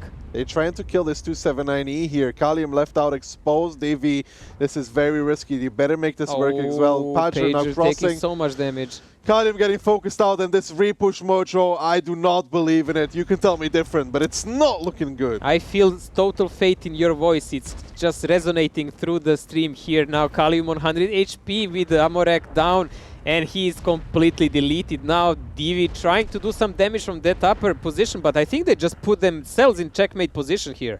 They had no... if you're playing in this camp, you may as well play it until the end. They're just giving it to MVPS at this point for no reason whatsoever. And now they look down and out as MVPS, the Hungry Wolves, now close in. And I don't know if they... The way it's going, we're actually going to have to wait for admin decision to see who will defend on Carelia, because MVPS is closing in. It's 8,000 HP difference here, and they're really winning on every possible part of the battlefield. They're already closing in even on a Daddy Warbaby, who is the only guy separate anywhere who can even give some sort of resistance. But he's checked, and Amorek, what the heck? Oh! Speaking of which, he's not just tracked, he's not just Tamrat, he's dead, mate. Where's your head, bro? He's dead. Lithium, just live a little longer, buddy. Do they not realize time? Like, Every second counts now, boys. every second does count. I don't know how quickly it was. We can ask Oh, to check we're it. gonna see Yeah. very soon. We're gonna see very soon. MVPS here with a clean, crisp execution, and they make it 3-3. And just as DV won 3 rounds, MVPS is like, you know what, we're back. Alright, we were just memeing. From 3-0 back to 3-3, that's quite a success. And quite a slap in the face for David. This to be was Like after those initial rounds where it looked like MVPS is completely AFK almost, like doing all the wrong decisions, playing stale, they completely dismantled them in last three games. Like Ensk is definitely something that maybe Devi should ban. It's not working that well. and apparently MVPS has the tiebreaker decision because Davey does not realize that they should have just, even though they were losing, they should have just waited. This is actually the most genius move I've ever seen in my life. Repush to lose the tiebreaker decision. That's just incredible. Absolutely It's not about incredible. tiebreaker decision, but you know which next map is. It's Carelia. Carelia is really, look at Pavel's damage, man, almost 5k in that 279. Like Carelia is really biased toward defender. Strictly because it's such a map, man. Like it's just such terrain. It's hard to break it, no matter how you play it. Like unless you want to commit and fight somewhere one-on-one and you decide to go YOLO way, which can go anyways, like then 50-50. Like if you play it slow, it's really pro defender side. It's like really like shooting yourself in the foot. Okay, I understand they wanted to make a play by pushing Kalium down there in a committed position. Pointless. Absolutely. Just pointless, IMO. Pointless if you abandon the city. Yeah, I mean, they could have at least tried to hold it. They just left it, and then repushing the rails when you know there's chieftains on zero line is also not smart. It was weird. It was weird. Also, like, to push it, you have to take so many shots inside. They almost lost entire 279 just because of that. Yeah, and it's confirmed. MVPS picks the side. It's official. That is, I'm just gonna say it's such a dumb thing to do as a team. Well, I can imagine like how will their conversation about this look. I mean, I guess they read the rules, right? Probably. Well, fortunately for Divi, I actually not gonna even go there. Like this is still a game that they're gonna play in tiebreaker. They still have a chance to win it, and both sides have God knows what kind of tactic to show. We already said, like in attack, if you know someone is camping, you can still make your plays and maybe make them work, and still MVPS can choose to play something completely out of the blue, you know, and maybe make it work or shoot their 70 in the legs like DV did in past games. Yeah, I don't know if MVPS is actually gonna opt to go for the defensive play or they're gonna opt for aggressive because it's MVPS at the end of the day. Well, that's a flip of the coin of the day Yeah. kind of decision. I mean, you have to be prepared for anything anyways as the attacker. Well, I hope the guys are getting ready really fast. Like this is something that we all want to see, but as we said already, this is a higher game already, so no one is falling out from the tournament yet. So whoever loses this will just go back down to the loser bracket. Now, then again, there every match is just like a last one. Okay. Well, this has been an interesting match. Davey absolutely stomping in the beginning, and then absolutely getting trampled. It was later so on. one-sided, man, in the start. Like, it was really one-sided. It just, honestly, I'm so baffled by this repush from Ensk. I'm so like I don't understand how there is not one guy in that team that goes like, maybe we shouldn't do this. Maybe we should just, you know, sit back. We can live for 2 more minutes. You know what I'm saying? Like, I'm too young is to that die. such a genius thing to imagine? Like, is that honestly such a genius thing to imagine, to actually think about the time? Like, I don't know, man. I don't think anyone thought about the rules of the tournament. I mean, in the heat of the battle and when you're leading and doing a bunch of other things, you can I actually understand, forget but this is about something that. somebody should realize before the game. Yes. I mean, in top teams, in the top teams, let's just say that the Fames, the Invil, and the CSAs, and the what's their name? Oh yeah, the Davies. They they would probably pay attention to it. I mean, they wouldn't let themselves be guided by it, but they wouldn't rush in such a foolish thing like this, where they actually can be killed within the time.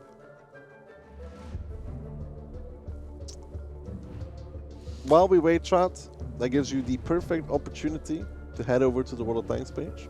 Click on the top right, activate bonus code, and enter the code. You're welcome. You're welcome. You get free stuff. See, Idak is very experienced. He already knows where to click by heart. He doesn't even have to I got it watch bookmarked, mate. I got it bookmarked. You gotta be quick, alright? Activate. You gotta be quick. Some of these codes have a, you know, like not all wargaming codes have like something. They have like a limited activation sometimes. You gotta be quick on it. You know what I'm saying? No, I don't. Do I look like the guy that has has ever said no to anything that was free? You look like guy who gets donated. You know, and you're still like, you know still leeching for codes from other people. Exactly. Other pool bastards there, and you're leeching their codes. You know when they're in the supermarket, they have like the taste thing? I just take the whole thing home, man. I walk with it out of the supermarket, I'm like, thanks, dude. They're like, can I have more than one? And they're like, yes. I'm like, ah. See ya, dude. Why I actually find that plausible? I wonder. I could actually see this happening. Legitimately. Like, I'm willing to try. If it's some decent candy, I might actually do.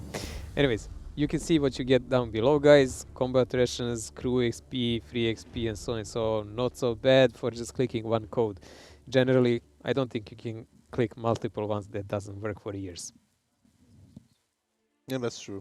Not speaking out of experience or anything, but we're almost getting on the way here with Carelia. We obviously needed to give these teams a little bit of time to set up their strategies for their possible attack on defense, and we're almost there. We're almost there. You can see behind me that side here. We're loading. Look at my fingers pointing in the right. Yeah, we're loading into battle. That's so psychic of you, man. DV playing with double RT, double EBR, and we can see MVPS playing without a single RT. But when they're playing a defensive side, they don't really need it unless they want to do something special. Do they even have a light? Yeah, they have one T100 light. Okay, they're trying to pretty much give Devi a taste of their own medicine, but will it work? Maybe the campers do know how to decamp that thing. Yeah, we'll have to see here, Mojo. EBR is going for their initial runs. 2907. Actually, nobody's sitting in the base, taking the hill in the beginning.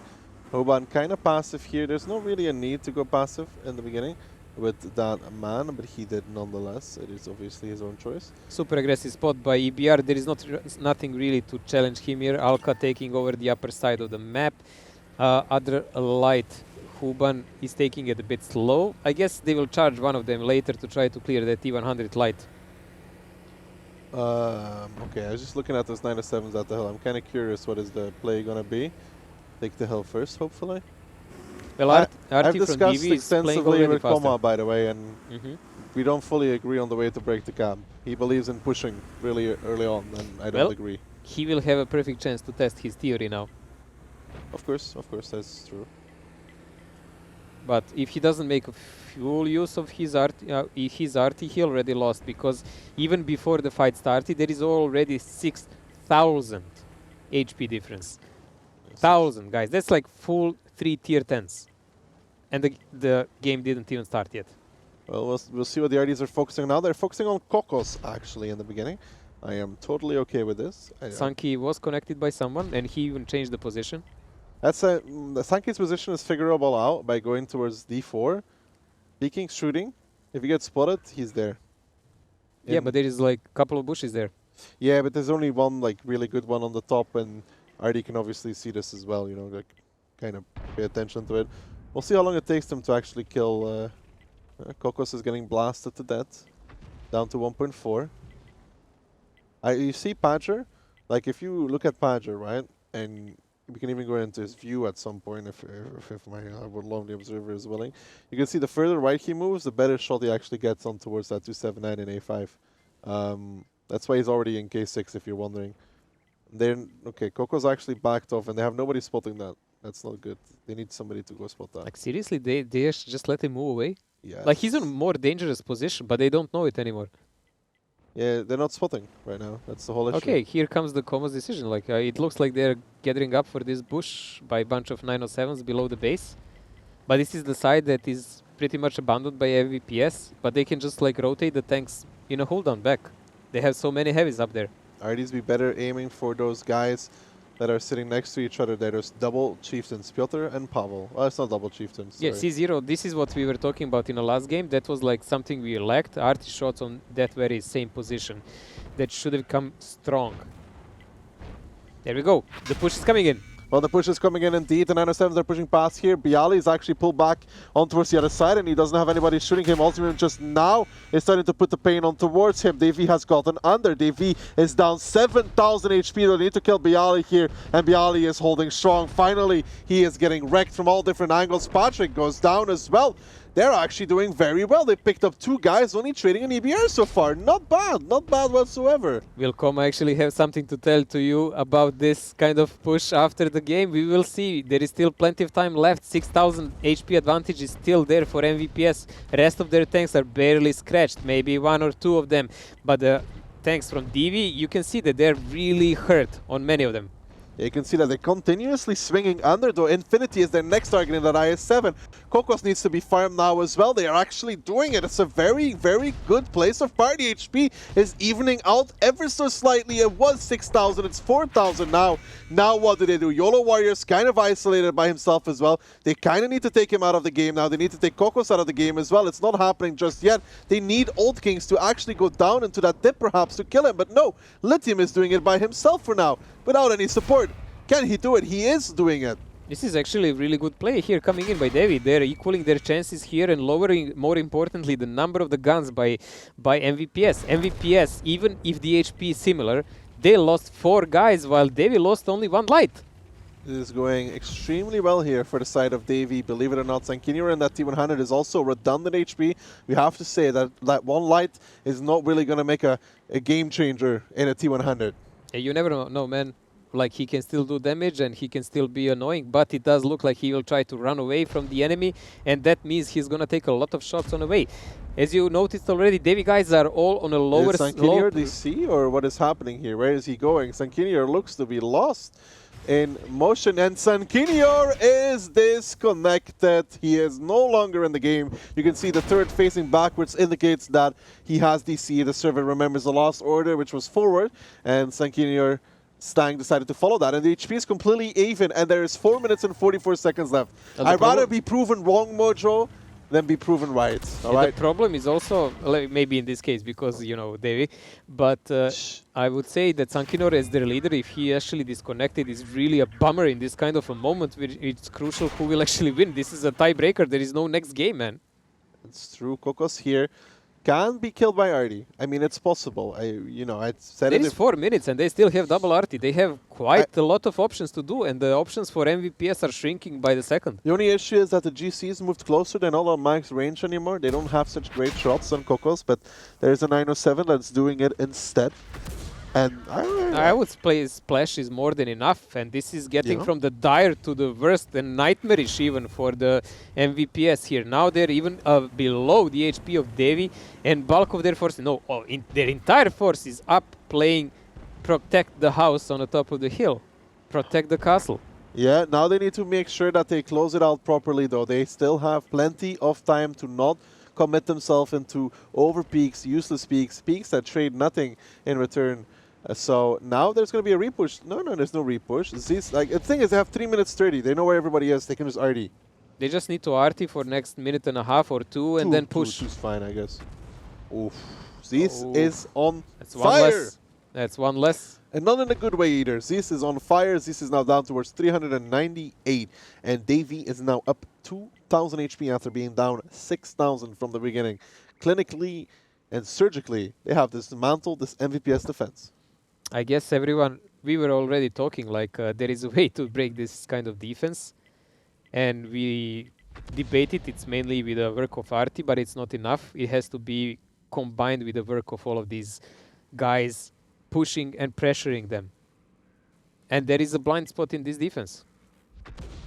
These RDs are kind of missing their goal, but they still have time for 1 shot before the push and then 2 to 3 shots after the push, which is Perfect. They are pushing up though now. You can see Kalium and Bunze. They're making their move. Aladdin is also there on the side. Piotr, 40k. Doesn't seem to be expecting this. Aladdin needs to be careful here. He's still not wanting he still hasn't won the game yet. Baron picks up Zeus. And now Aladdin is starting to make his way up. Warbaby now coming in as well from the side. He's going to look to pick up Piotr in that 279. Baron goes down. They need to be careful. They still have more HP. And it's looking good as MVPS are left standing with 7 guns left in the game against not just look, they have 11 guns left, Mojo. Davey, they have 11 guns left. Oh, 12.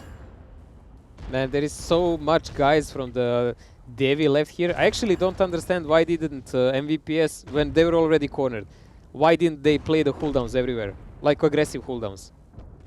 Perhaps they were afraid of losing, and that's exactly what's going to happen to them actually in this case here scenario. And you cannot play with the game with the mindset of I'm afraid of losing. Well, I mean, they pulled back all the way to A0, so it did look like that. I don't know what else to say about it.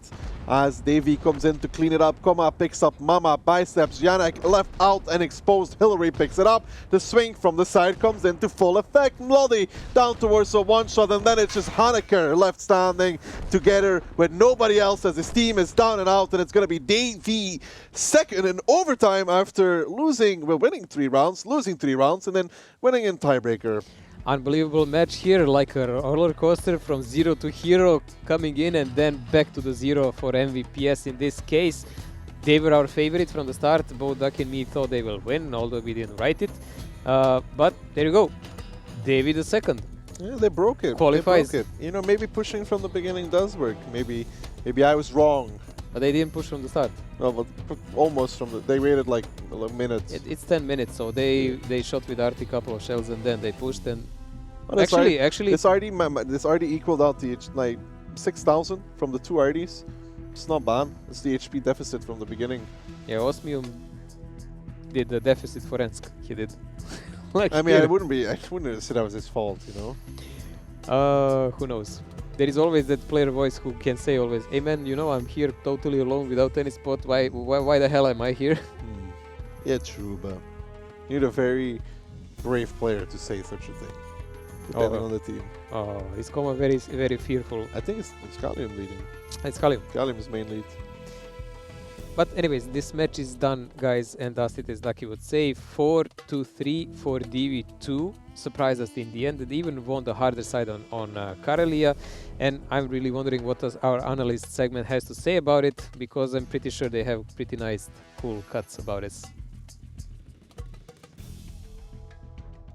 Hello, sorry, just had a random throw there to us. We wasn't quite ready for it. Welcome back. So, did that go how you expected? Certainly not. Like, that was a fourth and back and forth for me. Actually, like, after Davey being up to 3-0 even, everyone, of course, thought that they would take it home. And then suddenly MVPS comes back in spectacular fashion. The games were really fun to watch for me. Like, the repushes and the re-repushes, all of that was really fun to watch for me. Okay. And then suddenly, Davey comes back on the most unlikely map of all, on Carelia, attacking, and they actually show us that the Russian camp that we saw in Minsk can be broken. That was very exciting for me. Do you think they did it on purpose, just for some entertainment? No. No? No. You're not having faith in that maybe they were just bringing in some, you know, chat engagement? Because chat were very active about this. I imagine chat would be active anyway, but yeah, no. It was very fun to watch, and actually I love seeing the camp being broken, because that way maybe teams will not always try to get it into the pool if they want to split the maps amongst themselves. Okay. So yeah. do you have a special moment from that match you maybe want to show next? Yeah, actually, from the second match, that was actually the second cliff match. There was actually the big brawls on the middle, which should be coming up hopefully soon. There we go. The 1-2 line actually, sorry. And yeah, there we see Davey is just committing right in with all the tanks we have. MVPS actually, like, they're hanging back. They are the slow ones to commit into it, as Ducky said. And since Davey actually just has more guns in the battle right now, they can just decimate the HP that MVPs try to bring into it sooner. And then now it's basically over. You have Hilarious at the rock at the one line, creating crossfire, and you have the upper positions for everyone. Like Kalium on full HP, Aladdin on full HP, all of them have the upper ground. They can decide when to peek, who to focus. I think it's just for MVPs, it was the wrong decision to take the 1-2 against this kind of a lineup where you have so many 907s that can just go in there, be there faster than you, and then being able to focus better. That is just what happened there. I think it was a tactical misjudgment on the field commanding side for MVPs. Okay. And so, do you think that DV kind of played that perfectly, or was that just, oh, what are they doing? This is a surprise? I dislike attesting someone that they played perfectly, because in my opinion there's always going to be room for improvement, just like my gameplay probably. But yeah, it was pretty good. Like even if MVPs had taken the middle, then the 1-2 line hold by the 907s would, in my opinion, have secured the win for them, because they would have had so many crossfire angles.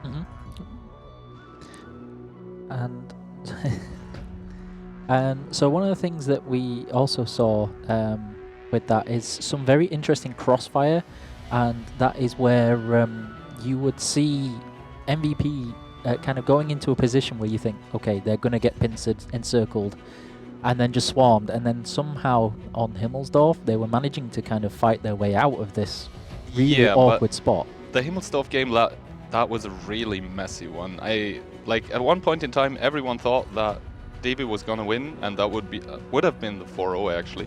And then somehow, I think some 279s might have been involved in that. MVPs managed to fight back and come back into the game. And yeah, the shooting of the individual players was already shown on stream. I really think that it was just Russian armor prevailing there. Okay, blame the armor. Well, blame the shooting, rather. I mean, the armor is not unbeatable, obviously. Even 279s can die, but you have to obviously pen your shots for that. There was one more replay which I wanted to show, actually, which was the third game, where we actually missed the action. It was the repush on the hill. Right now you can see on the minimap where the 50Bs push into it. Yeah, there we go. The 50Bs push into it, but they don't expect that much from Devi on the hill, actually.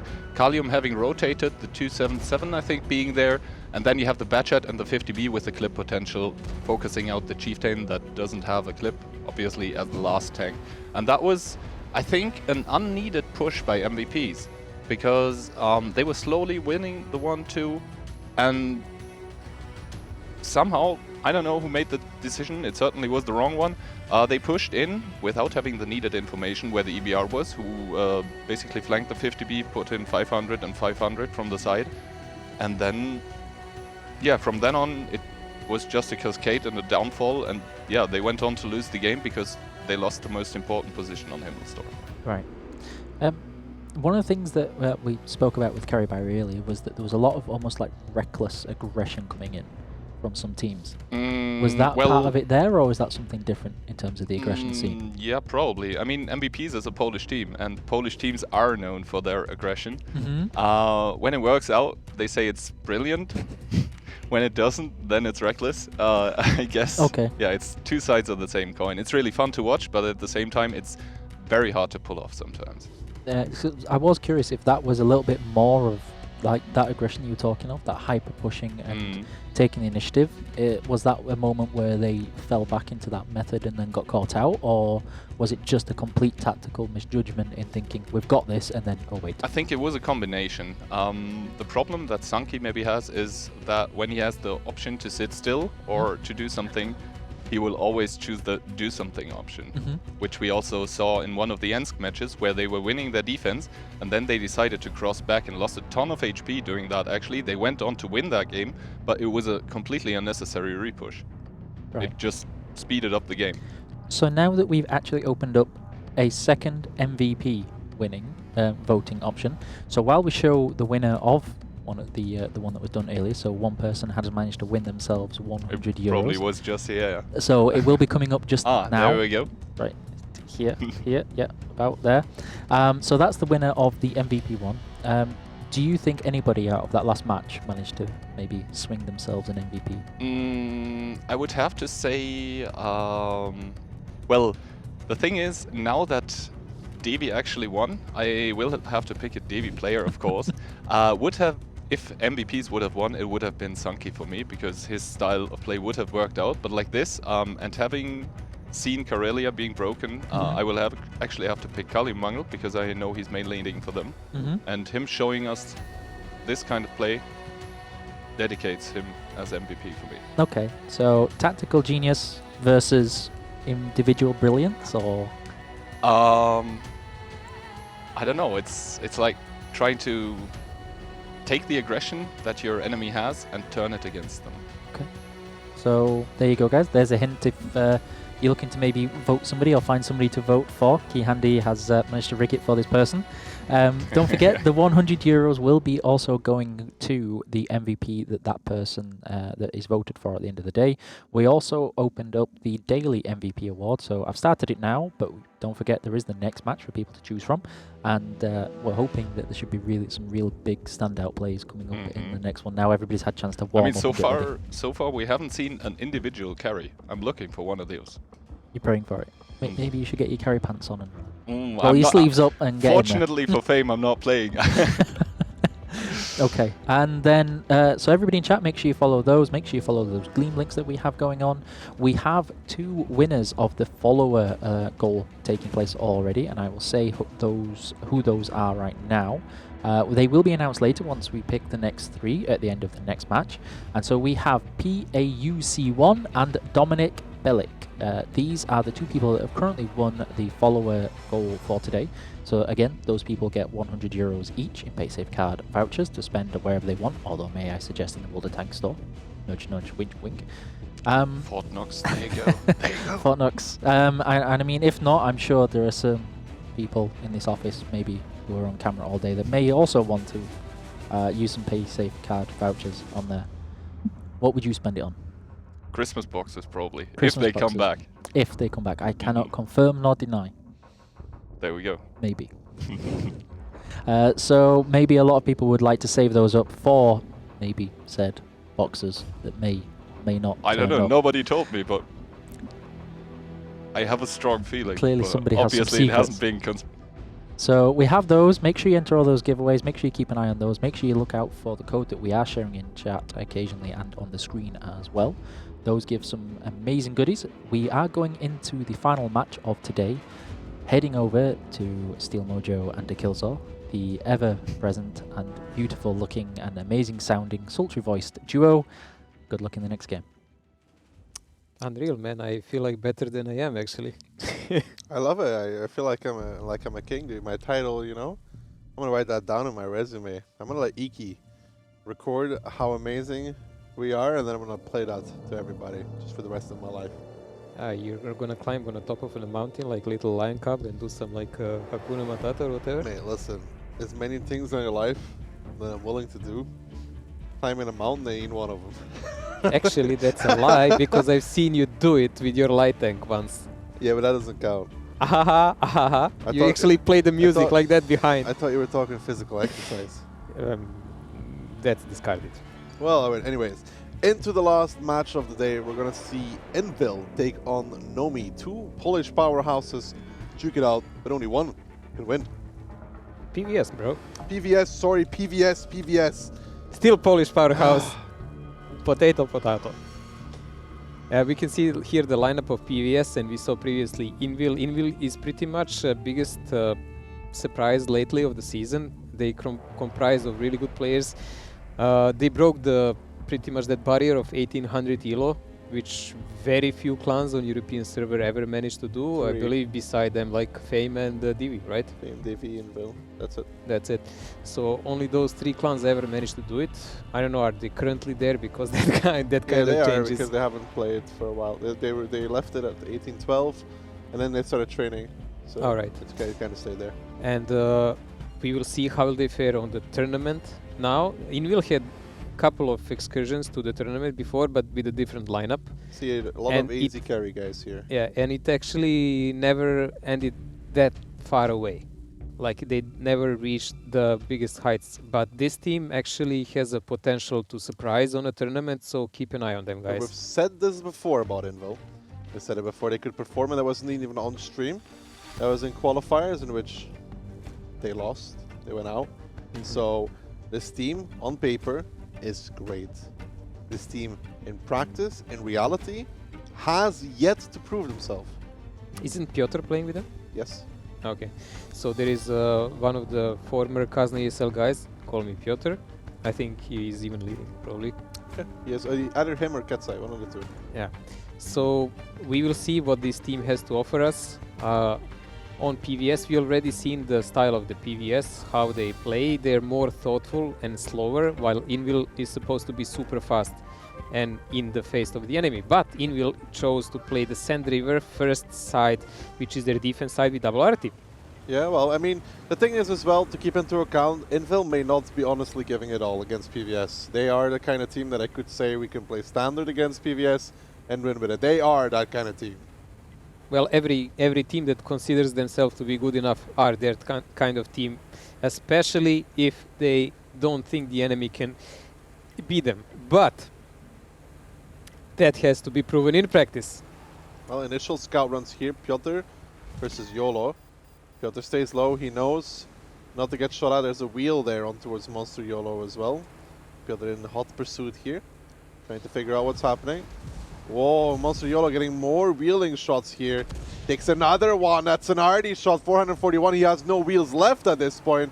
T92 comes in as well. Decent damage, not bad. That's a half HP off of Monster YOLO here. That's a big hit, especially since Call Me Piotr is on his full HP still. But I don't think he saw Kawasaki approach this close, man. Still, I don't think Kawasaki saw that many chieftains coming that close. Yeah, I don't think Kawasaki fully understands what's happening, because Invil is doing what Invil is supposed to do, and that's bringing the hammer on top of it. And they didn't even do it with double EBR. Like, people usually send double EBR there. It was only Call Me Piotr doing this kind of job. And now Kawasaki is forced to run. However, RD comes in, tracks him. RD from PVS comes in, misses. There comes RD again from Invil, the secondary track. Now, Kawasaki is in trouble. Let's face it, angles on Kawasaki are by far better to shoot at than angles that PVS RT has on Invil guys at the moment, because they are slightly covered by Dune, and Kawasaki is like please-shoot-me.com. Kawasaki is now trying to run away as far as his little legs will take him, but he is going to get blasted again by RD. Gets a 907 shot. Simon, I think, is already off reload copy as well. Piotr takes a shot there. RD comes out, misses, only hits for 170. So far so good, but Invil taking map control, establishing dominance, have the angles. Well, Kawasaki is surviving there on 600 HP, still pinged by RT, awaiting for a brief spot by Call Me Piotr, which will come in about 10 seconds. By that time, RT will be... There we go, there is a spot already. So all harassment needed at the moment done by Invil is by RT, 27 by 27 HP. Still, the other artists should be firing any second now. Should shoot in the same moment, to be honest. It does look like they actually had separate targets, maybe even. Well, they did get spotted crossing back into K-line because EBR is in the middle in F5. And there is also a EBR again in F3. We've seen this actually before from PVS. This Kawasaki running is a little risky here. He will make it. PVS is turtling this like hell, man. Yeah, but they're attacking. Yes, that's what I'm saying. I just reminded him maybe they weren't aware. This is a kind of... Yeah, no, listen, dude. There you go. That is researching your opponent right there. Monster YOLO went to those bushes in the game they played against MVP as second. Piotr told his RDs, shoot those bushes. Yeah. Details. Devil lies in details. But Piotr might be going down very soon because he's on 70 HP. High Destruction will not dare to fire. That's for sure. But one of the artists can easily finish him off. No, it's gonna be a miss, a near miss, and Call Me Piotr might actually survive this ordeal. I don't think he know. Okay, he's not spotted anymore. Yamai Kaisu taking some damage there as well. They should figure out that High Destruction is there. If Piotr peeks on this ridge and gets spotted, like when he drives back, if he gets spotted, he will know. There is no other way than there's something in the middle, right? 907 wouldn't have made that. That leaves only one tank. It's French. It's got 8 wheels. It goes very fast. So David is taking over the spots for Piotr now. Piotr being on 70 HP, he's gonna chill a bit. And David will keep doing the pressure on the chieftains on F1, I guess, because they're the easiest target for Invil Arti to farm. Now, we must understand one thing, like, Invil can afford to do whatever the hell they want and play with 3 mediums and double arties and whatever, but PVS are the attacking force and they're also playing with only rotation force of 3 mediums and everything else are chieftains.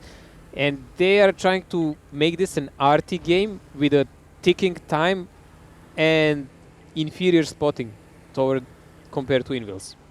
Yeah, Invil has the map on lockdown. They have everything they want at this moment in time, and PVS has a lot of chieftains, and chieftains crossing through the open tend to not live a long life. I wouldn't call it this as a map on lockdown. No, they left most of the map open, but they are keeping their tanks compact. They can counterattack left and right. It's well balanced. You see they left no stranded tanks. The most 2 or 3 tanks that you can see are 907 on the middle, EBR driving around. 907 you probably can't even see. And Chieftain from time to time. And that's it, man. And they're just making those like push a little up, push a little down, so Arti can see something to shoot, and so they can control the enemy rotation, which is by far the most important thing for them. And you can see, Chieftains, they moved in one line from PVS. They're already spotted. They're already spotted indeed, and that is going to be Yuzek in his Chieftain holding the front, just wanting those guys to come towards him because he has the support of the bulk majority of his team ready and waiting for that exact thing to happen. Ketsai is a little low because obviously I already did chip away as an HP and he has less to spare. 260 is pushing middle now. This has 5% chance of working, Mojo. 5%. Well, we've seen already people tried this today already with a couple of 907s as far as I remember. It didn't work out that well, especially since the war on Vankal was from every possible angle done by none less than PVS. But we will see what does PVS think about it. They took out Call Me Piotr, which doesn't really mean much because he already had 70 HP. So that's EBR for EBR, but there is about 3000 HP advantage, and also I believe that positions from Invil are by far the better at the moment. Well, there's a 2-prone repush coming out now from Invil. They're pushing the middle, and they're also pushing the Chieftains. Kawasaki is going to go down. In the meantime, you can see those 907s on your minimap. Pay attention to those. They are picking up the 260. These Chieftains here are down and out for the side of PVS. Gurski overplaying slightly, but it doesn't matter. They're just so vastly outnumbered by these guns from Invil that they will be picking this up quite easily. These Chieftains will go down, and then they cut the map in half again. Copy kills Conrad, even, you know, team killing a little bit to make it closer. That's called being a fair sport, but it's not going to help PVS just enough. Yes, the HP is close, but in terms of actual map control, in terms of actual position, in terms of actual possibilities, it is all Invil that is on the clock because PVS were just chasing the whole game, never getting into any position that actually worked out for them. No, this game was from start to the end under control of Invil.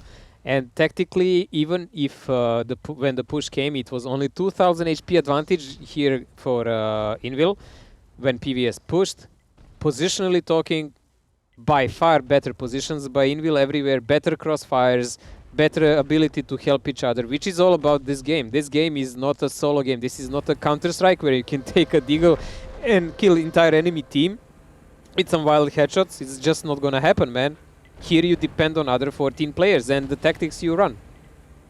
And Invil ran a successful one. It is, of course, Sun River Defense. They have the advantage in a way, but you could see that with MVPS, it's not always that simple to close it out, and they managed to do it nonetheless. It's just one singular 907 and a Costa who may be wanting to grab a coffee after this one because it wasn't pretty, it wasn't nice. The double espresso perhaps will help him out for the rest of this game. Costa now the last one standing is going to be Invil, doing what MVPS couldn't in the previous game, and let's pick up the first round, which is, you know, already an improvement. It's what we expect from Invil. Well, this is a steady advance from Invil. Like, we usually like to say that Invil is kind of a Russia team, but this is a tournament. and they can choose their own playstyle. We can say for Tornado easily that they're a super rush team and guys that want to do whatever to make the game shorter, but we still saw them camp against Devi on Carelia in Minsk. So whatever works for victory, I would say that's a better definition. That is very true. You can see that the damage pretty much spread, except for Gursky. He Was disassembled. yeah, he fired a lot. He just forgot to hit. I guess only one connection actually mattered. You know what's the 3-step process into hitting a tank? Please elaborate. Shift, aim, shoot. There you go. You're welcome. That's valuable. You play EBR far too much. That's valuable game. No, but EBR, it's a very simpler concept. You want to know what it is in EBR? Oh, please do. It's also 3 steps. W key, no, it's 4 steps, sorry. X, W, right click, left click, repeat. And lots of HE in between. It did look like that a lot when I saw people play it, yes. It's I find it very balanced vehicle. yeah, it's very good and it's really, really bold. Stays very, very even. You know, it always tips back over unless it's on its roof. It totally didn't influence the gameplay of clans or whatever randoms.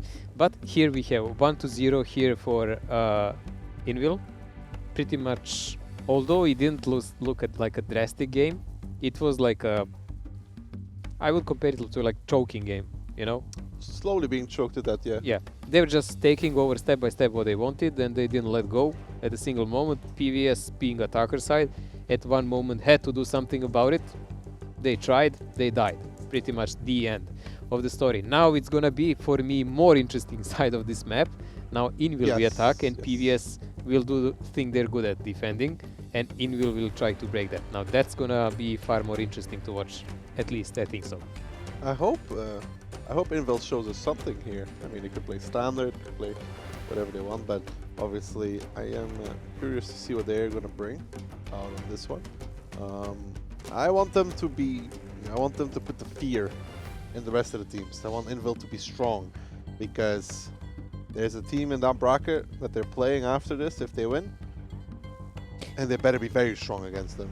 Well, against what Aki is saying about, like we had those brackets guys in the start of the tournament, and if Invil, whoever wins this match, next off they will be fighting the winner between Fame and Trust. So whoever comes out of that one, and Ducky, I guess, is thinking about the Fame all the time. I was talking about Trust, mate. Definitely about Trust. I was talking about, I don't know but you what never you're know. thinking. Like but things do happen. So whoever wins there will have to get over that hurdle, which is quite a big one, to be honest. I believe in Trust and the no-hit guys, alright? Okay. I totally voted against them, actually. Never mind. Can't say that. In that scientific experiment called voting. Dude, that isn't like Q-test all by itself. Seriously, dude. I don't think even Phil understands what he made there. It's a monster, honestly. Well, we're waiting to see what the guys actually picked from the tanks to play here. PVS playing with single art in 3 EBRs. in their attack. Very interesting. 6. I'm counting, Mojo. Give me a second. 7, 8. 9. 9? 9. 9. No, Mojo. It is 9. Not no. 9! It's 9 chieftains for PVS. I just wanted to get that in straight. Alright. And we have again from Invil also in their attack side. WBRs, they have an, what's that, Progetto? That's a Progetto 65. That's a quirky pick, man. I've never seen it used, actually. Not in a serious match. It's actually, like, the gun is really not that bad. I mean, it's okay for randoms, man, but I haven't seen it used anywhere. I've tried to use it on Cliff, but it wasn't really that Oh, good. Piotr takes a first shell here, double shell. He loses commander here. That's a big HE shell he took now. You can see a very aggressive play coming out from Invil in the beginning already. Double 907 pushing it towards the mid. Gursky taking some damage there. The 277 backing off. Not everybody being spotted. I don't think this is really how they wanted their play to go in the beginning, but it is the way they're going to have to deal with it. Yeah, they probably didn't want Piotr to lose 800 HP and lose a spot on the enemy tanks, and also allow pretty much the rest of the Invil team to get spotted. But Monster Yolo now spots the chieftains finally. They know that there is a middle / K-line rotation coming in, but they don't know how many guys is actually from the upper side of the map. And we do have that Progetto, Chieftain and EBR on that side, and double EBR actually. Yeah, you can see how Invil's actually choking the map again, like you were talking about. They have those chieftains at J3. It's not the usual position. They're playing on the outside June. trying to control the enemy chief in the middle. There's a push coming out by what looks to be 3 guys supported by 2 907s from behind. In the meantime, the Progetto and one more tank are shooting from D6. From D6, the fire is coming in. You see how those shells coming from the crossfire. They pick up Kawasaki, but in the meantime, undersigned, you see Simon there and that Progetto are laying down the pain. Every time he backs off, he's going to be in trouble. Repushing this is impossible because there's a chieftain behind with double 907 that are just there for covering, with chieftains from the top and Progetto from behind. Invil has done a very, very magnificent job here at taking a huge amount of map control within 2 minutes. This is what we were talking before, guys. You can play aggressive, but there has to be a thought behind it. And you can clearly see a thought behind Invil's push. Yes, there is a lot of HP in the start for spotting and so on, but tanks had already their designations, what they need to win. Middle was the play for Invil, and it worked out perfectly. You see, these are really not standard shifted positions where Rishek, Rexar, and Lucky are. Usually you get farmed there from the side, but there's nobody on the F7 balcony that would be doing this, or from the middle, so they have perfect control here. And now, all they have to do is slowly play the angles. This is also such a predicament game. Like, they're predicting, okay, they have this amount of chieftains, this and that. We predict they will actually go to the K line, they will play this. And this attack, like with the prone attack, with a couple of tanks pushing that middle, is biased on that because they left very little on the flanks. Let's see Simon now pushing forward. He will find High Destruction, who has no other choice but to try and get out of this one, as Vic Mensa is in that chieftain on the top. He needs to be careful. We talked about those angles before. They will find him. High Destruction now trying to run as humanly quick, as humanly fast as he can. And you can see Vic Mensa there. He's in trouble in that chieftain. He's just getting pinned from left, from the right, from behind, from the front. There's nowhere he can hide. He's in trouble. Evil has such great crossfires all over the place. It's not like you have 15 tanks shooting from one side, but there is like 1 or 2 from here, 1 or 2 from here. And they're all pretty much colliding their crosshairs around the cap of PVS. And PVS is running out of the breeding ground here. Well, it does look like Walamada here is going to be repushing Simon together with Done Yolo. Can they actually kill him at the very least? They're going to come around the corner here. First 907 misses. He gets actually loses his gunner, repairs that rather quickly. Simon here trying to hold on. They will pick this up, so that's a good play here. There was not enough cover fire actually from B0. The Progetto not really in position there. Yeah, Mikasu actually managed to take out 277 while we were talking about this, and Simon will fall in the same second. Like, why wasn't there a better cover on him? The Progetto wasn't on B0, he was on B7. So he wasn't really able to shoot. Oh, that was a really late reaction then. Still, 3 guys down for PVS, 2 guys down for Invil leading in HP and attacking here, which is quite significant. Also, there is a pressure coming in on K-line now. At the moment, we can see a development going on there. Ichukyolo falling, and there is a really big move coming in from there. Yeah, they brought back these 2 907s that were in the H5 area from the mosque straight into the fight. And here, Invil comes yet again, another repush. They realized that they lost north and they had to react, and they reacted properly, repushing K-line, taking out all these chieftains as they had no support left actually from the back lines. Nobody that could really lay down the pain or actually do damage whatsoever. And now PVS trailing yet again by about 4,000, but again, positions, gun in the game, they're down. They're going to lose Arti. Also, Arti has nowhere to go. Also, Vera Yolo here in this ditch. And he has nowhere to go. There is really no way to run out of this, because actually it will never abandon the rest of the map. They are still keeping under control there. Yeah, and in the meantime, the Progetto is just holding the north side of the map. He's still pretty much on a decent HP, and it's EBRs coming for him. I mean, I think he has enough shells to kill them all by himself if he has to. In the meantime, Veer going for Stollery in his GC, and again, Invil showing us a beautiful display of how to control the map on Sand River, lock the defender in a location where they want him to be, and execute the crossfires. Except for maybe Simon there not really being covered well enough. The Progetto probably should have been on B0 already. He had the time to move there, let's be realistic. I mean, they played it really well, but it could still be better. I guess Piotrix was just meant to support a bit, and I guess to chase the EBRs if they run out of the control. I mean, I think he had time to go to B0 though. Yeah, he probably had time for that. But I'm saying, like, I'm just thinking about his overall. I mean, that gun is not super precise on long distance, He doesn't have the... He was shooting those guys on the middle and from behind. He doesn't need a super accurate at that point. And still, it's like a clipper, but Yeah, Italian nice style thing- of the clipper, so he can afford to shoot 1 or 2 Yeah, shots, the and nice he will thing still he can have a do reload, the nice not thing- like a budget. Exactly. The nice thing he can do there is put 1 shell and then clip and then still be effective. Yeah, and still have some armor compared to budget. Yeah, well, at least You can't even use budgets as it's spotters great though. anymore. In a way, it's actually really smart to use that because if he only gets to fire once, okay, he still has a clip for later on. But if the guy, which he did, sits exposed in the middle, he just gives him 4 shell for 360. Exactly. So not that bad, not that bad.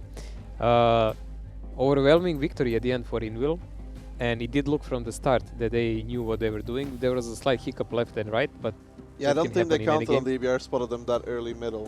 Yeah, and also probably they didn't count there will be 3 EBRs when they made the tactics. But still, those 3 EBRs have their plus and minuses, if you think about This it. game there were many minuses. Yes, in this kind of game, a lot. PVS tried to play more proactive in this game a bit, utilizing those 3 EBRs instead of having 2 and 2 RTs. I don't know, like, do they feel happy about it at this moment? Probably not. But at the end of the game, Invil was just better. There is nothing else to say. Like, they took this map fair and square. It's 2-0 now, and we will be switching to Cliff. I'm And curious to see Cliff, Cliff. man. Because I don't think that Invil's going to be playing like 7 chieftains like PVS is. Yeah, PVS also played before they Cliff picked seven against chieftains. MVP as the second. We saw that. It was like 1-1 also there, as far as I remember. Yeah. And I don't think Invil will wait for them to decide what to do. I also think Invil will play probably a decent amount lighter than we saw from PVS. They were super heavy. Like, you remember TVP? 1907, 1 EBR, 190. Yeah, 47 Gazillion sevens. Chieftains. Yeah. That should not work against a team like Invil. Well, we will see. Will your distant thoughts connect? But I was drifting away in the oasis. you were drifting away in the world of tactics. But we will see what will these guys choose to do very soon. I mean, we presume, like, Invil is more than capable to play super fast and to attack someone and go to their face. So taking off the middle is not really out of the picture. What will PVS do about it? That's more what we need to actually think about, and we can theorycraft about that much more than about what will Invil do. PVS did not seem to want to change. So I'm going to throw a curveball out there. 7 chiefs. And 4 to 7 sevens. okay, they're still not on screen. I'm just checking. I just literally just recited the lineup they played before by heart. Actually, I don't know, man. I think they've played. I've watched them play qualifiers, I think, and a lot of the, not to mean a lot of the slightly lower teams seem to prefer bringing more chieftains. Like, they're happier with more chieftains because they have more HP to work around Chieftain with. is a medium. Exactly. So I feel Invil will be lighter, and then PVS will be heavier, and then we'll see if Invil is able to overcome the HP deficit. Well, we will see in a couple of seconds actually, as guys are readying up as we speak. The boys, ho ho ho. I'm gonna have to play Ducky now, like. Oh, that's cheating. They have quite a lot of heavies, man. You were actually right. Feels okay, man. Let's see how many. 1, 2, 3, 4, 5, 6, 7. Lucky 7, Ducky. 5 to 5 7. to 7, so that's a They form, dumped the man. TVP. Yeah, dude, they ditched the TVP, but still going with this 2-1 and Invil. Very, Heavy is the next generation medium. Everyone knows that. very light lineup. 3 to 60s, 1 to 7, 7, 907s, double ABR, double STB for the ramps. Why would they use 277s instead of like 260s? Just because of alpha damage? I don't know why you would bring one of them, to be honest. That is probably a reason. Who knows what the reason is, though. Maybe it's like Papa Pavian. I played 60 TP. Maybe he doesn't Good have tank. a 260. I swear, maybe he doesn't have a 260. Could be. It's always a possibility. He can always play a 907 then, you know. I know, but you know how that goes. Well, Monster YOLO here gets double tapped by EBR, gets triple tapped. That's the 277 picking up the kill there. That's why you bring him. Shots on the move. The double EBR actually doing a very smart play, knowing the EBR does the standard play, free damage, and here is Invil closing PVS in Before they even came there. They're in a chokehold already, and they don't know what's happening. They do not understand what is currently happening to Well, them. Yamikaisu is slowly closing in, so is Kawasaki, Demon, and the rest of the guys. They're trying to linger to that hill and maybe play some cooldown, but how will they do it? There's EBR and Butchers shooting them in the side now. I mean, their damage is not overwhelming, but it's annoying. Well, now PVS is starting to approach the middle as Kawasaki is down and out already. Here come the rest of the heavy, slowly but surely closing towards the middle. And look at Invil, look at him playing his angles. Balas picks up Ulamada, and now this comes to the corner from PVS. But at this moment in time, they're dropping hard. And here comes the EBRs and the rest of the swarm. And Invil is taking no prisoners tonight as they're going straight back over into the faces of PVS and showing them that this heavy lineup can be sent and brought back home, because they are not letting go of this one. Man, this is like that story. There can be only one Polish team here left. This is how many? 0? Oh, they actually killed one guy. Okay, so this is 10-1 at the moment. Not even close game, and it's done in 2 minutes and maybe 20 seconds. There is still 2 more guys left. This is why you do not pick so many heavies. It's very immobile. It can be punished very hard by a good team. It may work. It's A keyword, Ducky, there. good teams. Yes. I know. But every team in this tournament, in my opinion, is a good team. Well, to make it through everyone else, yes. 6 invited ones maybe didn't have to play the tournaments, but they're guys like Invil, so they're here for a reason. Well, MVPS was also invited. True, they still have what to show, man. Of course. Like, they will have the loser bracket and a lot of time to play there. It's Like, true. if they're good enough, they can make it back. Clean, clinical, nearly perfect execution at this point. Sadistic. Kind of rude. You could have given a kill or something. Reshek They gave one. padding damage, nothing special. I mean, receive 14. Double STB, actually, I didn't even notice that. I thought there was only one. meta. You're gonna see a lot of STBs. Yeah, Rizek and Piotrix playing them, quite a lot of damage, actually. Biggest damage in their team. Awesome. Reshek missed 4 times, mate. I expect more from him. All right, look, 14, 11, 10. That's 4.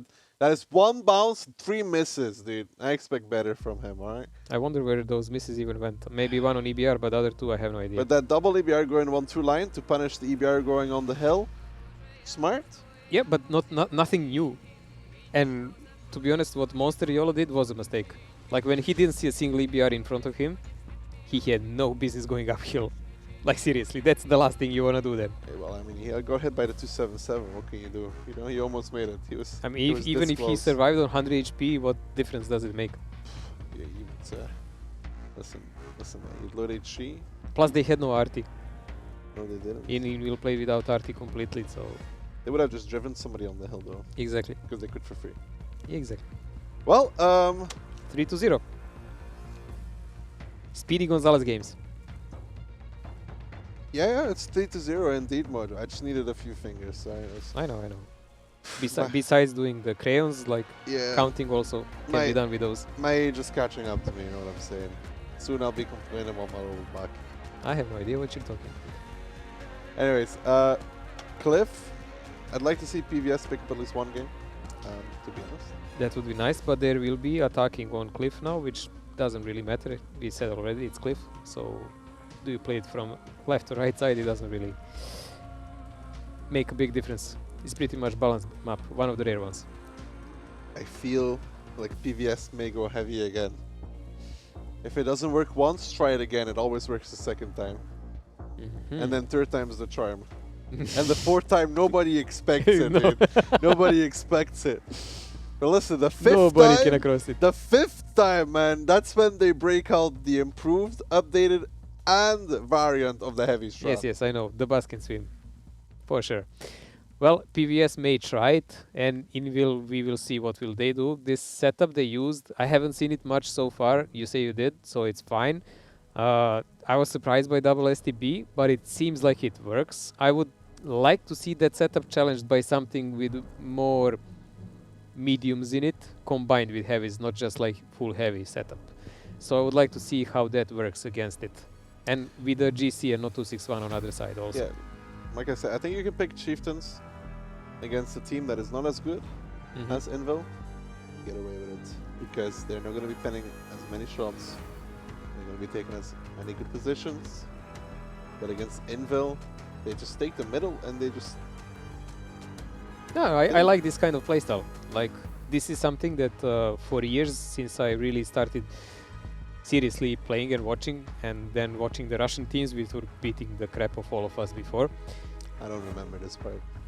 Probably not. That must have been before my time. Probably yes.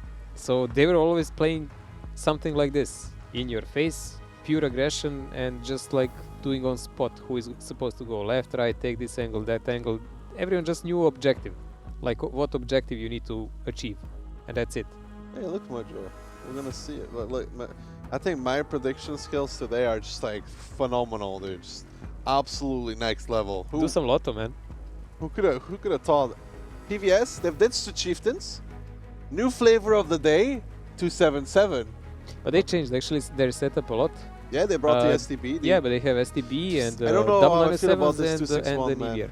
Like, I'd rather have the GC, dude. At least the GC is able to do like 1.5k damage in the first shot on the corner. And you can really rape STB. Like, Yeah. you can really hit him in a turret and do some serious damage. And again, double EBR going towards 1-2 here for Invil, with a Leo actually as well. Listen, They had a budget in the previous game. yeah, they had a battle. The Leo's just going to be sniping. Are they though. using PVS as their testing ground? They might be. This might be practice, you know. And one EBR, okay, no, he doesn't go aggressive. One will. He did a deep spot to Yeah. see is there enemy rotation there, so that was really okay. That was something that Ducky was talking guys about in a previous game. If you have 2 EBRs, if you remember, that's the way to do it. Now they know that the entire enemy team is coming here. They're going to be spotted far, far, far earlier. They let go of the EBR on the hill, so Monster YOLO this time did climb the hill. And now we're finally going to see that engagement we were talking about below the hill, man. Here comes the corner fight. It's 277 versus 907. EBRs coming from the flank. 1907 coming down 1-2. These EBRs are now pressured as well.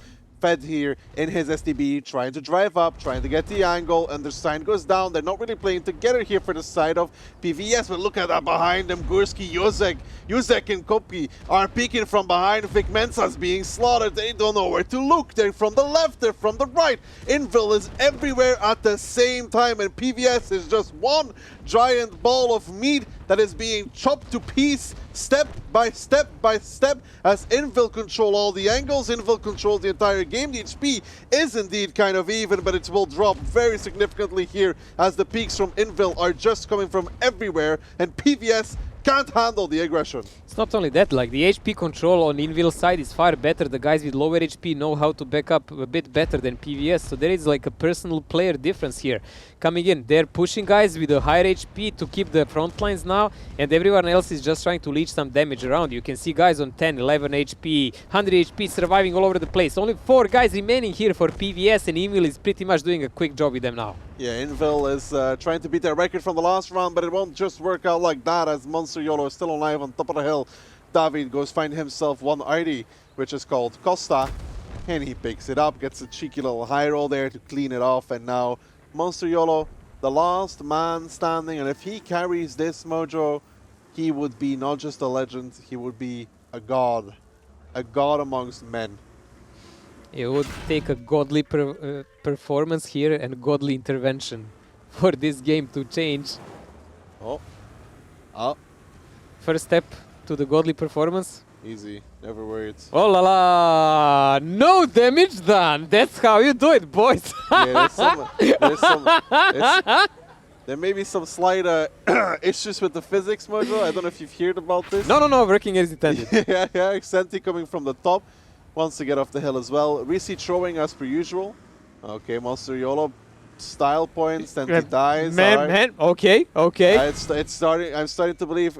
Listen, this is not Tony Hawk Simulator, right? Never easy carry picks him up actually, like literally and figuratively picks him up above his. I'm gonna rename him the Flying Monster, man. Yeah, that was it.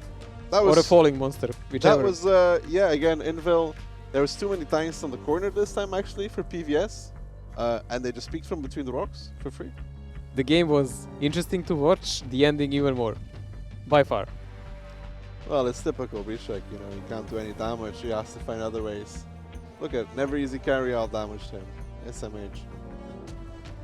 Well, that was it for today, guys. As far as you can see, all the matches like PVS lost to Invil now 4-0. We will have guys like PVS, and we will have guys from MVPS going to the loser bracket, and MVPS 2.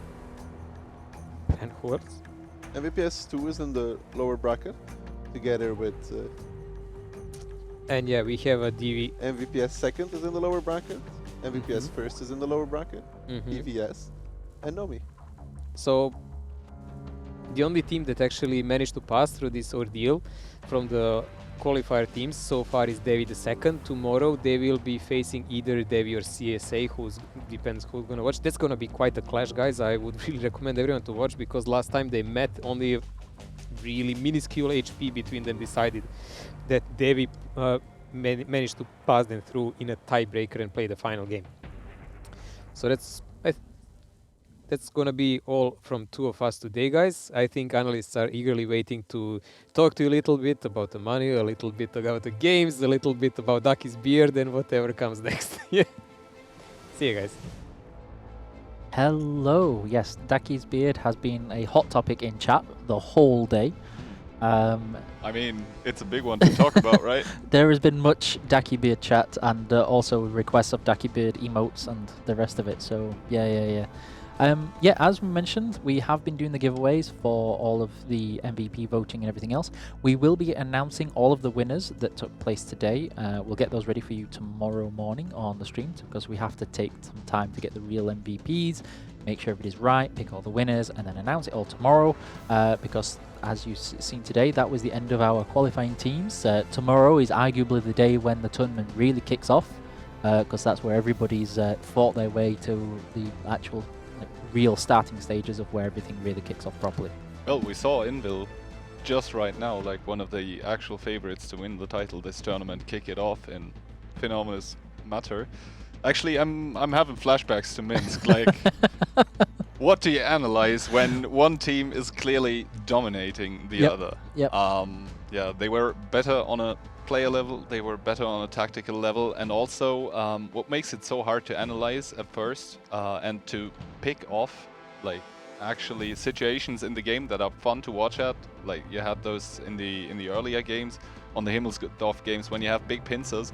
That's not really happening in those games. They are just slowly advancing, taking one position, then the next, establishing one line of fire after the other, and yeah, it's maybe a bit more boring to watch, but it's so much harder to play. Okay. And it easily falls apart, but they did a fantastic job. No reckless engagement loving from you? I mean, it's very fun to look at when aggression works, but it's also very fun and engaging to watch when just careful planning also works. Okay. Although I still prefer the YOLO Rush. Okay, everybody loves the YOLO Rush. So I believe you've got a couple of things to talk through with your expert and analyst skills. Actually, the first thing I want to talk about is the second game on Sand River, where Invil did the middle push with the 260s, I believe. Okay.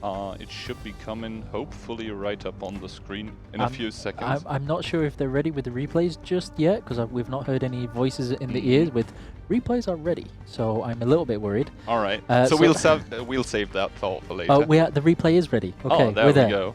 There we go. We're there. All right. So I asked Phil to stop the replay there for a second to first take a look at the minimap. So basically what Invil did here is they pushed the 260s up through the middle, thus denying the position in like F7. And thus, like, the chieftains can actually take the positions on the K line now and peek freely. Like, that K3 position normally gets countered by F7.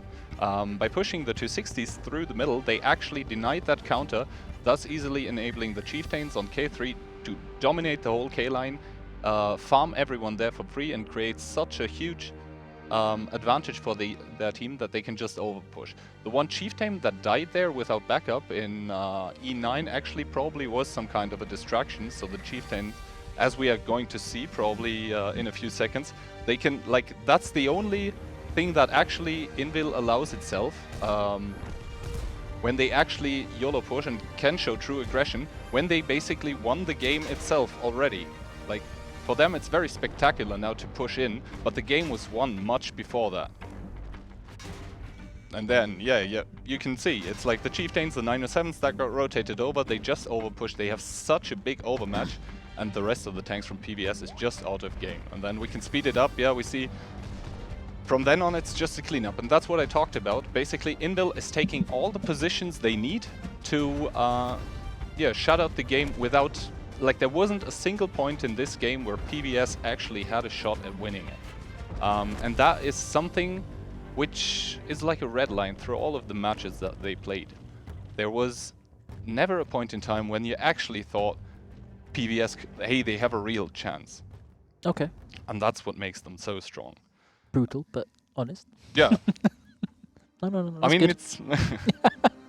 What do you want me to say? It's like, yeah, hey, PBS, you tried. They were plucky and, you know, Yeah. they gave it a good go. It was close on Yeah. occasion. But then again, PBS saw how it is playing against something really competitive. Maybe, I don't know, they had a learning experience. Okay.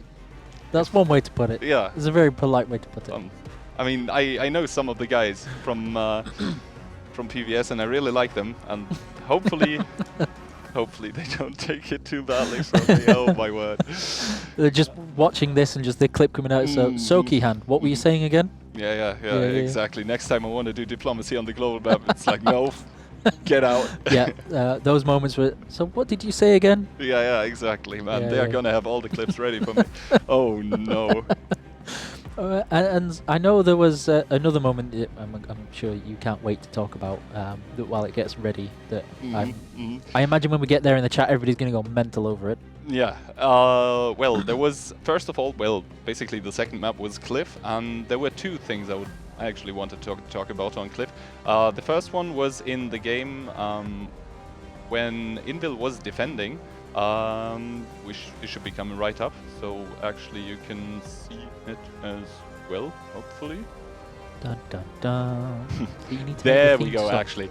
So here we can see what Ducky talked about. The heavies from PBS are a bit late to approach to the middle, and also the EBRs on the donut can actually do the crossfire and focus out the low targets from PBS, which is very important because the low HP targets from Invil can actually get away. Like, for example, Yuzek is pretty low, and then again the EBRs just go in and collect the low HPs and make it so much easier for the 907s and 260s of Invil to focus out the tanks because they have to turn the turrets to shoot at the EBRs. That's just complete domination there, not even talking about the F2 907 right now, who just was completely out of game for the whole battle.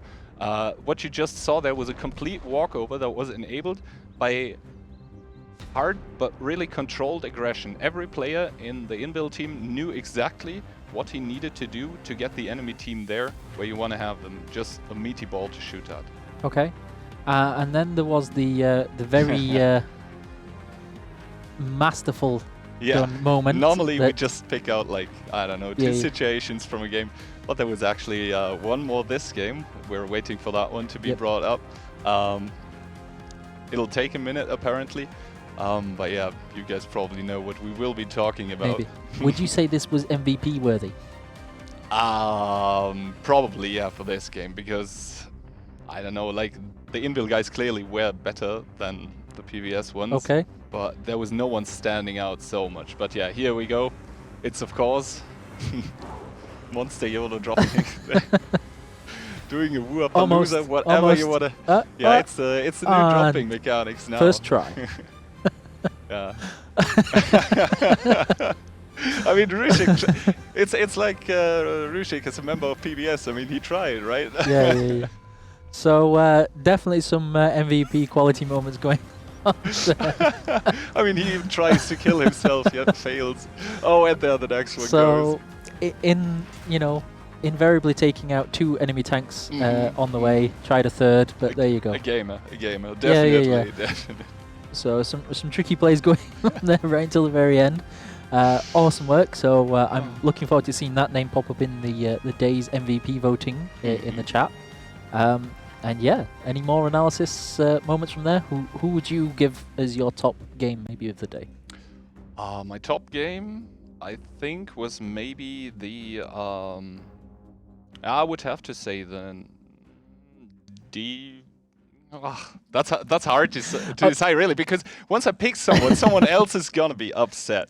No, but let's just go with Divi International against MVP's first team, because I really love to see Carelia being broken. Yep. I mean, obviously they had Sunky dropping, which might have been hard, but no, for me that was the best game in terms of how close it was. It was slightly heartbreaking to watch MVPS not quite pull off the epic comeback, but it would have been amazing if it had worked. But for me, that was probably the top one, the way they actually fought their way to the very end, and no DV intentional dramatic creation moments going on there. No, that was really a pleasure to watch. And so there we are, guys. That's done for day one. As I said, day two tomorrow we will go through more games, and it's when the tournament really kind of starts to heat up. We'll have even more giveaways. We'll be sharing the announce the winners for today. I'm EQB, the video content manager for World of Tanks Europe. We have had Daki and Steel Mojo, the amazing duo, casting on our games today. Earlier we had Carrie Barry and his cheeky wink, who will come right carrying over, all through. I believe. He's currently trying to hide himself on there. He's trying to hide his head from there. And then today we are finishing with the one and only sultry-voiced Silky Tones. Key hand. There you go. Making him blush a little bit.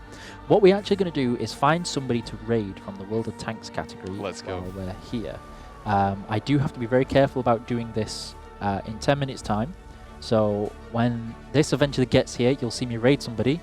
I don't want to click it now, otherwise we're going to cut the stream short and you're going to miss all of this. So thank you very much for watching, guys. Make sure you tune in tomorrow. Make sure you click all the links that you have today. Share it with your friends, and I will see you on the battlefield.